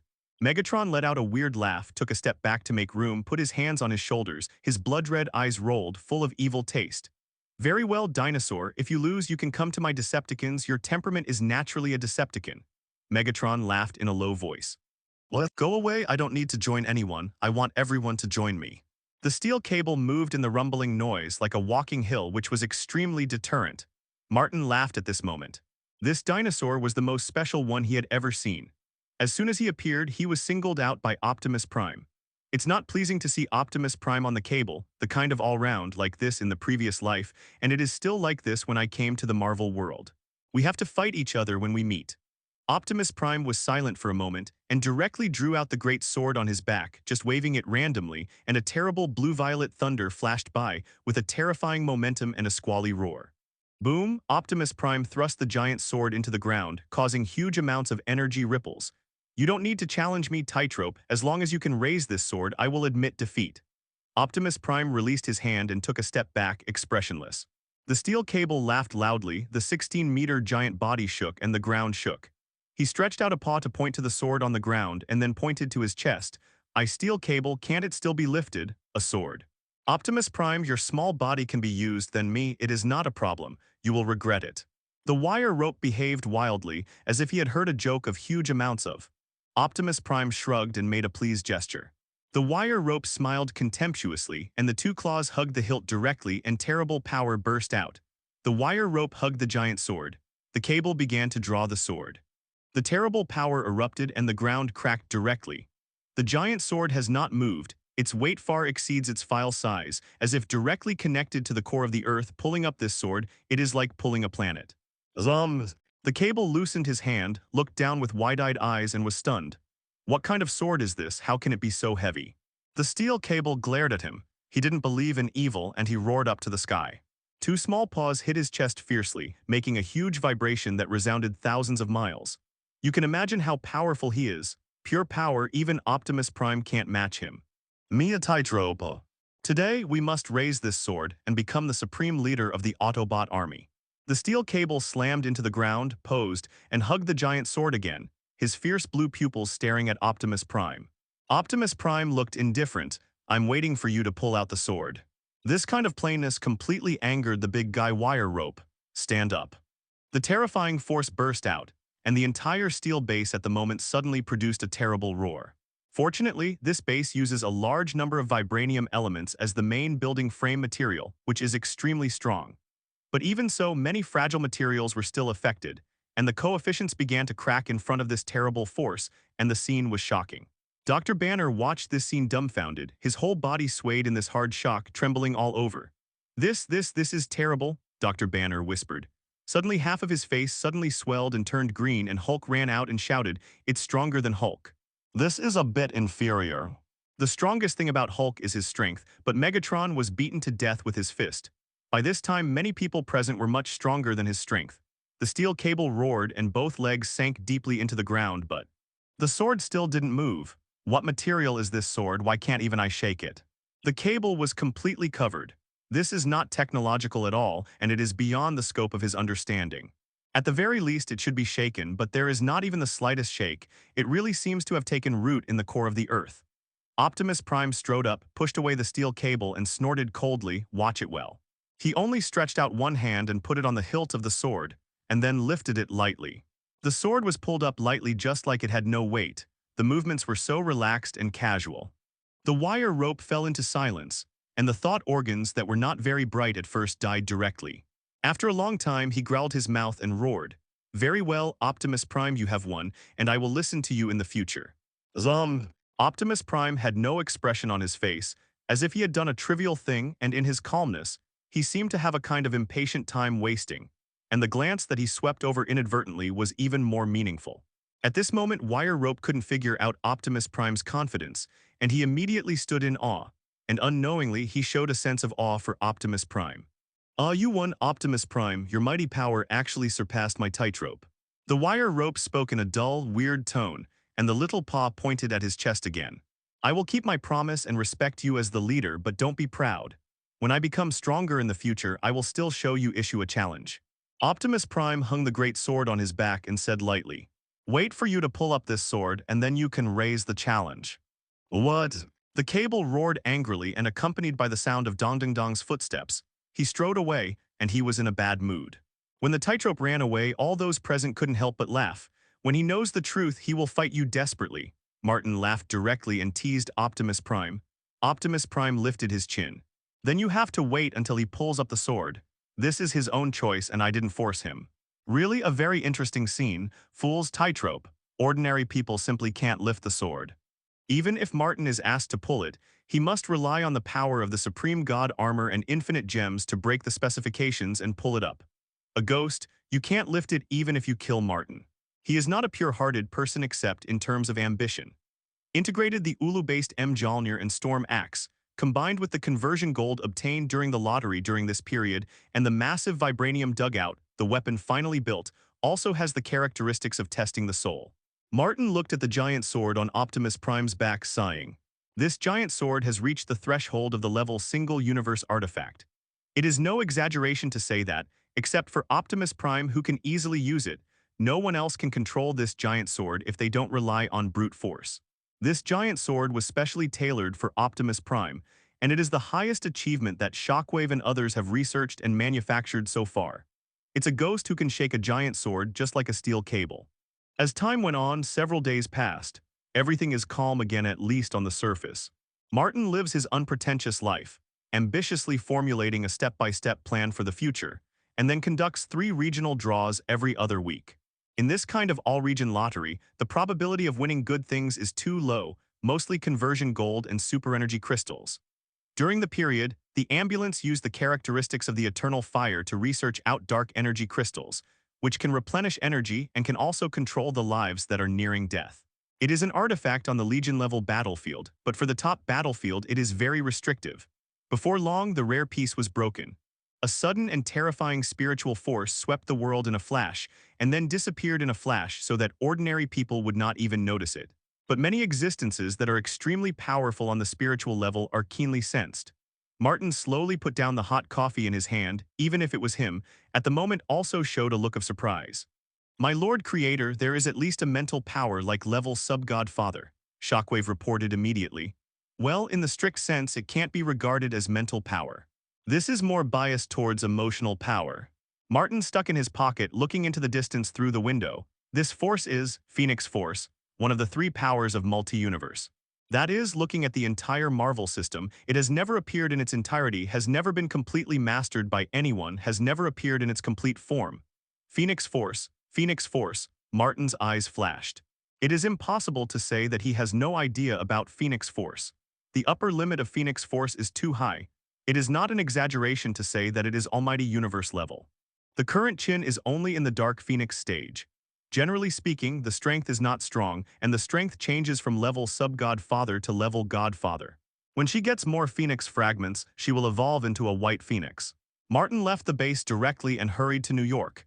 Alkali Lake, another secret research team of the military, built a base here. Jin. Control yourself and don't be deceived by her. Logan was the closest to the Chin that suddenly lost control, and he was directly under the most terrifying attack. The Phoenix force that can annihilate the atom burst out of the Chin, turning everything around him into dust.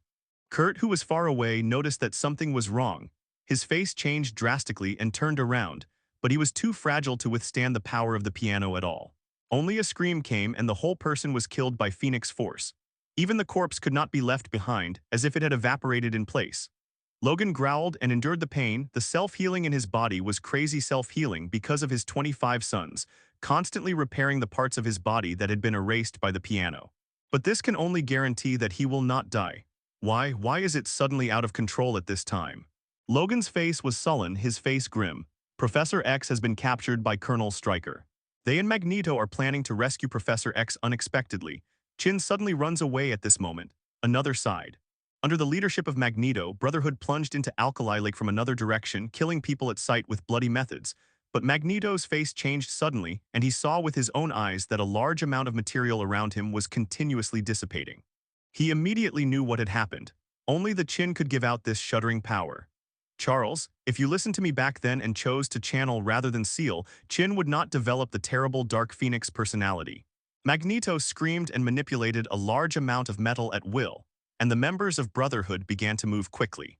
Some people have been affected and died on the spot.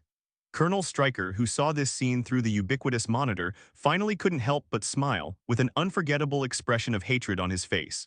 Even if the entire underwater base dissipated in large numbers and gradually collapsed, Colonel Stryker could see countless mutants dying, and he still felt happy.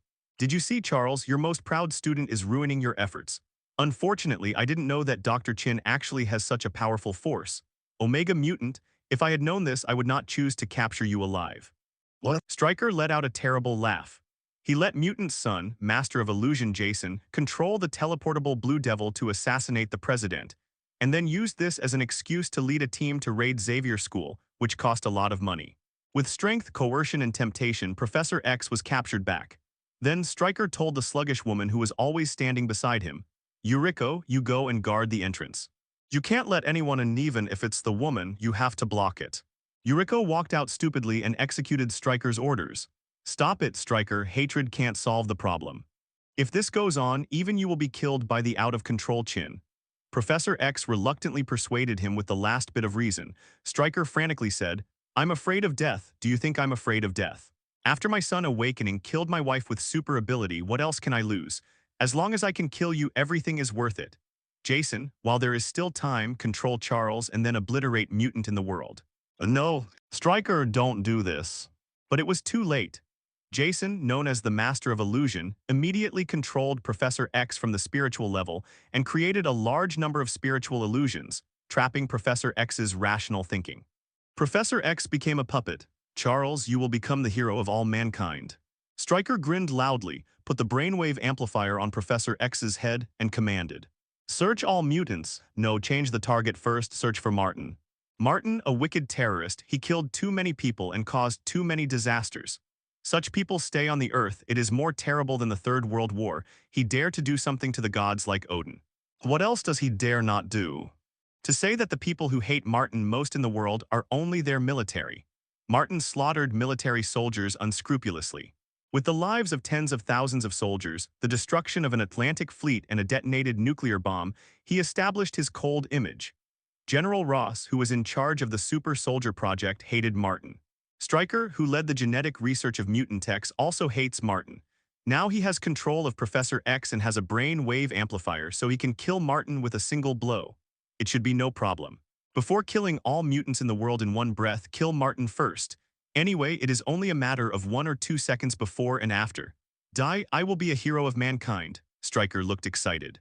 The entire dam began to collapse. The underground base had collapsed sharply, but Stryker, who had fallen into madness, ignored it. Search Martin. Professor X said stiffly. Stryker ordered. Kill him.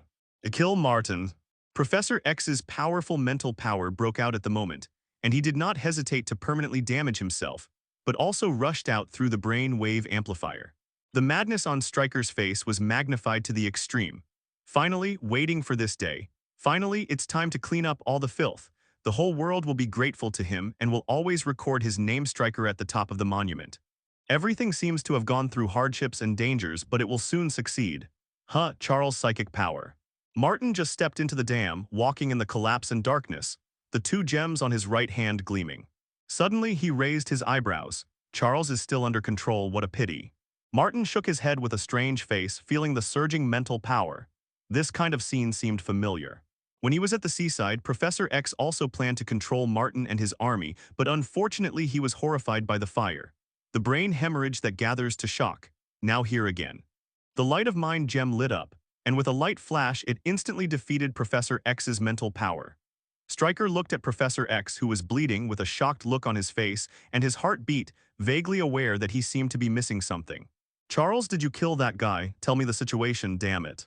Stryker roared anxiously, but Professor X has passed out in a coma. When Stryker looked terrified, a blue vortex opened. You just said who to kill. Martin walked out slowly, and the blue light of the space gem slowly subsided. At this moment, Martin is surrounded by terrifying laws, and while his body is moving, the radiant brilliance flashes, as if it is the absolute center of the universe. All existence should bow in front of him. At least the breath of Martin's whole body is with this powerful determination and courage. That one is handsome and angular, with a sharpness and a powerful burst of confidence. In front of Martin like this, Stryker, who was shaken by the terrible shockwave, seemed to be a jumper joker. Martin glanced indifferently and went straight past Stryker, a genius but idiot who also knew nothing about power, and fell on the Master of Illusion beside Professor X. Level 4 Mutant of the Spirit Department, this terrible guy who can suppress Professor X on the spiritual level and turn Professor X into a puppet. On Earth, you are also special. Martin watched with interest. Stryker's mouth was bleeding, and the internal organs in his body began to collapse spontaneously in front of Martin. He was just a smart, ordinary person. He looked directly at Martin, who was like a god, and Martin only needed to move his thoughts to make Stryker's the body function collapsed little by little. You don't need to use any extraordinary power, just use your thoughts. You can interfere with the outside world with will and kill Stryker little by little. Martin steps towards the Master of Illusion. The visionary master sat in the wheelchair and watched Stryker dying, his stiff and numb eyes turned slightly, and finally there was a wave of fluctuations. A mental ability was transmitted into Martin's mind. Be my slave. The illusion master stared directly at Martin. In an instant, countless illusions were generated, layered on top of one another, entwining Martin's will one after another. It's interesting you dare to use illusions against me. Martin looked at the suddenly changing scene before his eyes and smiled. Raising his hand to sweep away, a layer of illusion was blasted, and then there were more illusions. Sometimes, even Martin stood in front of the illusion master again, but it was still an illusion. True and false are endless. It is difficult to distinguish between reality and falsehood, and it is difficult to interpret how many layers of illusions are still ahead. However, it was still useless for Martin. He looked at the layers of illusion with admiration and smiled. Mind gem lights up. Layers of illusions were breached, ruined, and decayed, strolling in the courtyard. Puff. The real illusion master immediately spit out a mouthful of blood, and his eyes, nose, and mouth began to bleed continuously. His spirit was gradually collapsing, but the only trace of will that remained was still staring at Martin, his stiff and numb pupils. In full of hatred, Martin walked over step by step, smiling, admiring, reaching out his right hand, grabbing the opponent's neck and lifting it from the wheelchair. No, let go of my son. Letter 3005. Stryker's eyes immediately turned red, and with the last bit of effort he rushed towards Martin. Snapped. With a random wave of his hand, Martin knocked Stryker out and hit the wall with a light bang, which turned into mud, leaving a human-like blood stain on the wall. The Master of Illusion became more and more crazy. Martin, let go of this kid, he is innocent, he was just brainwashed by Stryker. Professor X finally woke up and saw the scene in front of him. He knew what was happening immediately with his wisdom, at the moment looked anxious and hurriedly stopped. I see, Professor. Click it, Martin agreed and then slightly hardened his right hand, and with a crisp sound he crushed the opponent's neck and threw the corpse to the ground. You're welcome. Martin behaves gracefully, as if he has been trained in rigorous etiquette since he was a child. Even killing individuals reveals a kind of leisure. At the moment, he looked at Professor X, who had returned to normal with a smile on his face. Professor X sighed heavily and turned his head. Jin has lost control. I can feel her terrible state, hatred, murderous intent, destruction. This is the Dark Phoenix personality in her body. She cannot be allowed to continue like this, otherwise the entire Earth will collapse. Professor X quickly adjusted his mind and looked at Martin with a calm expression. Martin faintly said, "No, neither I nor Ancient One will let such a small piece of Phoenix get out of control, let alone let it destroy the Earth. To put it bluntly, if Dark Phoenix were to destroy the Earth, it would be too worthy of such a small Phoenix Force. Phoenix Force is indeed powerful, and the upper limit is suspected to be almighty universe level. But Phoenix Force originally turned into countless fragments walking in a multi-universe. Just a small piece of Dark Phoenix, it wanted to destroy the Earth. Is this looking down on Ancient One or looking down on him, Martin? Replaced with the Scarlet Witch, which can obtain another chaos force of the 3 multi-universe powers from the snake body Sithorn, it will almost destroy the Earth. If he meets Scarlet Witch, who is in a violent state, Martin doesn't even dare to let go of a fart. He turns around and flees. The Scarlet Witch, which runs rampantly, can restart the entire multi-universe with a chaos wave. Without the multi-level universe, whoever encounters it will die. Double Charles, the excitement of this world is beyond your imagination. Don't limit your vision too narrowly. A smile appeared on Martin's face, full of confidence. Whoosh. At this time the door opened and a cold light flashed. Yuriko rushed in from outside, her nails grew longer and she grabbed Martin with a twisted face. Don't kill her. Professor X's face changed and he had to use his spiritual ability to control Yuriko. Beta adamantium alloy, this woman is mine.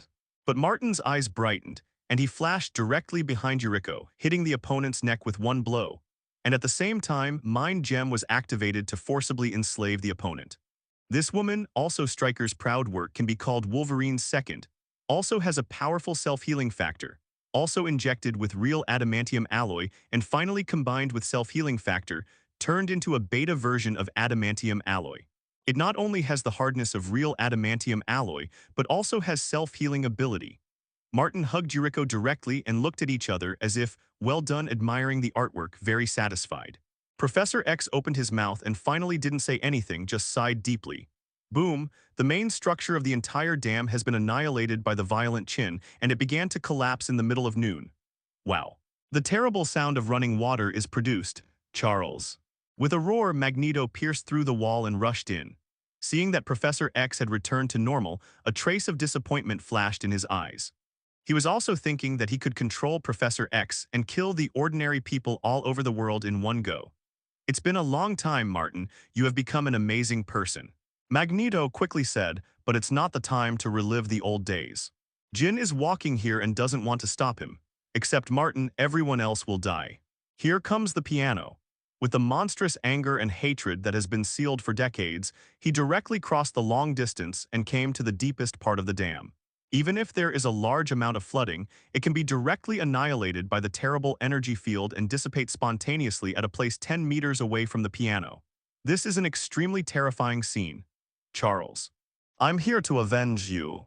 There was an accent in the Qin's voice, his eyes were already pitch black, and his long dark red hair was fluttering bitterly. Magneto looked at Qin, his face changed immediately and whispered, damn it.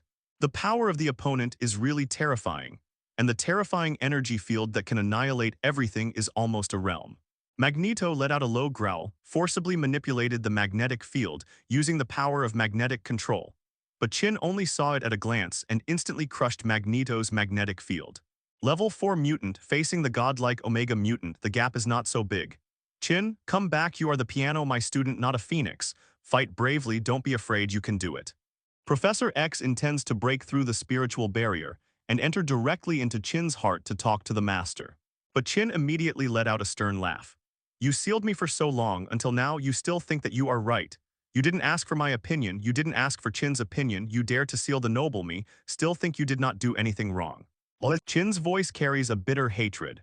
Her current Dark Phoenix personality is not so much a Chin, but actually possesses Chin's emotions, memories, thinking, and values. Phoenix Force. She is still the will of Phoenix Force in essence, not the piano. Jin raised his hand and a terrible wave broke out with a terrible power to erase everything and rushed towards Professor X. Now she only sees Professor X, this old thing, she hates it. As for Martin, she completely ignored it. It's really troublesome, Charles, the bitter fruit that you planted yourself should have been picked up by yourself. Martin shrugged, his heart moved, and the yellow light flickered, creating an indestructible mental area and powerfully cut off the attack of the piano. Mind gem, Chin frowned, moving his eyes indifferently. As a Phoenix Force, I didn't CFBD know how many universes I traveled through before I came to this universe, and stored countless pieces of information. I definitely recognized this force at a glance. Infinite gems are also very common powers all over the multi-universe. That old lady of the Nemesis, I never stopped sleeping. Chin's eyes were a little cold, and every time she saw infinite gems, she felt irritable and disgusted from the bottom of her heart. All infinite gems are nothing but the remnants of Nemesis's power, and can be replicated as the multi-universe continues to replicate itself.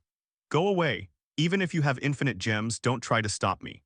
Chin's eyes moved, black permeated, and more powerful fluctuations erupted and they attacked Martin in a sudden. But every time the mind gem flashed, Chin's attack could be blocked. I am very interested in you, Phoenix. Instead of following the piano, follow me. I can take you through the multi-universe. Martin waved his hand, the space gem lit up, and immediately a whirlpool was created, swallowing everyone else in. When the surging lake water rushed wildly, only Martin and Chin were left here. Your smile makes me feel sick, no one is qualified to order me. Chin was irritated by Martin's arrogant attitude. In the roar, more and more terrible light surged. In the crazy roar, there was even a phantom of a phoenix that appeared behind Chin.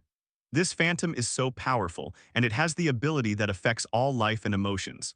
At this moment, countless people see the shadow of a burning phoenix in their minds.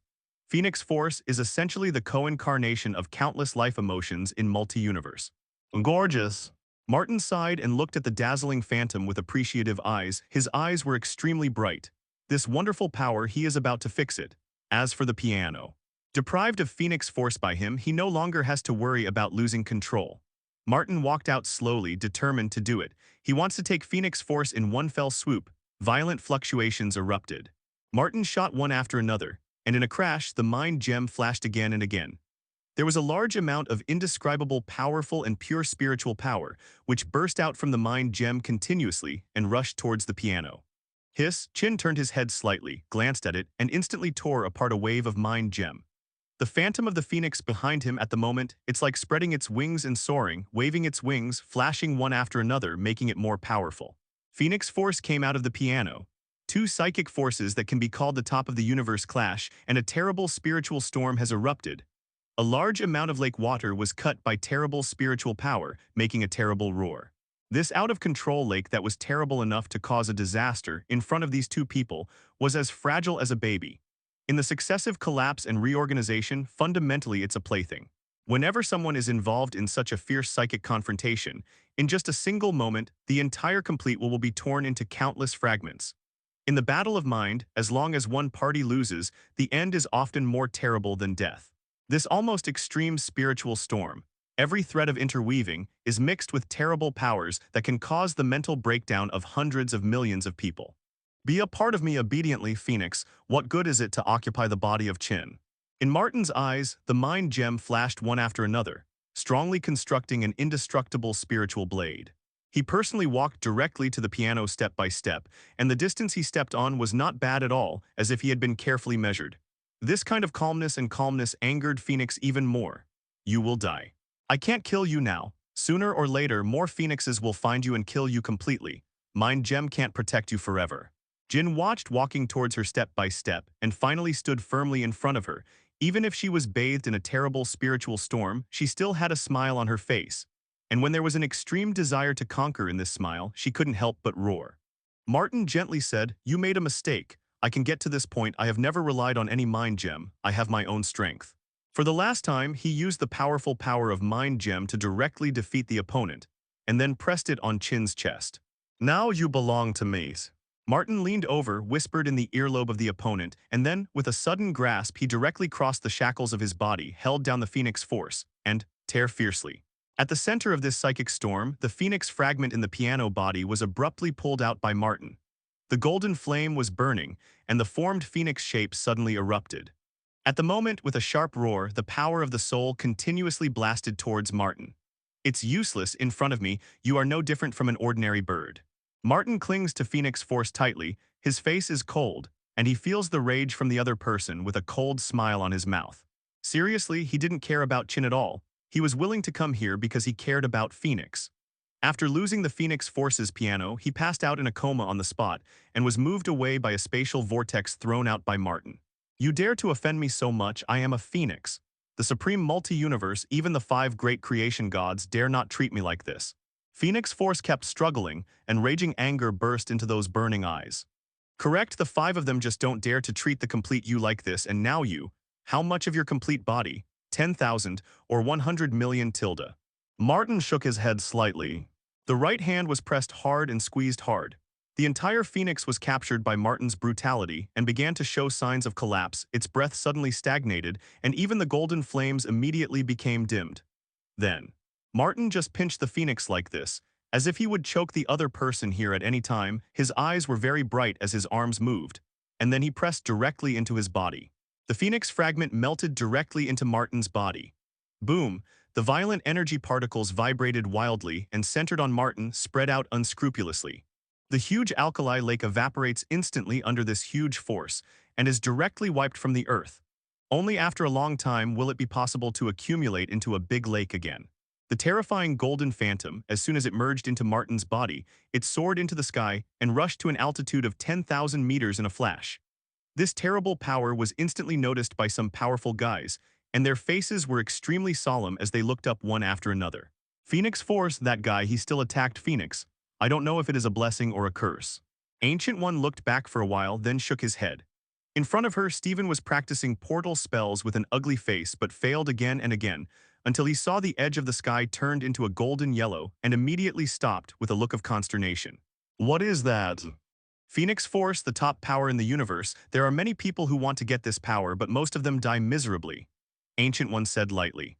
But this time it was Martin who started Phoenix Force, the man who is good at creating miracles. After all, the terrible roar continued.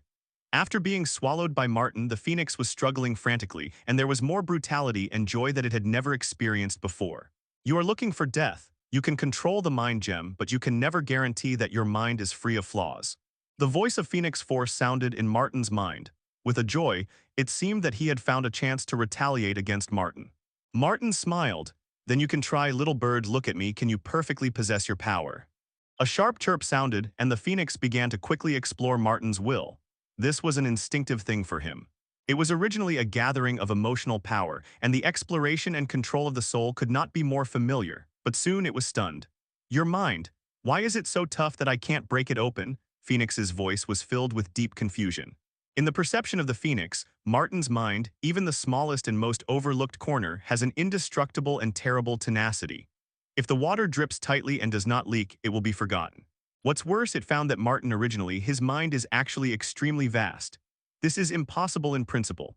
There is no psychic flaw, no psychic loophole, no softness, and a terrifying psychic ocean from nowhere. Even if you are a god, as long as you have the will, there will be strong and weak places in your mind, but your mind. Why does every place have the same strength? Phoenix was really shocked, as if he had seen a wonder that was difficult to see in all multi-universes.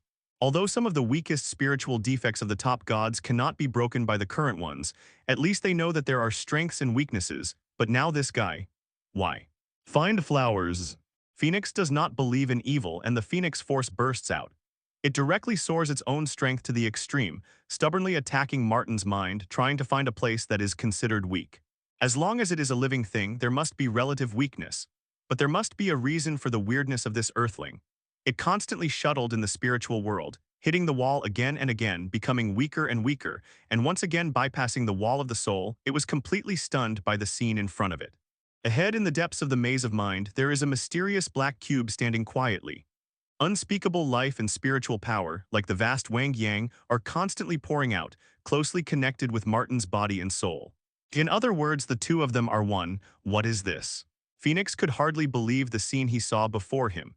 It was considered to have traveled through many universes, had seen some open life forms, and had observed many strange and incomprehensible phenomena, but the black cube in front of him was unheard of.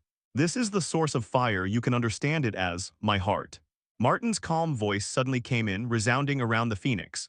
A strong sense of crisis emerged in Phoenix's heart, and a fierce spiritual storm blasted toward the cube in front of him, but it was blowing up like a breeze, meaningless. Next moment, there were terrible fluctuations in the source of the fire immediately, and this was still a part of the power. The tip of the iceberg that was exposed when it surged caused the Phoenix to have a strong anxiety. Boom.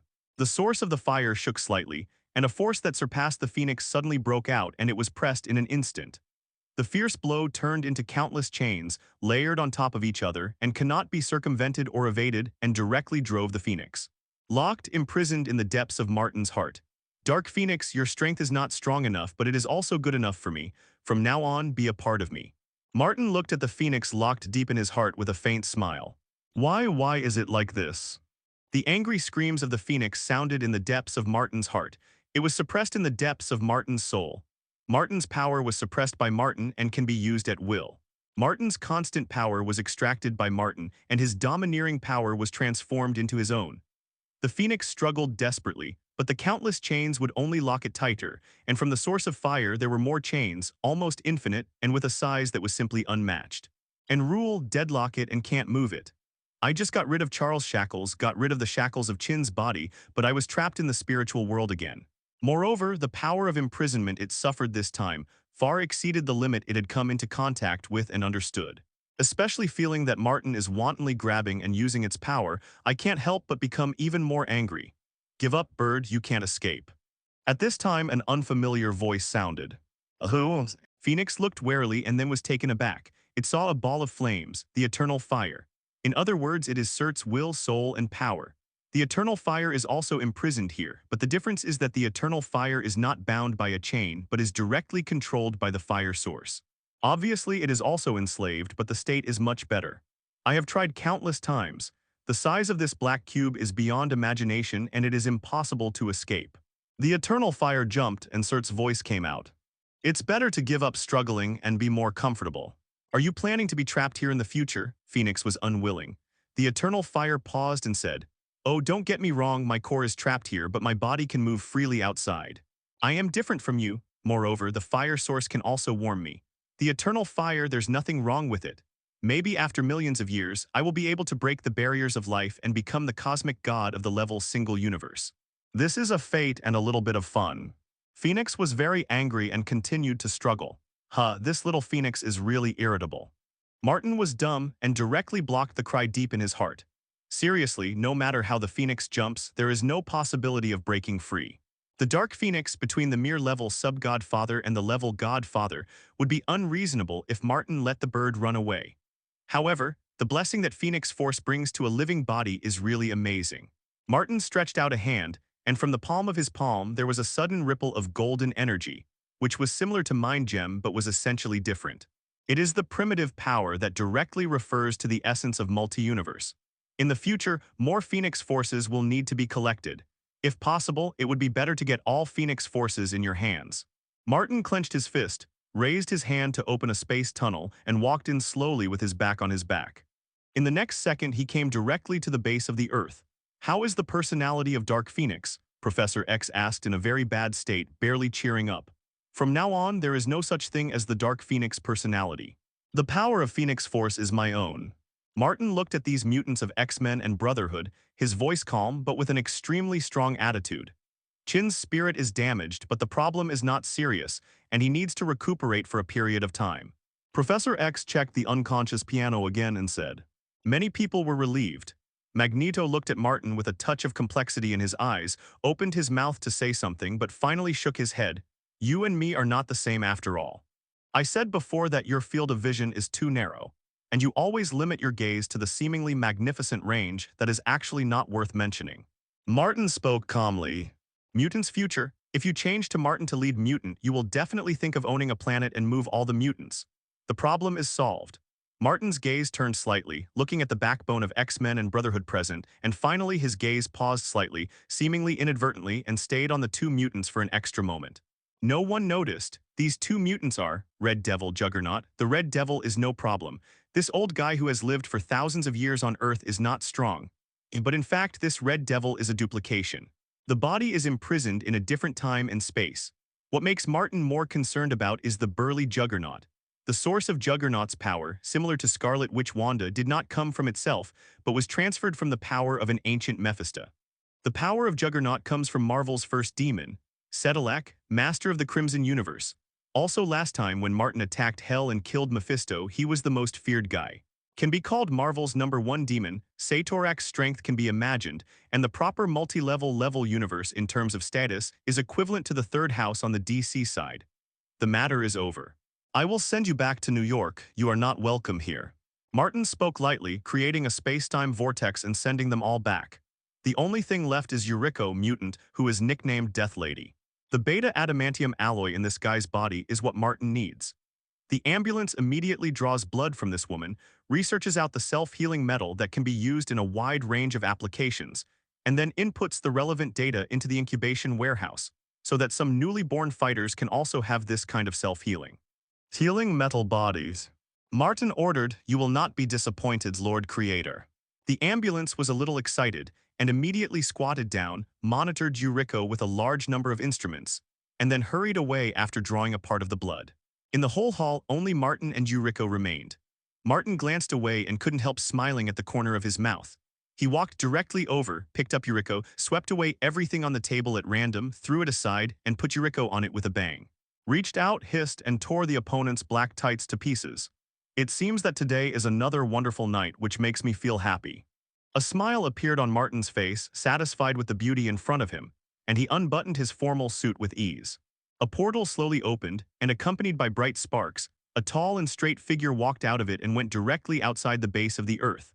This person slowly raised his head, and there was a strange black substance squirming in his eye sockets, and the power of darkness was surging every moment. This is the man's territory. A weird smile appeared on Caecilius's face, and there was a condescending coldness. He walked slowly towards the base. He has already been spotted by shapeshifting King Kong. A confident smile appeared on Caecilius's face. I am. Boom, an energy cannon directly blasted over. Caecilius' face changed, and a magical barrier was created in an instant, and the energy cannon was stopped. The blue veins violently jumped, and he opened his mouth to be annoyed, but immediately more horrible artillery fired over. Caecilius's face became completely dark, and he gave a cold snort, his wrist shook, and a disc-shaped magic with complex patterns immediately appeared in his palm, easily stopping this amazingly lethal energy cannon 25. Soon the shelling stopped. I am Caecilius on behalf of a noble god come to meet Martin, Caecilius said with an ugly face and said coldly.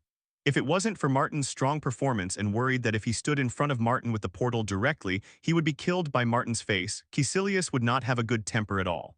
Interesting, let this idiot get in. Martin's voice came out and the base door suddenly opened.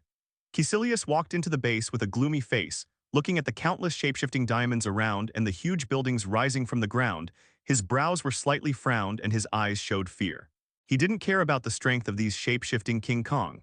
According to his understanding, the strongest one did not reach the level sub-godfather.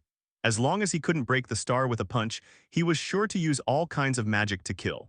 What he really cares about is that these robots made by Martin really have complete intelligence. Just look at these hideous buildings, all made of metal, and they are extremely complex, and there are many complexities in a large number of buildings. Weapons, this base can't be made by one person, it is clearly researched and built by these intelligent robots. This is terrible. Wait here, the creator will condescend to meet you. Shockwave said indifferently, turning around and leaving. He still has a lot of research to do.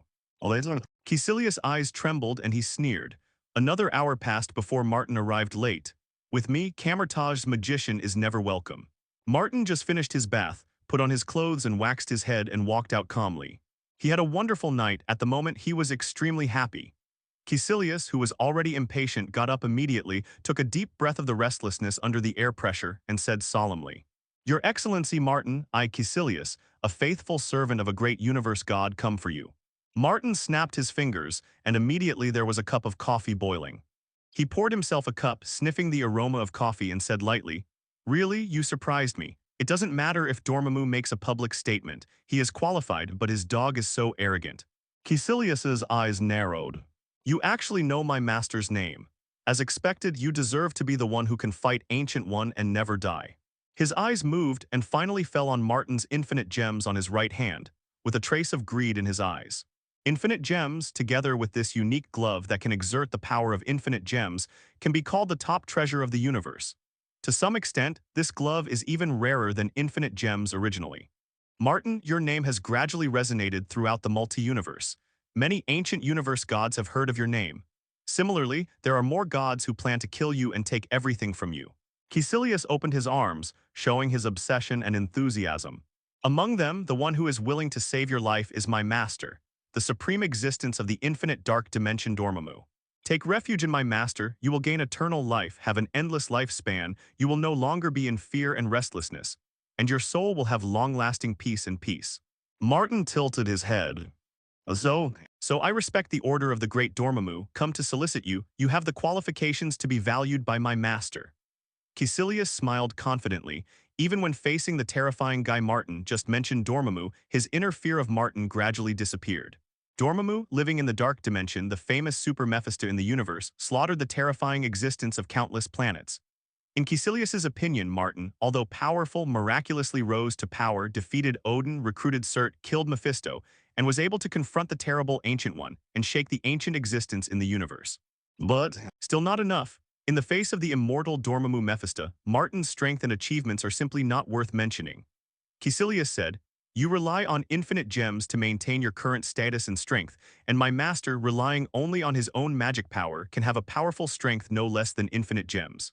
Otherwise, Ancient One would not be affected for so many years. My master suppressed it. Boom, Martin put the cup on the table with a weird look, looking up and down Caecilius. First of all, I can come to this day not by infinite gems, but by the power of a system that I own. In addition, I will tell you a cruel thing, Caecilius, Demam has never regarded you as servant, he only treats you as a trivial pawn. Martin smiled. Caecilius was startled and frowned. I am the first servant of the master of Dormammu, definitely, if you can accept the invitation of the master, I am willing to condescend to be the second, but this doesn't mean. Before he could finish his words, Martin slowly raised his head, his eyes bursting with murderous intent. I mean, Dormammu sent you here, so he should prepare you to be killed by me. Martin sneered. Caecilius immediately played a powerful magic. As the first disciple of Ancient One, his strength was also extremely powerful. At the same time, he drew a portal and turned around and was about to shuttle away. But Martin moved faster, the blue light flashed, the portal collapsed, and Caecilius's neck was caught in his wide palm and he lifted it up. Killing you was just a trivial beginning and also a declaration of war to that idiot Dormammu. Mess with me. Click it. In Caecilius's incredulous gaze, Martin snapped his neck directly. Until his death, Caecilius was in disbelief. He couldn't believe that he could enjoy eternal life as long as he dedicated the earth to Dormammu, and he died here. Dormammu did not save him, and the power of darkness did not respond. He was indeed abandoned by Dormammu. The dark dimension is a special world beyond ordinary three-dimensional space, boundless, and there are countless dead planets inside. Dormammu was comfortably bathed in darkness and endless magma. Those terrifying gazes comparable to the file size of the moon occasionally opened a gap with a terrible bloodthirsty touch. He is the Lord of Darkness, the top cosmic god in a single universe, with countless stars as food and the wailing of billions of lives as music. The name of Dormammu, Lord of Darkness, resounded throughout the universe. Occasionally, some beings or even a certain planet are swallowed in by the dark dimension that is constantly moving. That is nothing more than normal. The great Dormammu never cared about his own territory. The unlucky ones who broke in were killed, and the servants he recruited, as well as the lower creatures scattered in the dark dimension, would spontaneously attack those stupid ones. Kill all the intruders. As long as you are in the dark dimension, the great Dormammu is invincible. That idiot Caecilius is dead. Suddenly, Dormammu gave a whisper and realized that one of his servants had lost contact. Either it was a stronger guy who forcibly erased the dark magic he arranged, which is definitely impossible. Either it was killed by someone. Who is it? Ancient One or Martin? Dormammu narrowed his eyes and the flames on his huge head were hot enough to burn the fixed star and the magic of darkness lingered. It was really interesting. Dare to kill him, Dormammu's servant. Court death. In the dark dimension, countless depleted planets suddenly burst apart under the anger of the great Dark Master, turning into countless dust. You should be thankful that you are all on Earth, but whenever there is a possibility of separation, I will kill you all long ago. Dormammu snorted coldly, and the hot flames and magic expelled were enough to destroy a life planet. He has reason to be proud. He suppressed Ancient One, which has a magical weapon in his hand and has shrunk the earth for hundreds of years. This is a great strength, and it is suppressed by his absolute strength. Although there is another human named Martin on the earth, it seems to be extremely powerful, rising strongly, and his name has gradually resonated throughout the universe, and many ancient guys have begun to pay attention to Martin. However, Dormammu still didn't take him seriously. It's just relying on infinite gems. What does this count? The same is rubbish, no different from Ancient One. Both are extremely ridiculous guys. When I find time, I will kill it and pull the earth into my dark dimension to take a closer look. Letter 3005. Dormammu re-immersed in the lava and squinted comfortably. At this time, boom, there was a loud noise. The huge dark dimension is regarded by many gods and Mephistos as the dark dimension of the Jedi. At the moment, it trembled suddenly, the gray stars collapsed, and the endless dark magic riots. A huge amount of gap was strongly torn apart by an unknown comer, revealing a terrible hole. A large number of demons sensed the movement and screamed, and countless terrible numbers swarmed and rushed towards the intruder. The terrible light flashed, and these freaks were like rubbish swept away, crushed by terrifying power. Those faraway demons noticed the death of their companions and showed fear, and they dared not approach it. Who is it? Dormammu roared and got up suddenly. That terrifying infinite body at the moment stood upright. At the first glance, it seemed as if a universe was as huge as the endless and terrifying dark power surging around, like a roaring Wang Yang. He turned his head to look, his cruel and cold gaze finally fell on a tiny figure. A human. Dormammu laughed in a low voice. Martin slowly raised his head. After tearing open a path, he directly raised his foot and stepped into the dark dimension. His eyes were indifferent, and he glanced at random. The desolation and boringness of this dark dimension is really annoying. It was just as annoying as the guy standing in the front with bloodthirsty and jokes in his eyes. Dormammu, I'm here to negotiate terms. Martin's expression was plain, even facing the terrifying Mephisto of the entire universe. There was no fear in those deep pupils that seemed to be able to swallow countless galaxies. Plain enough to seem to be watching carefully, a pig and sheep waiting to be slaughtered. He was small, but for some reason, Dormammu always felt that he was the one being overlooked. Bad feelings, arrogant humans. Martin, what do you want to talk about? What attitude should you use to beg me for mercy? Dormammu's huge flame head suddenly spanned countless light years before reaching Martin. Martin looked up. What I want to talk about is, you kneel down and beg me, I will spare you not to die, it's fair. Dormammu was silent for a while, and suddenly let out a terrifying laugh like the collapse of the universe. The power of dark magic mixed in the sound waves caused countless substances in the dark dimension to begin to disappear. Double human, your arrogance has blinded your eyes. Who do you think I am? Odin, Mephisto, or Ancient One? Stupid. Dormammu laughed constantly, killing intent to breed. Martin opened his mouth and said, when I kill you, you will know who is stupid.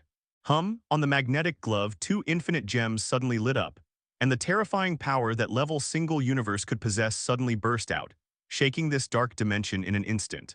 With a cold face, Martin stepped out, clenched his fist, and slammed it at Dormammu even at a distance. Boom! There was a terrible loud noise, and this blow would be enough to crush a galaxy in the outside world. Dormammu was even hit by a punch, and the power of the 2 infinite gems hit him, making him unable to help but let out a roar of rage, his voice filled with pain. Humble human beings, die. I will extract your soul and tortured for hundreds of millions of years. Dormammu rage is incomparable. A series of terrible magical powers surged, and the attacks between the matter and the energy struck, turning into a solidified bondage and suddenly entangled Martin Chi. Good idea, Dormammu, don't let me take your soul out. A blue light flashed, and all these constraints were wiped out. Then Space Gem. Immediately afterwards, the blue was dim, and the yellow light surged, hitting out in a violent, straight down to Dormammu's huge body. A spiritual storm broke out, directly bombarding Dormammu's heart and spirit. Dormammu let out a roar. At this moment of the war, the entire dark dimension has been swept into it, and the shaking world of darkness was impacted by this terrifying force. Dormammu is also in rage, blessing the power of the entire dark dimension to himself. Today, no one can save you. Martin's expression became more solemn than ever. Dormammu is the strongest enemy he has faced so far. To say how powerful Dormammu was originally, that is not necessarily, but the real headache is that he can bless the power of the entire dark dimension to himself, which is terrible, comparable to the dark dimension of a small universe. The accumulated dimensions, time and space, and energy power can be imagined, extremely terrifying. And Dormammu, as the only true god in the dark dimension, can use it at will. To break into the dark dimension to fight Dormammu is to face the sum of Dormammu and the dark dimension at the same time.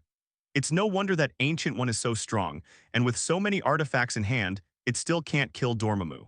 Martin blasted out with a blow and confronted the black magic from Dormammu, causing a terrible disaster of galaxy annihilation. If you want to kill Dormammu, you have to run into the Dark Dimension and destroy Dormammu and the entire Dark Dimension. This is an extremely difficult task. Even if Ancient One has Time Gem in hand, it is still useless, and the passage of time in the Dark Dimension is invalid. Infinite gems fell into your hands, it's really a waste. Dormammu's eyes turned and terrible magic tricks came with a turbulent posture and madness, and they continued to blast towards Martin. He finally stared at the two infinite gems on Martin's gloves with both jealousy and strong greed in his eyes. This is infinite gems. Although Dormammu dismissed Martin and did not fear the power of infinite gems at all, it did not mean that he had no idea about infinite gems. Moreover, there are two infinite gems in one breath. In this universe, no one has ever been able to get two infinite gems at the same time. I didn't expect you, a humble human being, to do it, but it doesn't matter because your infinite gems will soon become my thing. Dormammu let out a terrible laugh, and at the same time there was a deep sense of fear in his heart. Martin's understanding and use of infinite gems is far beyond his imagination. It doesn't matter if he can use the power of two infinite gems at the same time, but he can actually maximize the power of infinite gems. Even some gods cannot do this. But Martin, a human, did it. A more violent vibration erupted, and the entire dark dimension began to be unbearable in the gradually expanding fierce battle, resulting in a terrifying crack. Although it recovered quickly, it did have a crack. This is a terrible sign. Dormammu already felt the pressure. As Martin uses infinite gems more frequently, Dormammu becomes more and more passive. My heart is more irritable. Dormammu, you will die in my hands, and I will use your corpse to cushion my rising throne. Boom! Martin stepped on his foot and crushed a sudden hitting meteorite. The countless rubble suddenly turned into a meteor and fell straight into the depths of the dark dimension. If you talk to me like this with the power gem, there is still a slight possibility, but space and mind. Heh. Dormammu gave a weird sneer.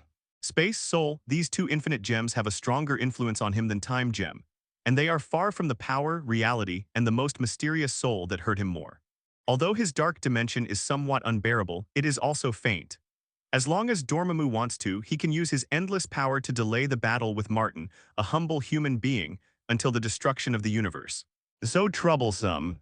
Martin frowned slightly and looked up, looking at the vast magic that flooded the sky and the dead stars that were originally constantly mobilized by the dark dimension.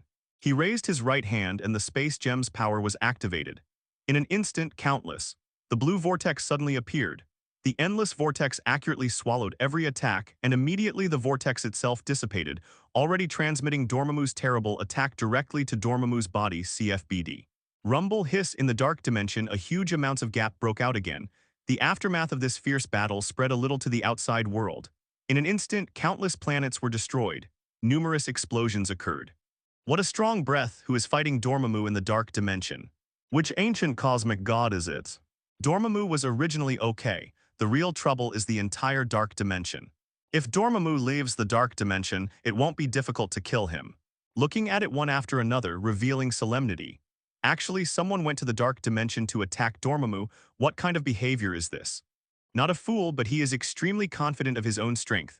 Boom, boom, boom. More frequent battles have occurred, and aftermaths have spread to the outside world, causing countless planets to be poured with blood mold, and explosions on the spot are normal. No one cares about this anymore. They are more concerned about winning or losing in the end. If Dormammu is really killed, it would be a good thing to remove the malignant tumor for this universe. Gradually, the faces of the ancient gods became weird, and they realized the power of infinite gems. It's Martin again, why is it always him? They looked far away, dips. Congratulations to the host's reputation resounding throughout the universe, and the level universe prestige draw. Dip, congratulations to the host for drawing the Cybertron relic time still gun. A peculiarly shaped gun appeared in the inventory. Martin raised his eyebrows while fighting with Dormammu. The weapon of stagnation time, shot out with one shot, directly locks the time in a certain area. This kind of sacred object is a top weapon no matter where it is placed. As long as the strength does not reach the multi-level universe, the interference of time cannot be avoided. To deal with Dormammu, time is the most useless thing. Martin was a little bit dumbfounded. Giving him a sacred object such as a lock scepter and phase shifter is definitely more useful than a time still gun and can be used directly against Dormammu. But if you think about it, it's not without a chance. Martin raised his head and once again tore apart the power of darkness that had enveloped everything. Mind Gem was launched, and he rushed out frantically, constantly distorting Dormammu's will. Although he could not directly control the opponent, he could at least form huge amounts of it. Interference. The space gem flickered. The entire dark dimension once again had terrible cracks. Dormammu, you said, what if I bypass you and destroy the dark dimension first? Martin sneered at the corner of his mouth. Can Dormammu at that time still block the passage of time? Without the dark dimension, Martin is sure to kill Dormammu even without infinite gems. Dormammu's fate. He's about to fix it. A trace of decisiveness and cruelty appeared in Martin's eyes, his right hand held high, and the blue light flashed, directly bypassing Dormammu, and began to tear the dark dimension in a large area. As long as there is no dark dimension, he is sure to kill Dormammu directly. What are you doing? Dormammu roared. The lava was tumbling. A large amount of dark magic came surging, the vacuum roared, and the darkness was. Dormammu, meet old friends. Martin sneered, and in a crash, a space-time vortex appeared beside him, and a figure shuttled in from the space vortex. A large yellow robe, all hoods off, revealing a bald head. Ancient One. The two of you actually joined forces. Dormammu let out an angry roar, even more shocked. These two guys had a bloody battle not long ago, and they mobilized the power of 3 infinite gems, which caused a shock in the universe, but now they are actually joining hands to get him.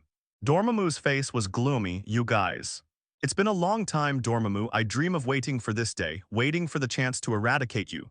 Ancient One smiled faintly.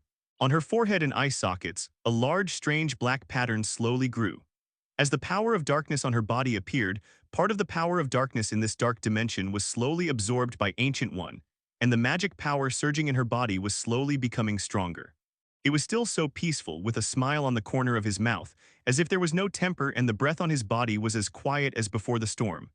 At the chest, Eye of Agamotto slowly opened, and the Power of Time gem emerged. It complements Space Gem and Mind Gem, 3 infinite gems gathered just for today to completely kill Dormammu here and eradicate future troubles. In an instant, Dormammu understood immediately. You are still here, you despicable and hypocritical supreme magician. Dormammu laughed wildly, and his ferocious gaze fell on Ancient One. For so many years, you have been stealing the power of darkness that belongs to me, and now you are bringing me to the other side. Dormammu sank suddenly, and his huge body produced a suffocating pressure. He stared at Ancient One, feeling the aura of determination emerging from the other's small body. Ancient One, you have today's power because you are parasitic on me. Now you have to pay for it with your life. Whether it is you or Martin, the combination of 2 reptiles will never defeat me, Great Dormammu. Dormammu had even more terrifying dark power surging, full of extremely cold killing intent. You made a mistake. The power of darkness never belongs to you, even you are only using this power. Ancient One's eyes were calm, she opened her hands, and in an instant there was something terrifying. A stream of magic came out, and this sudden blow knocked Dormammu's huge body back a bit on the spot. Dormammu roared, and in an instant, a large amount of dark power flowed quickly, repairing the scar on his face. Ancient One, Martin, you 2 humble humans. Dormammu roared and stretched out a finger. The entire dark dimension was in Roar's response. In an instant, countless meteorites burning with dark green flames fell. Roar roared and smashed at Ancient One and Martin. Martin glanced at Ancient One coldly and said indifferently, according to the agreement between you and me, after I kill Dormammu for you, you will give me Time Gem. Ancient One nodded. Yes, I will keep my promise, but don't forget, it was when you left the Earth. Handing over the Time Gem, she will lose a big weapon against Martin. When Dormammu is killed, the first thing I do is to leave the Earth. Everything is ready. Martin was talking with Ancient One, already talking about how to divide the victory after killing Dormammu. Dormammu was even more angry and roared, and the entire dark dimension began to agitate, turbulent, and all the deadly fixed stars and planets, at the moment, under the control of Dormammu's dark magic power, crashed into Ancient One and Martin. Martin threw a large space vortex. Ancient One raised his hand, sparks emerged. Large tracts of meteorites were cut and transferred on the spot. But there are still more meteorites entwined with terrible magic. Ancient One's brows were slightly wrinkled, and that peaceful face lacked any mood swings. In the next moment, I saw the same meteorite copied from her side, from the bottom up, with the meteorite thrown by Dormammu. Crash. Find flowers. Boom, boom, boom, as if the galaxies collided and collapsed across the board. Martin shot, and a large wave of terrible energy burst out at this moment, and in the successive sweeps it bombarded Dormammu like cleaning garbage. The fierce bombardment of countless meteorites and magic makes a terrifying sound, an apocalyptic scene. Every violent confrontation can cause terrible aftermath. Martin stepped out and exploded his power to the extreme. He shot one after another, combined with Ancient One, and constantly attacked Dormammu from multiple directions. This was the pinnacle of battle, purely from the destructive power straight to the level single universe. The top cosmic god, Dormammu, keeps urging the power of the dark world. The will of the Lord of Darkness spread, the dark dimension also changed, and the dust rolled, as if the magic power that could exterminate everything was shaking. But no matter how angry and murderous Dormammu was, facing Martin and Ancient One's cooperation, he gradually fell into a disadvantage. Originally facing Martin alone, it was already difficult to be sure of victory. Now there is another Ancient One who has entered the dark dimension. For a while, the great Lord of Darkness became a little dangerous. Finally, in another terrible explosion, the entire dark dimension collapsed into more appalling cracks. Under the reckless bombardment of Martin and Ancient One, the recovery speed of the entire dark dimension has gradually been unable to keep up with the speed of destruction. You two, stop. What do you really want to do? The great Dormammu won't compromise easily. Dormammu felt a trace of panic in his heart and said angrily, I said from the beginning, I don't need your compromises and concessions, because I was planning to kill you from the beginning. Martin sneered and shot one after another. Infinite Gem's power was brought to the fullest by him. With a sneer on his face, he went to bypass the terrible attack Dormammu and focused on destroying the dark dimension. Finally, the huge dark dimension, under Martin's attack regardless of loss, began to collapse. Space is an important foundation of a dimension, and the space gem in Martin's hands is the highest authority artifact on the space side of a universe, designed to destroy an independent dimension. Not difficult, the dark dimension began to collapse. This is not simply destroyed, but because of the space gem, the most basic framework built into the dark dimension has begun to collapse. The dark dimension is suppressed from the level in front of the space gem. Without the dark dimension, Dormammu's combat power would drop little by little. Damn thing, what did you do? Dormammu watched angrily as his world came to an end. This is his world, it is the root of his being strong and immortal, but it was ruined by these two damn humans in front of you. Ancient One said peacefully, we are killing you. Dormammu roared, enveloped in anger and anxiety, directly stretched out a hand and slammed it at Ancient One. But Ancient One instantly threw out a portal and cut Dormammu's arm when it closed quickly. Dormammu let out a cry of pain. Martin's body moved like a ghost, mind gem lit up, and the light of the soul suddenly hit Dormammu's head, attacking Dormammu's spirit frantically. This time it worked wonders. Dormammu's spirit was traumatized, and this time there was no full dark dimension to share with him. Successive injuries caused this ancient Mephisto to fall into a violent state. You are the third-generation god of the world tree, almost in the same era as Odin and others. Now the era of your old things is also over. You are high above, strong for too long and too long, until your will and ambition are long. It's all rotten, so it's better to be killed by me altogether to make room for me. Martin tortured Dormammu frantically with Mind Gem and said lightly. His voice was sincere, but it was precisely because of this that Dormammu felt more anger, the humiliated anger and the panic of seeing the signs of death, at the moment came to his heart together. Dormammu faintly felt that I was afraid that he was really going to the end. This kind of stranger came so suddenly. Not long ago, he was the great Lord of Darkness, enjoying the awe from the entire universe, but now is stepping into death, and these two guys in front of him will never do anything. Let him go. Dormammu was once again attacked by the two of them and was severely injured. That powerful dark power at the moment began to slowly disintegrate. Every time he confronted Martin and Ancient One, he would suffer more trauma and change, got weaker. Even if I die, it is just the beginning for you.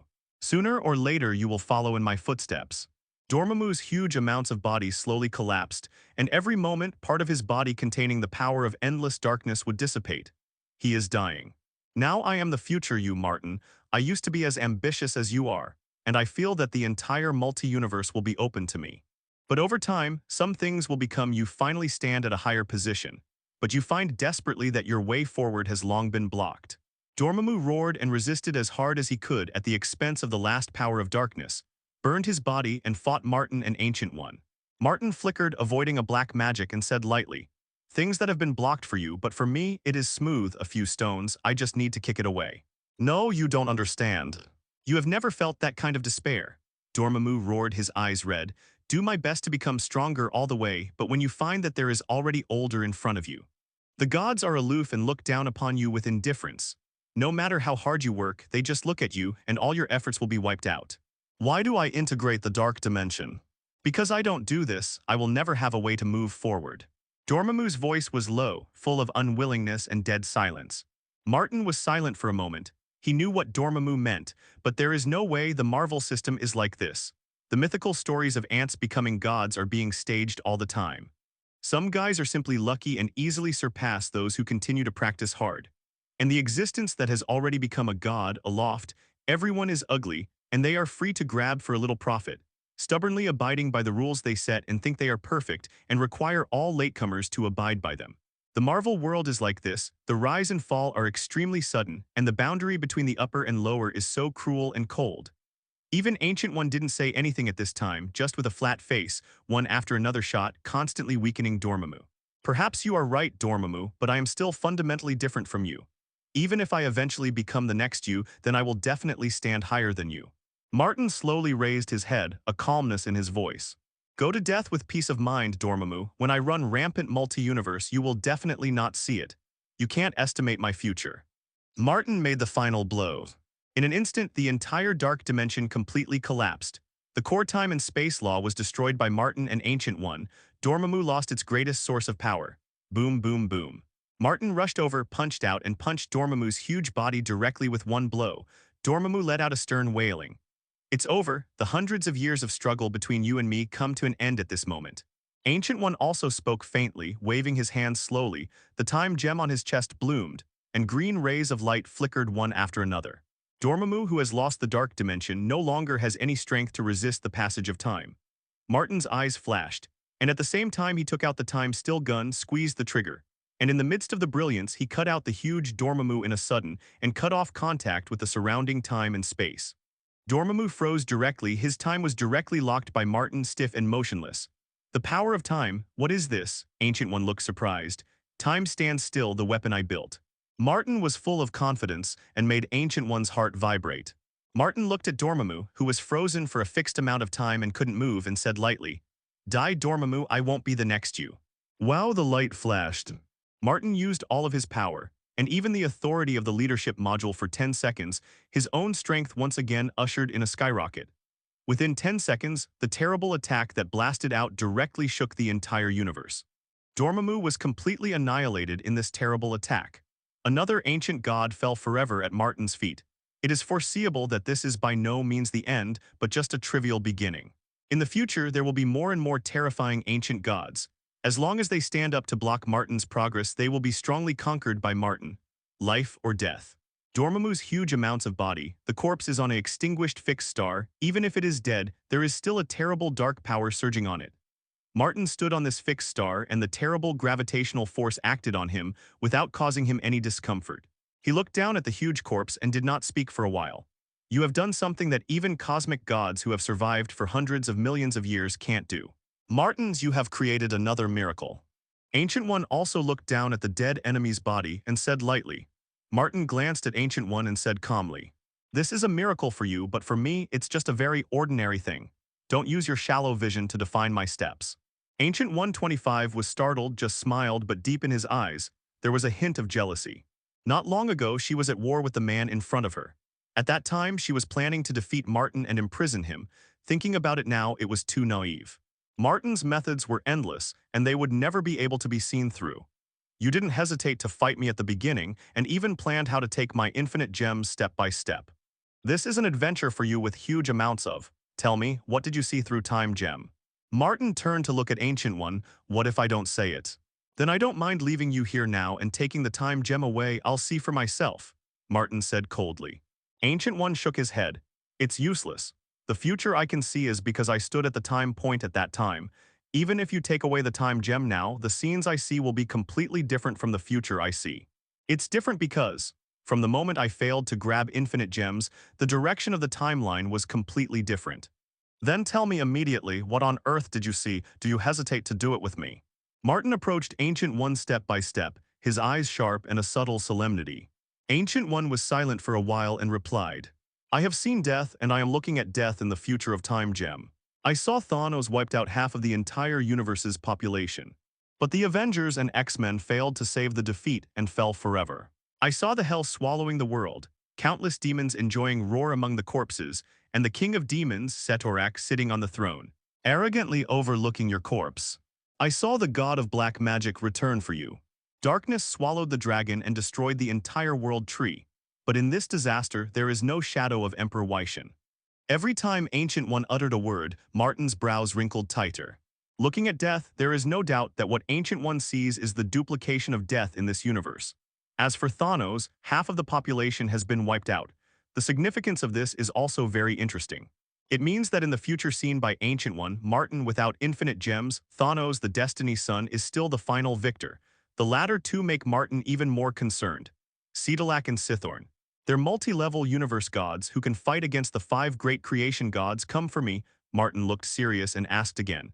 Besides coming for you, I can't think of any other reasons. Ancient One answered. Martin sneered immediately. At the same time, there was a little more urgency in my heart. Needless to say, the first demon of Marvel, Satorak, the source of strength of Magneto's powerful subordinate Juggernaut, is actually derived from Satorak. As long as Satorak wants, he can descend into this universe through Juggernaut at any time. More worthy of attention is the god of black magic, Sithorn, the god of chaos. Sithorn is the ultimate source of all black magic in the entire multi-universe.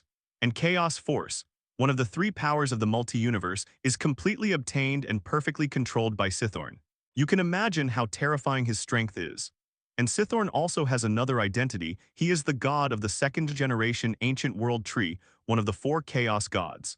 It is one of the top 4 existences of the ancient gods before the 3rd generation of gods, such as Odin and Jade Emperor, who can be copied infinitely by multi-universe.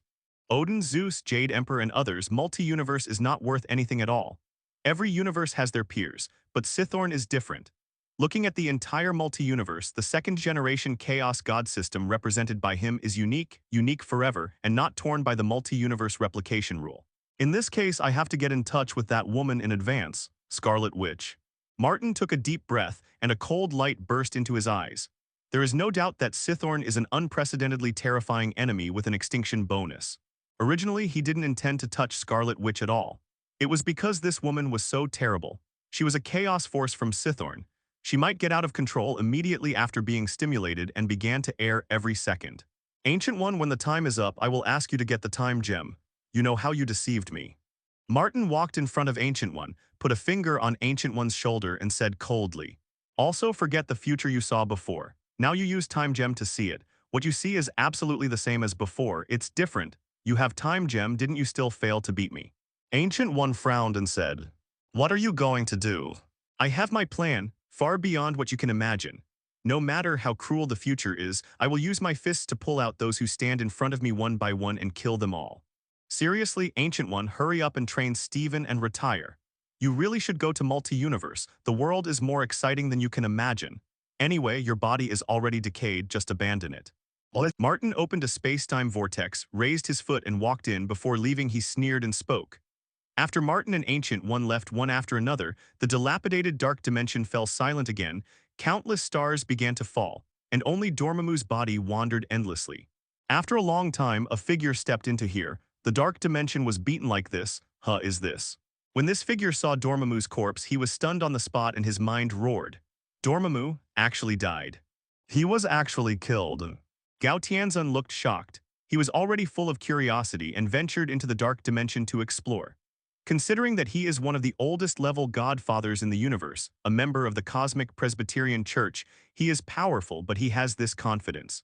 But he didn't expect that Dormammu was really dead. Gao Tianzun stood on the collapsed fixed star, his eyes widened, and he looked at Dormammu's body exaggeratedly. After the shock, he quickly showed his heart and greed. This is Dormammu's corpse, but the enemy didn't take it away. It's really an arrogant young man who doesn't care about the corpse of a black magic god at all. Gao Tianzun sighed with emotion, and then greedily grabbed his hand to the broken corpse of Dormammu and carefully put it away. Dormammu is dead. This explosive news, spread by Gao Tianzun, spread throughout the universe in an instant. Countless beings were shocked with a look of astonishment and could not understand at all. Dormammu, the terrifying Lord of Darkness, was killed by the terrifying god who swallowed countless worlds in the past. Even the dark dimension has been destroyed. How ferocious the enemy should be to this extent. There is no doubt that ordinary-level Godfather can never destroy the dark dimension with Dormammu. Sure enough, was it infinite gems, the man named Martin, did he kill Dormammu with one hand? By collecting broken pieces of the dark dimension then. Space Gem is in Martin's hands. This can be confirmed, letter 3005. He was only born in a remote and backward garbage planet. That kind of garbage civilization can't even come out of the fixed star system. Why can he do this, and why can he control the Space Gem? What makes many ancient cosmic gods and cosmic civilizations even more concerned is that a low-level human being in Martin's area. Why can he use the Space Gem to kill Dormammu? Why even the universe god dare not say that he can control the Space Gem, but Martin, a human being, did it.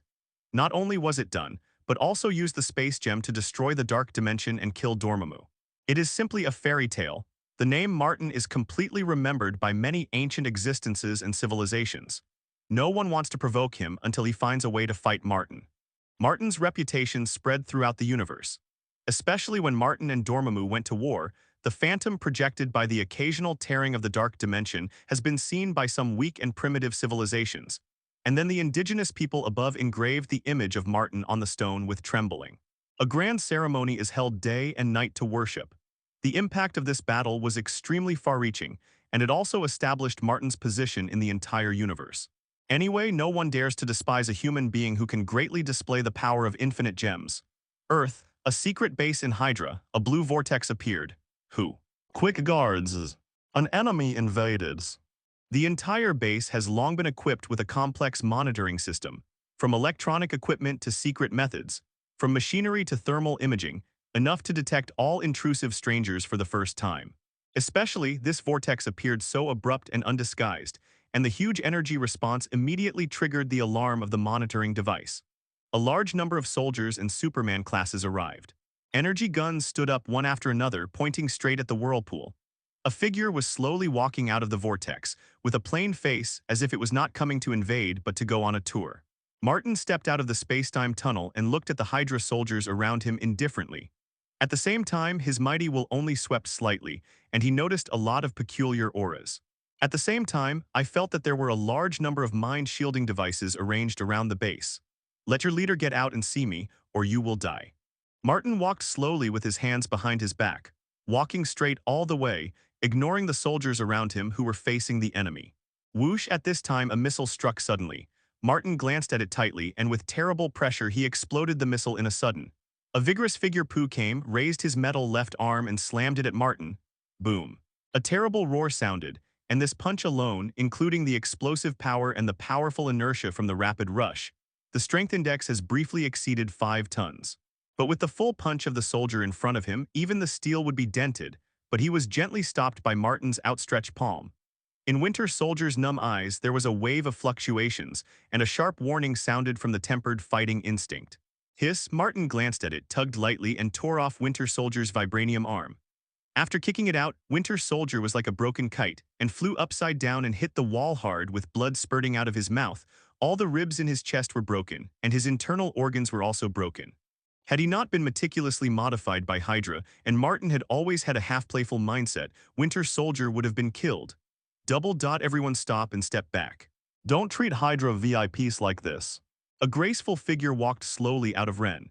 Mrs. Viper had a charming face, and at the same time, deep in her eyes, there was also a strong jealousy and fear. As the most powerful woman in the world, coupled with the secret control of S.H.I.E.L.D. as a news channel, she is too aware of the horror of this handsome man in front of her. This is, you can really fight against the gods and defeat or even kill the opponent's people. If Martin is really angered, the huge Hydra will disappear. Considering that the opponent has a large number of shapeshifting diamonds, who are all proficient in electronic warfare, the entire Hydra will be invisible on the Earth. Your Excellency Martin, I don't know what Hydra can do for you. As long as it can be done, we will never refuse. Madame Viper bends down slightly, knowing whether it is intentional or unintentional, revealing a large swath of snow white on her chest, full and round. Let straight get out and meet me, I'll come to you for 2 of you. Martin carried his hands behind his back and his voice was flat. Eric's 2 children, I know that you have been arrested in secret. I want to take them away. If you dare to refuse, you will die. Madame Viper's movements became stiff, and the act of demonstrating capital after bending down deliberately also stopped. Hugh Oran raised his head with a look of stunned expression. You actually know that they are in the hands of our Hydra. Things that even Magneto don't know, you actually know. Madame Viper was surprised and panicked. You know, after they captured Wanda and Pietro, they immediately carried out the secret blockade of the highest level. In the basement where they were detained, everything was completely sealed. Unexpectedly, this man still knew and directly came to ask someone, "If you don't give it, you will kill." Definitely, Honorable Excellency, Hydra is willing to help you. Madame Viper's eyes rolled around, and she turned her body sideways. Martin raised his foot directly and walked in, ignoring the guarding soldiers around him. It's all a bunch of rubbish, so what to guard against? The two of them walked all the way to the depths, and there were complicated shielding devices everywhere, blocking all the possibility of information leakage. We were very satisfied with these two little things and planned to train them into powerful Hydra fighters, but you didn't expect you to see them too. It's a pity. Madame Viper twisted her waist like a snake, and at the same time she spoke with a soft voice, covering her mouth and smiling. But no matter how she hits sideways, she can't express Martin's words and she suddenly feels helpless. In the end, in the deepest part of the base, a smiling man was standing respectfully. Your Excellency Martin, I am Baron Strucker, the head of this base and the head of the brainwashing project. Baron Strucker maintained a courteous manner and demeanor. Very well, Baron Strucker, you are good, Martin said suddenly. Baron Strucker suppressed the rising anger and humiliation in his heart with a respectful look, just about to say something. Martin stared at him indifferently. Be my dog, Straker. Strack was startled, his face changed drastically, and he opened his mouth to scream. But the next moment the yellow light flashed, and the power of mind gem emerged strongly. The psychic shielding device on Strack was instantly destroyed, and his mind was completely submerged in the vast sea of minds, and his mind was engraved with loyalty to Martin. Next second. Baron Strucker looked at Martin religiously, his eyes filled with enthusiasm, and respectfully said, My honorable master, your servant Strucker is willing to serve you. Mrs. Viper's face changed in an instant, and she took a few steps back in horror, but Martin's CFBD didn't even bother to look at her. A waste is not worth wasting time. Together with the entire Hydra, waste is everywhere, and it will only hop around like a group of toads on a planet. Martin didn't want to play home with Hydra. In fact, if he hadn't thought about Scarlet Witch and Quicksilver, he would come to this kind of ghost place if he was crazy. Boom! Martin raised his hand at will, and all the mechanical devices were controlled by him. At the same time, the stone gates without any mechanical and electronic equipment were also destroyed by Martin's gaze. In the deepest part of the base, two figures are being imprisoned here. Wanda and Pietro. What do you want to do? Pietro, who is tall, keeps Wanda behind him tightly. Seeing this scene, Martin was thoughtful. Sure enough, this universe still tends to be a little bit more in the movie universe. Pietro is the elder brother and Wanda is the younger sister. This is what happened in the movie universe. In all manga, anime, or games, Wanda is the older sister and Pietro is the younger brother. But it doesn't matter, it's all small details and it doesn't hurt. Martin's gaze went directly over Pietro and settled on Wanda, looking at the horror woman who had rewritten the Marvel system several times with interest. After going crazy, a chaos wave destroyed the entire horror picture of Marvel multi-universe. Even now, Martin can still recall it. Damn B*******D, if you look again, I'll gouge your eyes out. Pietro glared at Martin with a grumpy face. He realized that the guy in front of him was coming for his sister, which was unforgivable. Boom! Martin tore off the shackles on the cage, restraining the super ability cage, and lost its effect. Madame Viper looked shocked and disturbed. Your Excellency Martin, the other party is fast. Please be careful. You asked for it. Pietro looked surprised and brutal. His whole figure disappeared instantly, and he raised his speed to the extreme. The whole world slowed down in his eyes. This feeling made Pietro obsessed. No one can stay normal at my speed. As long as I run, no one in the world will be my opponent. Young and energetic Pietro, with a burst of mentality, rushed to Martin in a whistling. But the next second, his joyful expression suddenly froze, and while running, he watched Martin's indifferent eyes move in disbelief until it fell on him. It seems that this man can also keep up with his speed. How is this possible? Pietro gritted his teeth and smashed it with a punch. With the speed bonus, the punch's power was dozens of tons. As long as he is hit, he is dead. Boom. Too slow, this is the ultimate speed of yours. A waste one. Martin grabbed Pietro's fist tightly, looking disappointed. Originally looking at the other person's confident and arrogant laugh, Martin had expectations in his heart. But now, what kind of shit speed? That's it. There is no need to use the Supreme God armor and infinite gems.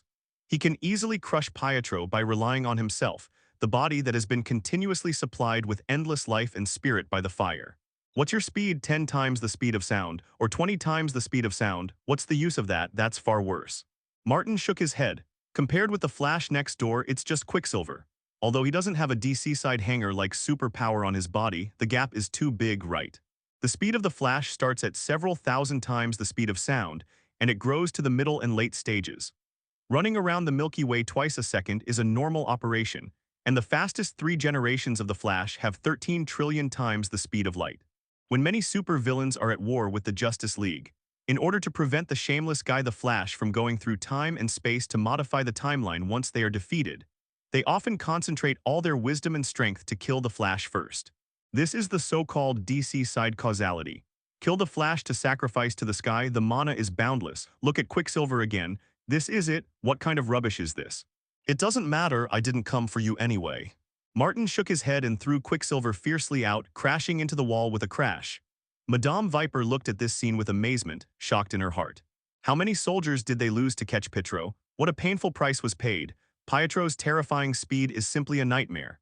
At that speed, even the most ordinary punch can beat a living person into flesh on the spot with one punch. But now such a terrible Pietro can't survive in front of this man for a second. That terrible speed has no value in front of Martin. This is the level of the gods. Madame Viper looked fiery. Martin walked into the room and grabbed Wanda, who was shrinking. Go away. Wanda suddenly raised her head, her long hair flying, red light appeared in her eyes, and powerful power surged wildly. Good power, but not enough, Tilda. Facing the surging magic power, Martin knocked him out with a single punch, raised his hand to pinch Wanda's neck, forcing him to look at him. Let her go, you demon. Pietro was emotional, but his whole body was almost broken. I won't do anything to you now, there is really nothing worthy of me. Martin cracked Wanda's chin, looked at it, and after thinking for a while, he directly used the mind gem, flashed with a scream, flashed a yellow light, and began to test Wanda's spiritual world from the very surface. The result is, everything is normal. There is nothing wrong except for the depression caused by long-term imprisonment, which is very normal. Martin stared at each other thoughtfully. At the same time, he knocked down Pietro, who was rushing over with red eyes, and raised his hand to open the space-time vortex. I took these 2 people away, you know what to do. Martin slowly disappeared, taking Wanda and Pietro away. In the same place, only Baron Strucker with a fanatical face and Madame Viper with a changing face were left. The news that the Master is here must not be leaked. Baron Strucker looked at Mrs. Viper with killing intent in his eyes. Mrs. Viper's face changed. Damn it, you be *****D, would I take the initiative to leak out? It's hard to say, everyone knows that you are a poisonous snake. Straker sneered and stepped closer, Earth base. Martin walked out of the vortex of time and space and threw the 2 out in a sudden. This is my territory, don't worry about security, no one dares to come to me. During this time, you 2 should make up the news first. At least you need to know what's happening outside. After speaking, Martin turned around and left, leaving a bunch of brothers and sisters hugging everything tightly, uneasy. After a while, everything fell silent. I want to go out and have a look. Pietro staggered to his feet, even though his muscles and bones were about to explode in pain, he stood up stubbornly. Wanda hesitation. I will go with you. The siblings walked out of the room slowly and walked into the hall outside, startled by the scene they saw. On the huge amounts of the table, a variety of exquisite foods are listed, exuding a seductive aroma. A woman in black was waiting for them calmly. I'm still thinking about how long it will take you to have the courage to look at the outside world. I didn't expect it to be so fast. Very well, you have the consciousness of a powerful warrior. Woman in black clapped hands and applauded. Pietro blocked Wanda behind him. Who are you? I am Master Martin's servant and also yours instructor. I will use the cruelest means to train you too. Believe me, the most painful memories you have experienced in the past will be a wonderful enjoyment.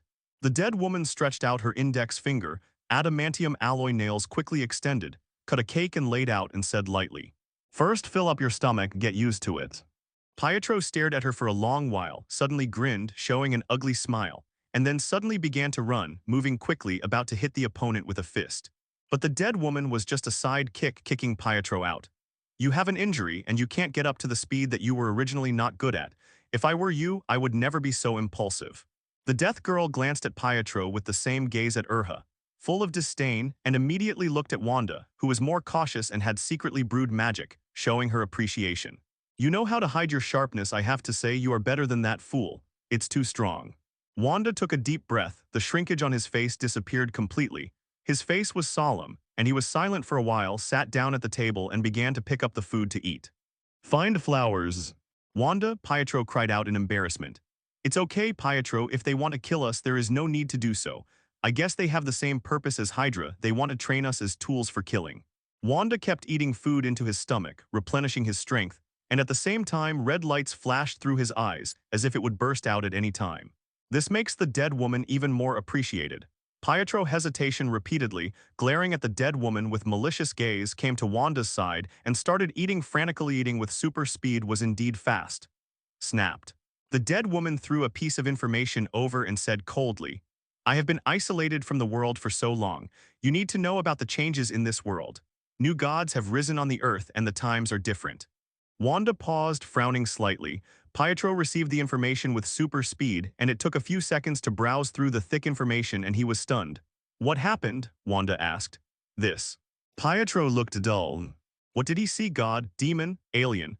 All the messy things jumped out, and it almost subverted his three views. What shocked and frightened him even more was that indifferent and terrifying man Martin had such a terrifying strength that even the gods and demons died in his hands. The countless planets in the entire universe must be in the shadow of that person. These are all true, isn't it a new way of brainwashing? Pietro looked ugly and his mind roared. Wanda put down the tableware, fetched the information with magic and quickly read it through, but was also silent. How can they overcome such a person? If they were still certain to escape when they were in Hydra's hands, but now they are in Martin's hands, this person who is like a living god will let them go so easily. Wanda blinked. This person is really human. The dead woman gave a meaningful smile. Soon you will know. Soon Wanda knew what the dead woman meant. She listened to the moving voice from the room, her face flushed, and she cursed the dog and the man and woman secretly in her heart. A long time passed. Martin walked out of the room with a happy face, glanced at Wanda, who was hot all over, and said lightly, Let's talk, what's the matter? Wanda was in a mess and plucked up the courage to say, You brought us out of Hydra, what do you need us to do? Then what can you do for me? Martin looked up and down, his aggressive gaze, as if an unspeakable viciousness was brewing, and he swept away every detail of his body. Just when Wanda was a little angry, Martin looked away. The value of the two of you is not in the present, but in the future may be useful.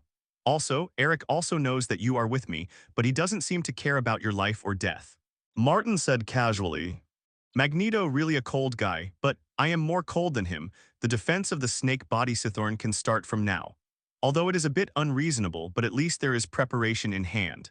It is better than being killed by Cythorn without any means.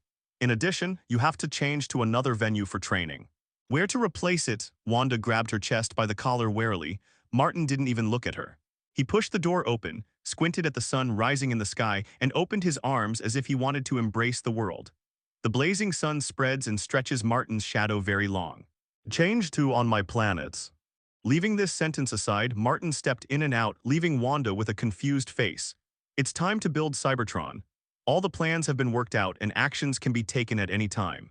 Sasser said to Martin, and at the same time released a huge flood of data. Martin nodded with satisfaction. Very well, then we will set off to build our planet where the original Asgard is. Asgard, the original location, was the upper level of the world tree. The Earth is in the middle of the world tree, so it is also called Midgard. The space gem flickered, huge amounts of space-time vortex appeared. Martin stepped into it one step at a time, and at the next moment he was already standing in the vacuum of the universe with his feet on countless ruins. Martin swept his gaze and suddenly raised his hand. In an instant, a stream of light flew up, and a long sword exuding sin and death fell into Martin's hand. The sword of the dead, this thing was not destroyed along with Hela. And that's right, as the god of symbiosis, the vitality is the most tenacious. Martin looked up and down the sword. The last owner of this sword was terrific. He had a violent temper just because he was awakened by the cosmic gods who were doing things while he was sleeping. He drew his sword and killed a god on the spot. His temper was so bad that he exploded. He also created the species of symbiont. Martin put away the necromancer sword. Although he didn't use it and didn't like this artifact, it could be used by his subordinates. The space gem flickered, and the blue brilliance swept away thousands of light years in an instant, collecting a large number of debris and ruins, and Martin extracted a large number of metal elements inside. Dip. Congratulations to the host for taking a crucial step in the multi-universe battle for hegemony, and the Cybertron star will be built soon. A special prize draw for the artifact. Dip. Congratulations to the host, winning one of the top 10 artifacts, the Magic Ball.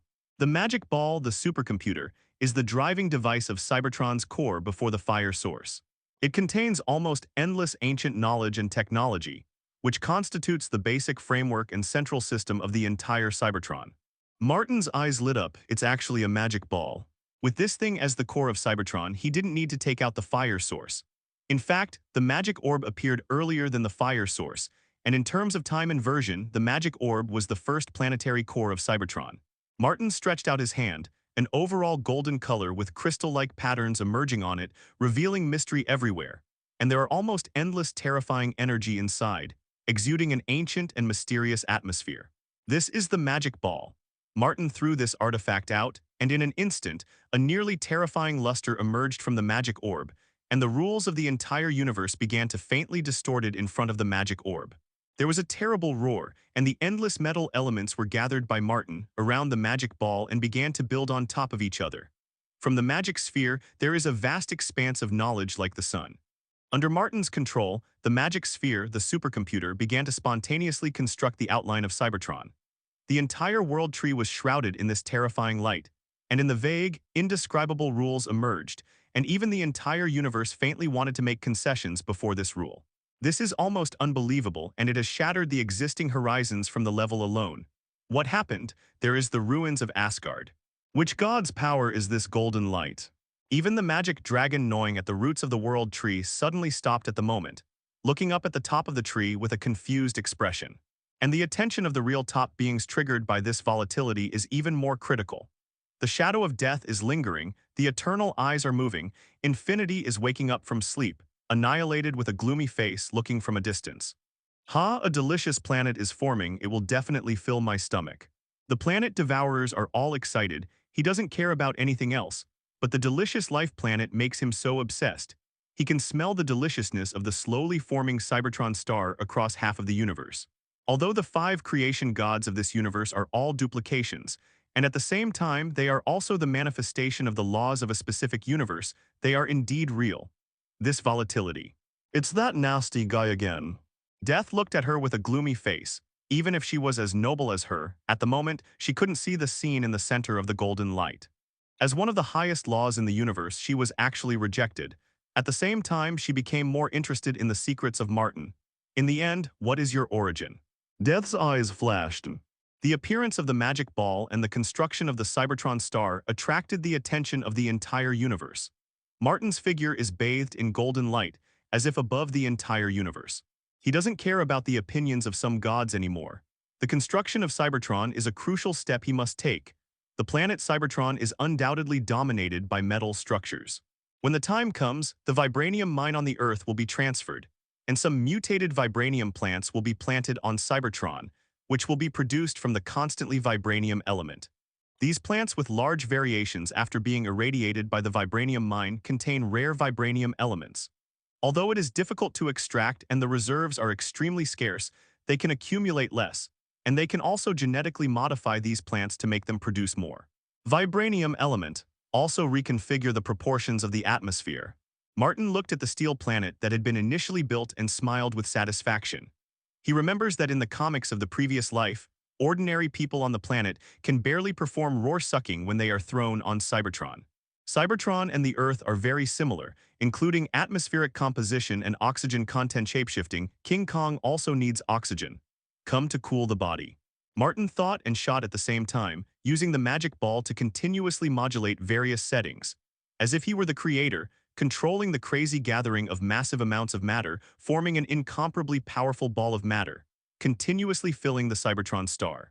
This scene is no different from 25 creation gods, who created a planet with bare hands. In the end, a metal planet with a file size similar to that of the Earth quietly floated in the cosmic starry sky, exuding a deep metallic color as a whole. What? Suddenly Martin noticed something and suddenly turned his head. A monster with a big head and a small body is standing in the distance, quietly watching Martin build Cybertron. A quiet observer from the moon, a frog chart. The observer. Martin stroked his chin. He remembered that this one also carried a horror artifact of the multi-level universe with him. The frog map is a ruthless character that is ignored by many people. Martin stepped over and looked at Frog 2. I am interested in you, Martin, but I will not interfere with your actions. Frog said indifferently without a trace of expression on his stiff face, but all observers are like this. So much the better. Martin looked at the frog map and snorted at the same time. He noticed that there was a lot of prying eyes and directly used the power of Mind Gem to forcefully stun all these prying stuff. From now on, he will directly intervene in the big event of level universe, and the pattern will no longer be limited to the tiny life planet of the Earth. The battle for hegemony with some powerful guys will naturally unfold over time. With a move in Martin's heart, he directly set the magic ball, but anyone who meddles with Cybertron can kill it on the spot. Roar. A space vortex emerged. Martin entered directly and returned to Earth. He will step into the universe and face countless times of blood and fire disputes and conquests. Countless gods and civilizations will be at his feet, becoming his most humble servant and the corpse that lifts his throne high. Earth, that's it. Martin stood in space, looking down at the blue planet at his feet, and a flash of complexity flashed in his eyes, which was quickly cut off by him. It is impossible to say that he really has no affection for the Earth at all, but he can face his ambition of fighting with infinite diversity and fighting the truly terrifying and ancient immortal gods. The mere feelings are not worth mentioning. He stretched out his hand as if grabbing the entire Earth in his hand. Countless satellites hovered around the Earth, capturing all Martin's actions. What is he doing? Tony shakes a glass of wine from time to time, frowns, and sits on the sofa worried. To say that the person he fears most now is not Magneto but Martin. Magneto is at least personal. It's tricky, but it's not invincible. But Martin, when Martin makes a move, terrible destruction must happen, and countless people will be destroyed because of Martin's ambition. Moreover, as long as Tony thinks of Martin's ability to control machinery, his brain hurts. No matter how he transforms his armor, he can't break away from the category of creatures, unless he finds a special life material that can be carried with him and can be transformed instantly. Battle A, and this kind of life S.H.I.E.L.D. seems to be there, but the danger seems extremely high and it takes time to develop into a biological armor. Suddenly, the Martin in the picture turned his head and looked straight, as if he had crossed the satellite and stared at the superhero Tony. Tony's heart jumped. Subconsciously, a button was clicked on the desktop, and a brand new suit of armor immediately appeared, covering Tony directly. This set of armor is the crystallization of his latest wisdom, money, and black technology and is called the anti-shapeshifting diamond armor. Roar, really. A space-time vortex appeared. Martin walked out of it, took the wine on the table directly, and poured himself a glass. What are you doing here? Tony raised his arm. The energy cannon had already been charged, and he asked in a deep voice. It's nothing, just come and see you, the superhero who took Avengers out to do it alone. It's a formal acquaintance. Maybe we won't have the chance to deal with each other in the future. Besides, you can put down your arm. Trust me, this toy is of no use to me. Martin smiled, not paying attention to Tony's nervousness and fear, lying comfortably on the high-end sofa, tasting the wine. Tony took a deep breath and went silent for a while, then patrolled the two infinite gems on Martin's right hand, took off his armor decisively, and sat on the opposite side of Martin. This is the wine my father left behind. You can drink it, it's your luck. Tony held his chin high and put on a fearless look, but the beating heart betrayed him. It's an honor, Martin smiled. So tell me what you came from, Martin. How can you, a guy as powerful as a god, pay attention to me as a mortal? Tony scratched his forehead casually and wiped a drop of sweat from his forehead without a trace. In this universe there are beings cursed by knowledge, Tony. You are special. You are the guy cursed by knowledge. Martin drank the drink and at the same time showed his magnetic gloves. The two infinite gems on top of him started to emit a faint light under his will, seeming to perceive something. The mutual fluctuations became tighter and more rapid, but for some reason they suddenly disconnected. Martin's eyes lit up suddenly, showing surprise and perplexity. Tony felt uneasy. What are you doing? Interesting. Martin slowly got up, dropped the cup to the ground, and walked towards Tony step by step. Tony, I really suspect that you are cursed by knowledge now. Is there something interesting in your head? Martin walked towards Tony step by step, then grabbed the opponent's neck and lifted it up. The alarm sounded throughout the Stark building, but Martin didn't care about it at all. He stared at Tony. His gaze seemed to cross all barriers to see the secret deep in Tony's head. He doubted, Tony of this universe.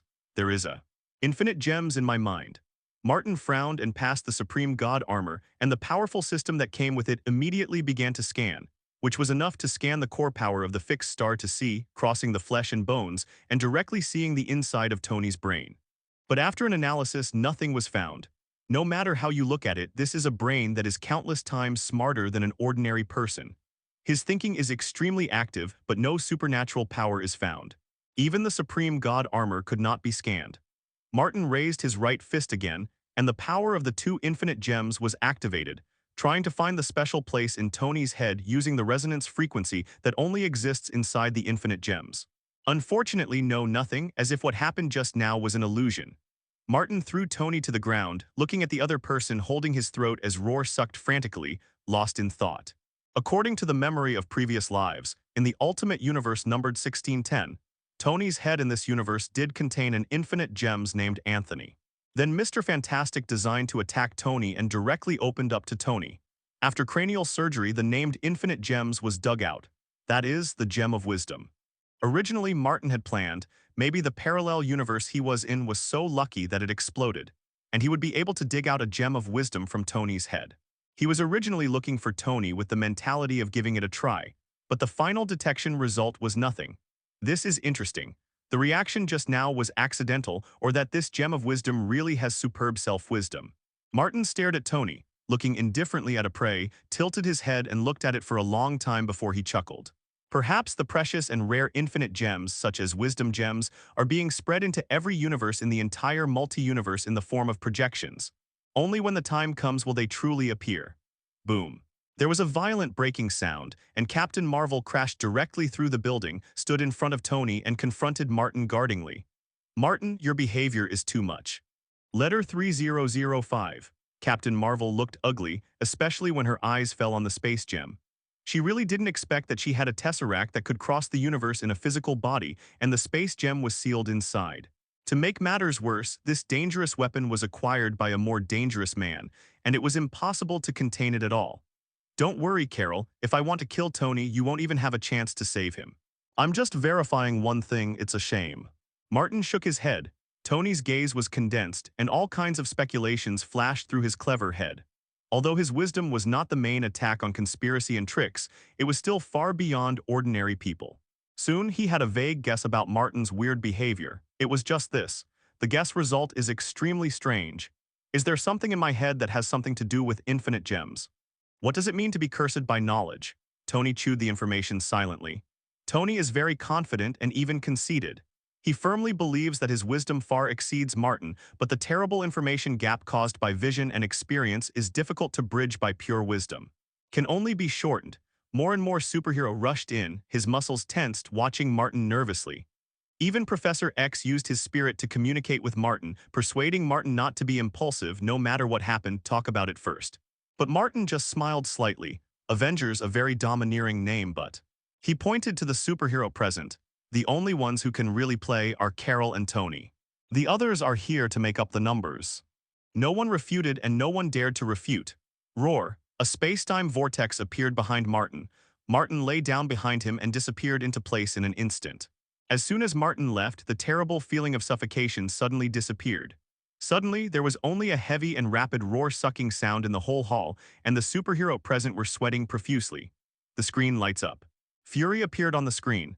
"Tony, what did he do with you? What did you two talk to?" Fury's face was gloomy. Tony sneered. "I'm not an employee of S.H.I.E.L.D. We are just having, well, a friendly conversation." "It has nothing to do with you." At this time, Tony was fed up with the decay and chaos of S.H.I.E.L.D., especially when the shadow of Hydra persisted. S.H.I.E.L.D. was not trustworthy at all. He intends to take Avengers out to do it alone.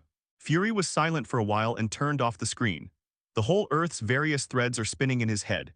In the end, he stood for a long time and there was a fierceness in his one eye. "I can only activate that thing after trying to clear Hydra."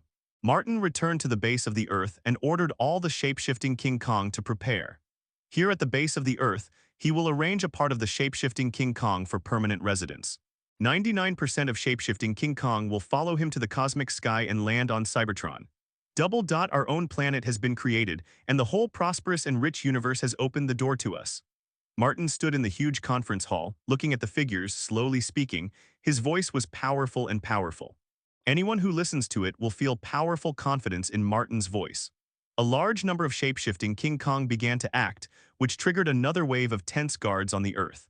They didn't show a dazed expression until they saw Yuan constantly shape-shifting King Kong stepping into the giant blue vortex one after another. Where are these robots? What are Martin's plans? Many people collapsed, and Martin was really tossing about half dead. No one is not afraid of Martin, strong, overbearing, and unreasonable, and always able to do things. He is always the scary creature servants like gods and demons that were unheard of in the past. The moment Martin walked into the space-time tunnel, he turned around and took a look for the last time, as if he wanted to remember everything here, and immediately he raised his hand, and the whole ground began to vibrate violently, and it was astonishingly huge. The vibranium mine was directly pulled by Martin, swallowed by the space-time vortex, and teleported to Cybertron. Demolition troops, I order you to stay on Earth for the time being. Your only task is to go to Antarctica and dig back the entire Antarctic vibranium mine. When you are done, I will take you to Cybertron. Martin said lightly. I am willing to serve you, my dear creator. The 6 burrowing tigers looked at Martin one after another, with respect and enthusiasm in their eyes. It's no secret that Antarctica also has a vibranium mine. The space-time vortex slowly closed. Many people still don't know what happened, let alone what it means, but they will understand soon. At that time, Martin and Cybertron, who really started to intervene in level universe events, will make all the gods understand one thing: he is fear originally. Boom, a terrifying light suddenly blasted from Cybertron, killing a spaceship hidden in the universe in an instant. In recent days, this kind of thing has happened too much. Who is it this time, the 3 empires, the other 8 realms, or are they from a world outside the galaxy? Starscream kept tapping on the screen, holding his chest, trying to put on a magnificent look, and asked. But everyone is busy, no one cares about him. Ha, Master Starscream, no one here cares about you. A little boy who was only a few tens of centimeters tall jumped up and ridiculed loudly. Shut up, confused. If you dare to laugh at me again, I will tear you apart. Starscream's face was gloomy, and he slammed his finger on the opponent and directly turned the little thing over. Confusion. Tape Legion under the Decepticon Legion. Character Violent Chaos plus 45%. Height 0.5 meters. Energy 500,000. Body healthy. Strength level 2. Famous quote. Come and let me kill you.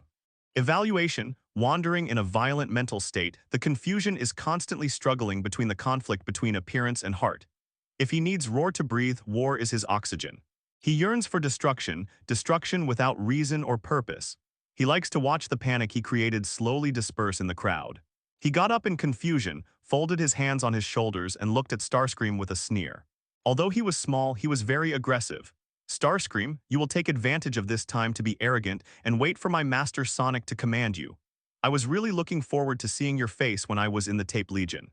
It is a pity that the entire Tape Army specializing in intelligence and spy invasion is now only itself. Otherwise, Starscream would not have its turn to be arrogant. Starscream's face became more and more ugly, and he faintly felt that his position in the Decepticons was very dangerous. Go away, you blocked me. Boom, Shockwave knocked Starscream away with a punch, as if he was clearing out the rubbish blocking the road and strode around. Starscream almost exploded. He roared angrily, staring at the blood-colored electronic eyes, only to find that the people in the whole hall were extremely busy, and it seemed that there was no use for him. Damn, you will regret it. Master Starscream will definitely become the noble King Kong of the Decepticons. Starscream Rage seemed to realize something in the next second. He suddenly turned around and sang the hymn. Ah, Lord Megatron, your majesty is supreme, what can I do for you? Megatron came from outside the gate, staring coldly at Starscream, his eyes flashing red. I hope you now immediately get out of here. Don't hinder all King Kong anymore. There are a lot of prying eyes outside. Fool, you, as the commander of the flight squadron, should take your troops to hunt them down instead of gesticulating here like an idiot. Now get out. Megatron grinned, grabbed Starscream by the neck and threw it outside with a loud bang. He was bored. Starscream, this guy will stand up at any time and on any occasion to brush up on his sense of existence, always testing his leader's status. It is a comprehensive test, whether it is from prestige, voice, wisdom, or other aspects. Oh, there are always people who want to murder me, Megatron. Master Megatron, this is the 3rd wave today to explore Cybertron. Shockwave said directly to Megatron. Don't worry, the Magic Ball has a powerful artificial intelligence program that will kill all these foolish fools. Megatron said with a grim face, it's just a group of extremely sad guys. What awaits them is either destroyed or conquered. The Magic Ball is a terrifying artifact. Its computing power is so huge that it is difficult to evaluate the upper limit. Compared with the supercomputer such as the Magic Ball, Ultron and his like are simply weak. Megatron looked into the distance with his hands behind his back, watching the vast wilderness beyond the Steel City, planted with all kinds of weird CFBD gold plants, which made people dizzying. Well, although shape-shifting diamonds are a group of steel knots, they do not exclude plants, especially those plants that contain vibranium elements, which can produce a source of constantly vibranium for them. This Cybertron star is very satisfied with the shape-shifting kings of them. Even Dr. Banner is also very satisfied. He deliberately went to the botanical garden and built a small wooden house. He is always a human, and he has more pursuit of beautiful scenery. Since migrating to this new steel planet, more than half a month has passed. All people or shape-shifting King Kong are trying hard to adapt to the new planet and new environment. It looks pretty good now. At this time, he saw a large number of shape-shifting diamonds leaping into the air, tracing a long trajectory in the air, and he was immediately satisfied.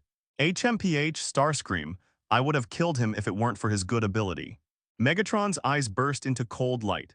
Starscream's job ability and command ability, especially his ability to play tricks, have two brushes, so Megatron can't lack him. Otherwise, according to Megatron's temperament, Starscream, who repeatedly rebelled and jumped on the edge of being beaten, would have been killed by Megatron, whether it was in his previous life or in this life. In space. The small spaceship approaching saw a large number of shape-shifting King Kong frantically rushing towards it, and it was about to flee immediately. Damn, these weird robots have the ability to survive in space. This life form is a bit too powerful. Quill cursed with a trace of panic on his face. He was about to flee for his life in his precious spaceship. As an outstanding thief from the top thief predator in the universe, Peter Jason Quill, who is known as Roar as the Star-Lord, ventured to accept the arduous task of exploring Cybertron. Quill knew too much about the danger of this task but couldn't help it. It was because the other party gave too much money. Serious intelligence errors. Go back and let those bastards add money.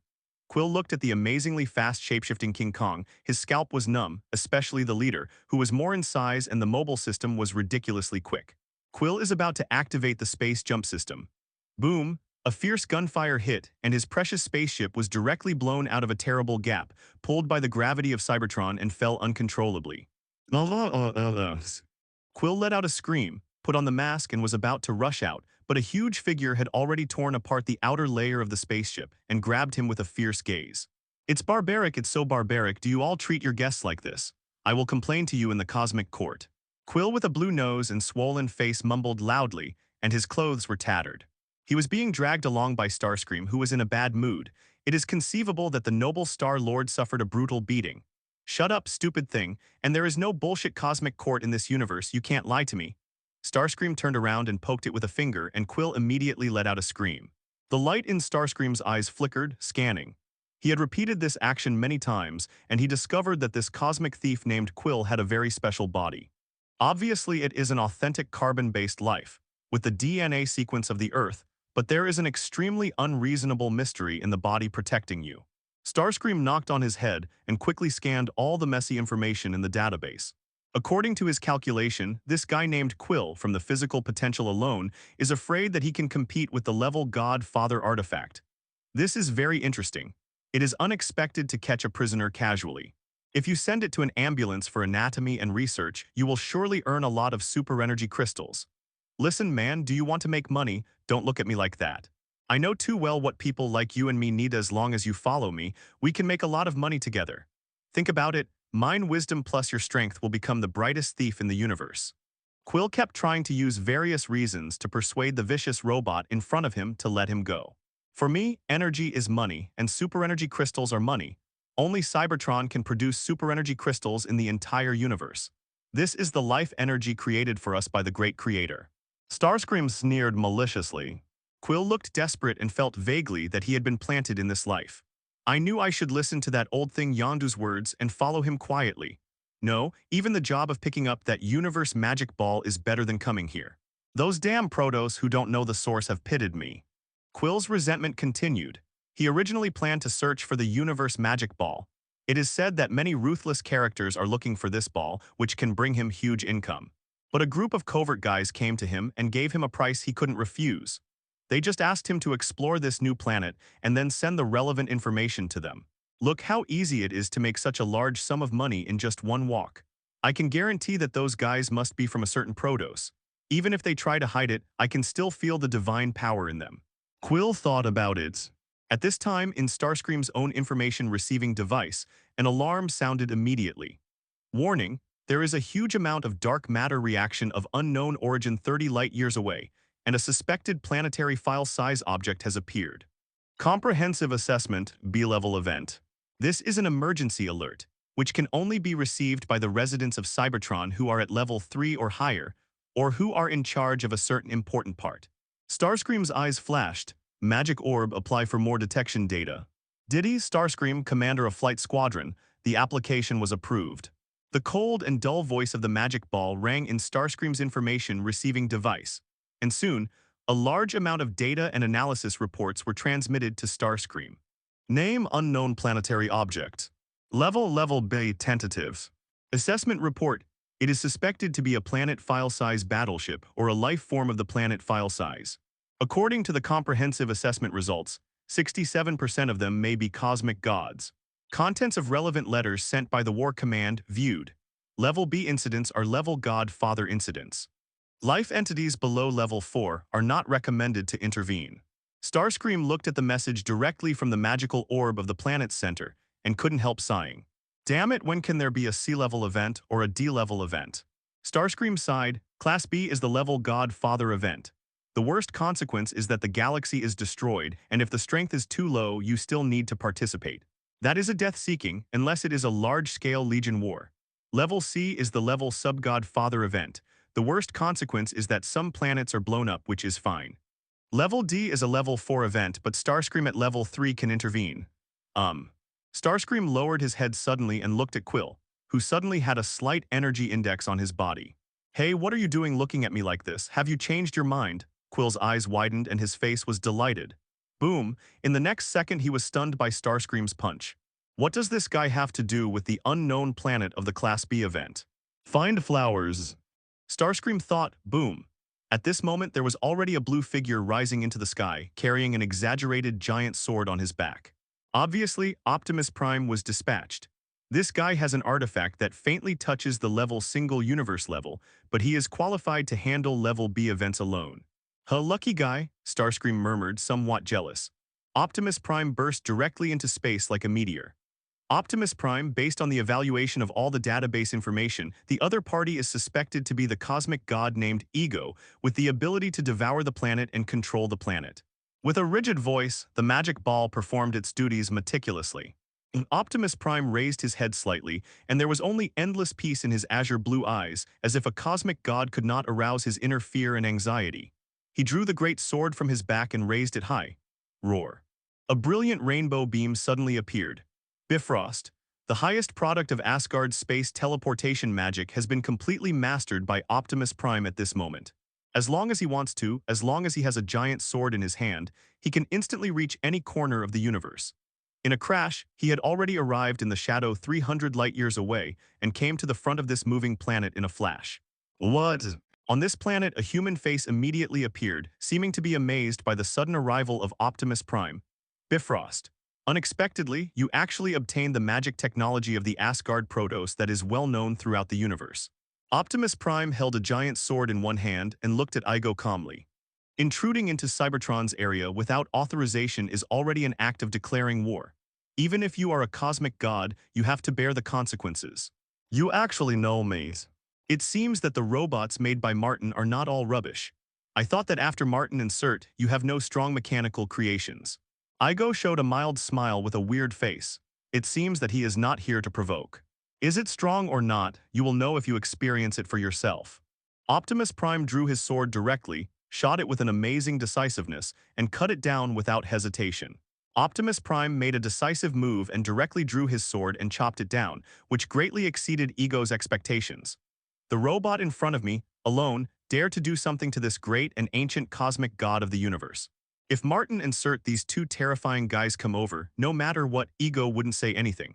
But the robot in front of me, let alone anything else, just look at the energy index in its body, and even the level sub-god father hasn't arrived. Igo was all grinned. Stupid Scrap, your master is powerful, but it never means that Scraps like you are equally powerful. I will let you see now what is the universe god. The face of Igona that appeared on the surface of half of the planet showed a clear sneer and anger. He opened his mouth and let out a silent roar. A terrifying air current converged, mixed with the strong power of the gods, and he was about to erase Optimus Prime. Can be the next moment. A terrifying light suddenly broke out from the seemingly simple and unpretentious giant sword in the hands of Optimus Prime. The eruption at this moment, the terrifying luster that emerged once reached the level Godfather, and it was the level Godfather. The pinnacle level died. Optimus Prime looked indifferent and his voice was calm. He leaped and slashed the sword severely. The terrifying power that was enough to shake the galaxy at the moment was gathered in a line by Optimus Prime and all slashed to Igo in front of him. In an instant, countless fixed stars in the entire galaxy were covered by the sword of Optimus Prime. Hiss! The horrible roar erupted, and with a single sword the airflow ejected by Igo was torn apart, not to mention, it was instantly chopped up, leaving a scar that was tens of thousands of kilometers long on the surface of the planet. For a planet, the gap of tens of thousands of kilometers is already a serious blow. Igo immediately let out a dull roar mixed with pain and crazy roar. When you invade this star field without authorization, you should think of such consequences. No matter what your purpose is, dying here is your only destination. Optimus Prime stood under the stars in the universe. Compared to Igo, he is extremely tiny, but this kind of insignificance has just caused terrible damage to Yigo. What kind of weapon is that you can actually make a humble ant like you hurt a noble god? Igo moved his gaze, looked at the huge amounts of scars on his face, and let out a roar of rage. The sound was mixed with extreme shock. From this huge sword he noticed some familiar auras. The Eternal Spear, Ulu, there are a lot of things that I haven't touched, Odin's trash. He died, the whole Asgard was destroyed, not to mention, all were taken to refine new artifacts. Igo was extremely angry, with a sense of noble dignity that had wandered for hundreds of millions of years.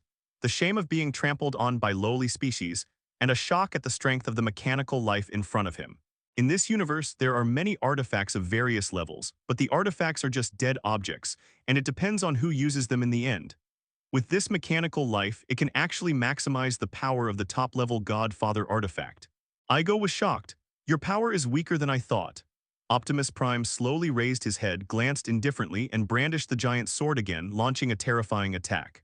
The planet Ego started to move, and Roar whistled at an astonishing speed.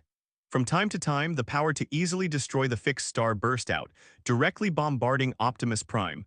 But at this time, Optimus Prime would either use a giant sword to resist it, or just start Bifrost to avoid it. Gradually, terrible fluctuations erupted frequently, and Yigo's body was already covered with scars, and in some parts of the Earth's core she could even directly see the twinkling white brilliance, which is the energy core of Yigo that supports this planet. Damns, you damn things!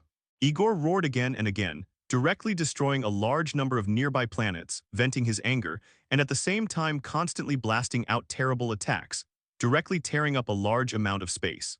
Optimus Prime looked indifferent and shot at the same time, leaving a large amount of scars on Eagle again. Not enough energy. Optimus Prime frowned. The tens of millions of energy reserves, after the confrontation with Yigo forcibly spurring the giant sword to attack, the energy consumption has reached an exaggerated level. It must be done quickly. Optimus Prime raised his head and kept scanning and finally locked a huge crack. Boom! Huge amounts of Bifrost arrived, instantly teleporting Optimus Prime to the surface of Yigo's body. The divine power in Yigo seriously interferes with Bifrost's power, otherwise Optimus Prime can enter Yigo directly to destroy its core. Now, it's not too late. Optimus Prime smashed Yigo's supernatural power vortex, then jumped into the crack, and at the same time thrust the huge sword fiercely to the sides, slid down, and once again cut a terrible wound. Get out, you little bug! Igor roared again and again, but at the same time a little panic, constantly energy from the core of the Earth, shockwave erupted, trying to drive Optimus Prime out. It's useless, your destiny is doomed. Optimus Prime's voice was cold, and he rushed down with the power of the giant sword and finally came to the core of the Earth. He flipped the great sword, raised it high, and then pierced into the core severely in a low growl. It was enough to easily extinguish the terrifying power of the fixed star. In the sharp confrontation of two different divine powers, at the moment burst out. It came out and turned into terrifying cosmic ripples, suddenly mixed with the dead silence that wiped out everything. Igo couldn't help letting out a sharp wailing. At the moment, the huge planetary body began to slowly collapse, and the terrible crack spread rapidly and gradually spread all over his body. Boom. A loud noise that shook a river system erupted. Igo exploded directly, and the terrifying power broke out in all directions in the chaos, and then slowly dissipated after a long time. At the core of the explosion, the aftermath gradually subsided, and the dilapidated figure of Optimus Prime was standing there in embarrassment, holding a mass of solid-like luminous matter in his hand, and there was a faint remnant of divine power surging on it. This is the core of ego, and Optimus Prime chopped it down. Finally dead. Optimus Prime swept his eyes to confirm this. Hello, everyone! As we wrap up this video, I want to share a quick note. I have a Patreon account. If you'd like to support me and enjoy on-demand audiobooks, you can become a Patreon member. Alternatively, you can check out my Google Drive link, which has 500-plus novel audiobooks available through my Ko-fi or Patreon shop. I appreciate your support.